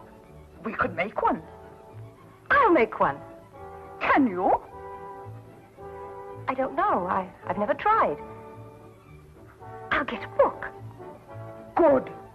But, What shall we explode? Let's explode a lion. Wonderful. We'll explode a lion. A very small one, of course. Well, anyway, I didn't know how to make a bomb. So she advertised in the Times. Wanted, a person who knows how to make a bomb. Oh, yes, yes. Dr. Watson and I read the advertisement. We tried to decipher it under the impression that it was a code. Never occurred to us for a moment that it meant what it said. Well, anyway, Boris answered it. Yes, that's right. I am the person who makes a bomb. Sit down. Please, it is you who advertised. Yes, it's me. I'm so glad you answered, Mr. Turgov, Boris Turgov. Do you really know how to make a bomb, Mr. Turgov? All over the world I have made bombs. Big ones and little ones. Bombs that go... and bombs that go... Well, you must understand, we don't want to hurt anyone. We just want to blow up one of the lions in Trafalgar Square. I think a little bomb would do, one that goes... One that goes... Do your bombs make a lot of noise? Not those that go... Oh, I must ask you just another question. It's a matter of principle. Do you believe in the equality of the sexes? Please, I'm an anarchist. All I believe in is nothing. Oh, excuse me. That sounded funny. Have you the ingredients for the bomb, please? Oh, well, I'm afraid you'll think me an awful amateur, but I don't know what ingredients go into a bomb. Is nothing. We will go to the chemist and buy them.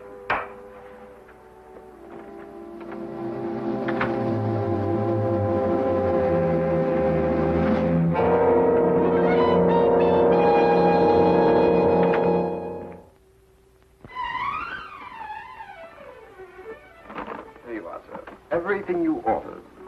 Glycerol, toluene, nitrate, and sulfuric acid. Oh, yes, and gun cotton. Yes, ma'am. Be careful, though. You could make a bomb with what you have here. Good day. Good day.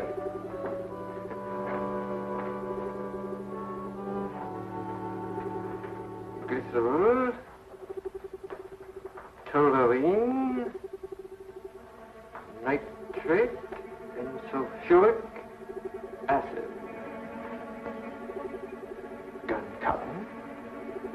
Good Lord, that's all they can make with the stuff. A bomb.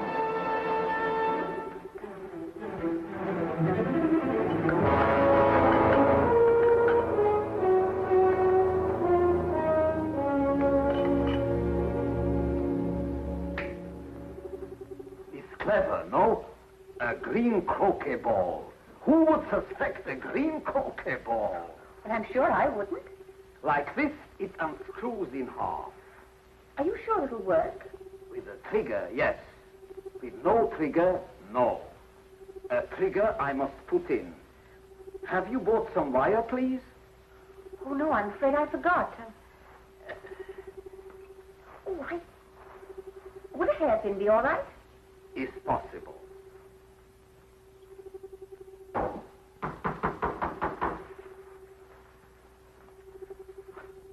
Darling?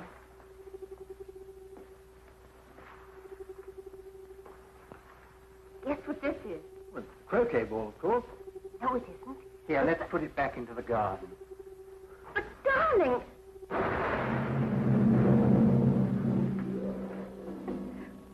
Well, fortunately, Boris made the wrong formula. It was only a small explosion. And so you made another bomb out of a croquet ball. Oh, yes, we went to work on it right away. Where is it? Here. Doreen! Good Lord, get it away from her, Holmes. Well, it won't go off unless it's hit very hard. Might I see it, Miss Meredith? Take care, my dear chap. That's no croquet ball, you know. That's precisely what it is, Watson. Just a very ordinary croquet ball with a crest on it. Why, that's Mr. Pimbleton's favorite croquet ball from his garden set. And the crest? The family's. His uncle's the Earl of Clareborough. His favourite croquet ball, did you say, Mr. Travers? Does he always use a green one? Always. He plays every afternoon at 5. He's as regular as a clock. Then if that's his croquet ball, then someone must have... Exactly, Watson. Well, then he'll go and play croquet with a bomb. What time is it now? 5 o'clock. He only lives just around the corner. If he's as punctual as Mr. Travers says he is...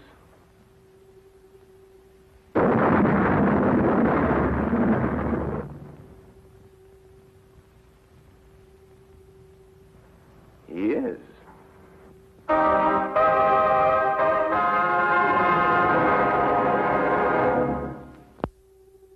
He was standing here when it happened. It was his first swing at it. And that's the first time in the history of Scotland Yard a man's been killed that way. Oh, really, Lestrade? Was there anyone else with him at the time? Fortunately, no. Mr. Pimpleton had invented a game where he played alone. He always won that way. Tell you that ball, Holmes, might be another bomb. Oh, well, we'll soon know, won't we, Watson? Any other leads, Lestrade? Well, he received a delegation here in the garden. Oh, yes, I seem to have heard something about that. Yes, a girl named Doreen Meredith presented him with a suffragette's petition. Oh, really? Doreen Meredith. Yeah, lovely name.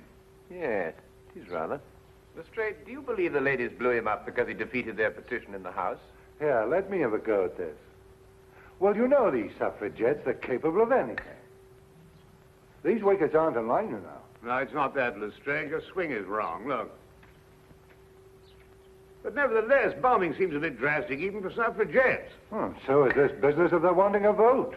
Well, why not give them the vote? They couldn't do any worse with it than we have. Oh, hello, sir. This is Mr. Travers, Mr. Pimpleton's private secretary. Mr. Holmes, Dr. Watson. Oh, I've already How do met you him. do, Mr. Travers? You've already what? Oh, I've already seen Mr. Holmes down from the window. I understand that Mr. Pimpleton was the heir of the old Earl of Clareborough. Yes. Tell me, who is next in line to the title? Well, possibly I am. I'm a remote cousin of the Earl's. Yes. I understand that you were in the garden with Mr. Pimpleton when the delegation from the suffragette movement called on him. Yes, I was. Interesting. Do you play croquet, Mr. Travers? No, I prefer lawn tennis. Quite so, quite so. But you really ought to try croquet, you know. Under normal circumstances, it's a fascinating and completely harmless game. From the Pimpleton, Holmes suggested a stroll in Hyde Park. I suspected what he hoped to find there. Here in Hyde Park, where vast multitudes of people can gather to hear us, under the banner of free speech, I call on the women of England to demand equal rights with men. We cook, we sew, we scrub. Why shouldn't we vote? Throughout the ages, women have been the pawns of men. Men of England, hold your ground. Keep women where they belong, in the kitchen. Women of England, keep out of the kitchen. Give them the vote now, and in 5 years' time, they'll be running the country. Sir, I ask you, are women slaves? Sir, I ask you, are they capable of voting? I no speak English.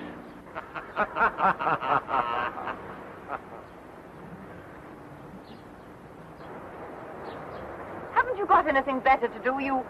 Here now, don't you talk to me like that. No rioting, please, or I'll have to ask you to move along. I was moving along anyway. I'm very particular whom I speak next to. Huh? Free speech. You say something men don't like, they tell you to move on. Well, of course, Miss Meredith, like all prophets, you're ahead of your times. And without honor in your own country. Oh, Miss Meredith, we'd like to ask you a few questions about Boris Turgoff. Oh, poor Boris. He'll never forgive me for getting him in this fix.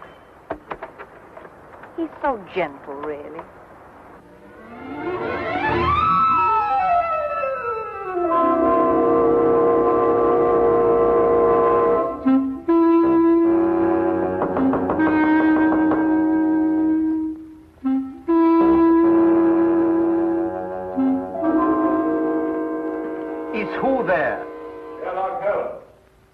want what?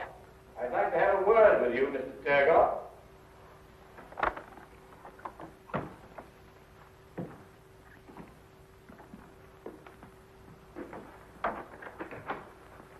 This is my good friend, Dr. Watson. I'm told you manufacture bombs, Mr. Turgot. All kinds. Long fuse, short fuse. Did you make only one bomb for Miss Meredith? Oh, you know of that one. Well? 2 bombs I make for her, but one her young man sets off. Accidentally, he says. Do you know where this other bomb blew up? Yes, in Mr. Pimpleton's garden. Not the first time that the Turgoff bomb goes off in the wrong place. Can you explain how the bomb became substituted for the croquet ball? No, I do not go inside the house. I wait outside. Then the police come. And when the police come, Turgoff goes. Always. Without exception. I see. Miss Meredith tells me that you sent it to someone who makes little bags in which to carry bombs. Yes. A friend of mine I have who makes bomb bags. Who is he and where does he live? A Greek named Chen Ten Yong. He lives in Soho, 22 Flower Street. A Greek named Chen Ten Yang? He says he's a Greek. Am I to call him a liar? Thank you very much, Mr. Turgoff. Come, Watson.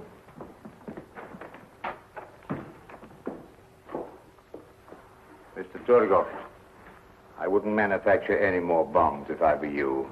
Scotland Yard's looking for you.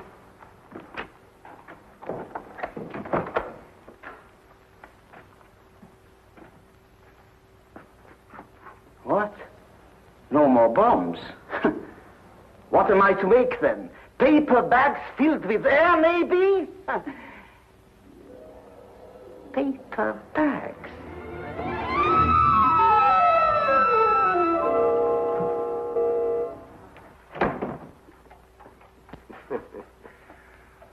Now where, Holmes? Well, now a visit to Mr. Chen Ten Yang, and then a bit of research at the College of Heralds. College of Heralds?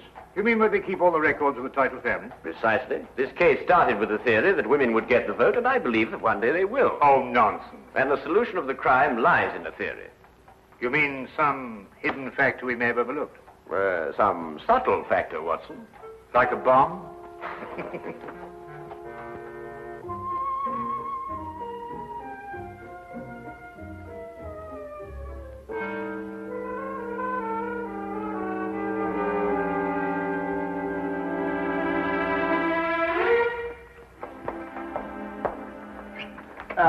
Holmes. Dr. Watson?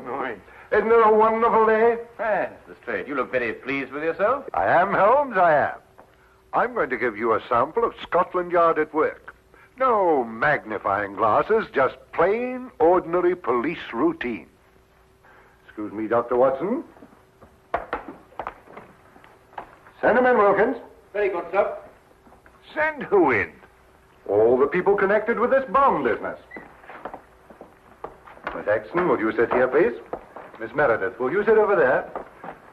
Mr. Turgoff? This, Mr. Holmes, is Miss Doreen Meredith, the young lady who presented the suffragettes' petition to Mr. Pimpleton. We found set up in her kitchen a laboratory. She's been making bombs. I do not deny it. I told you we were going to blow up a lion. A liar? Oh, come now, Miss Meredith. We were also able to nab her confederate, this man, Boris Turgoff, an anarchist. He makes bombs, too. The Turgoff bomb, it is famous. Wilkins, send in Chen Ten Yang, will you? Very good, sir. Chen Ten Yang is a naturalized Greek, born in Brazil, of Chinese parents. He makes little bags for carrying bombs. Fascinating occupation. Ah, Chen. Tell me, Chen, did this young lady order a bag from you? Yes, mister.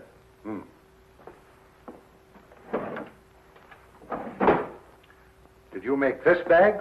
Yes, mister. 5 shillings 6 pence. That is so, but on price. I see. Well, there it is, Holmes. There you are. An open and shut case. Miss Meredith killed Pimpleton because he was anti-suffragette. Ingenious, Lestrade. Really quite ingenious. You know there's only one thing wrong with it. What? Neither Miss Meredith nor Mr. Torgoff are guilty. Oh, I didn't expect you to agree with me. You never have. Well, not always, Lestrade, but sometimes, you know, sometimes. However, in this case, the real murderer killed Pimpleton for one reason, and one reason only. To be next in line to the title of the Earl of Clareborough. Well, who is next in line? Look here, Mr. Holmes, you trying to imply that I... Miss Meredith, after it was decided at your suffragette meeting to blow up a lion, who invited you to Mr. Pimpleton's house? Why, Agatha. We had to decide about the lion. Did you carry the bomb? Yes, in the bomb bag. Where? Wait a minute. This gentleman had access to it, too. Together with this lady. What does that mean? It's an intriguing title, Clareborough. First created in 1417, it has an unusual clause in its charter. Once, and only once, may the title pass to a female, if the female be next in line. That would automatically make her a countess. So far, that hasn't happened in the history of the title, until now. Well, I'm the next male member of the family. Except for Agatha, she's older than I am. I refuse to sit here and... Watson! Thank you. You'll notice, Lestrade, that this bag is identical to Miss Meredith's. Chen, who ordered this second bag from you? This woman, mister. Chen, why didn't you tell me this? You know ask me, mister. This man, he asked me. And you see, the switch was simple and premeditated, of course. Why, Miss Axton, how could you? Preposterous!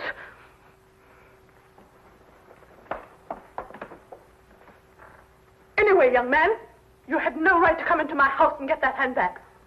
It's thieving, and it's against the law. Detain her, Wilkins. Mr. Holmes, whatever made you think of Aunt Agatha? Well, at least I can tell you this much, Mr. Travers. I didn't use a magnifying glass. You see, the true deductive mind knows just when to substitute routine investigation for deduction. Are you going somewhere, Lestrade?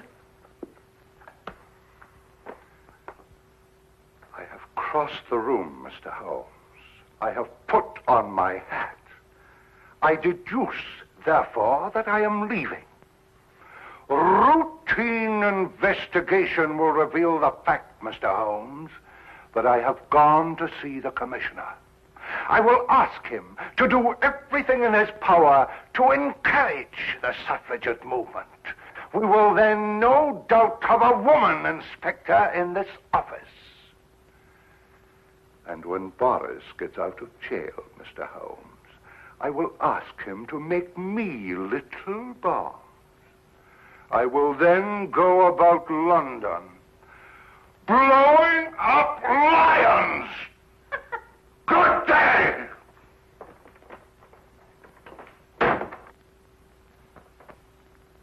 You know, Holmes, I've been worried about his complexion lately. I think Lestrade needs a rest.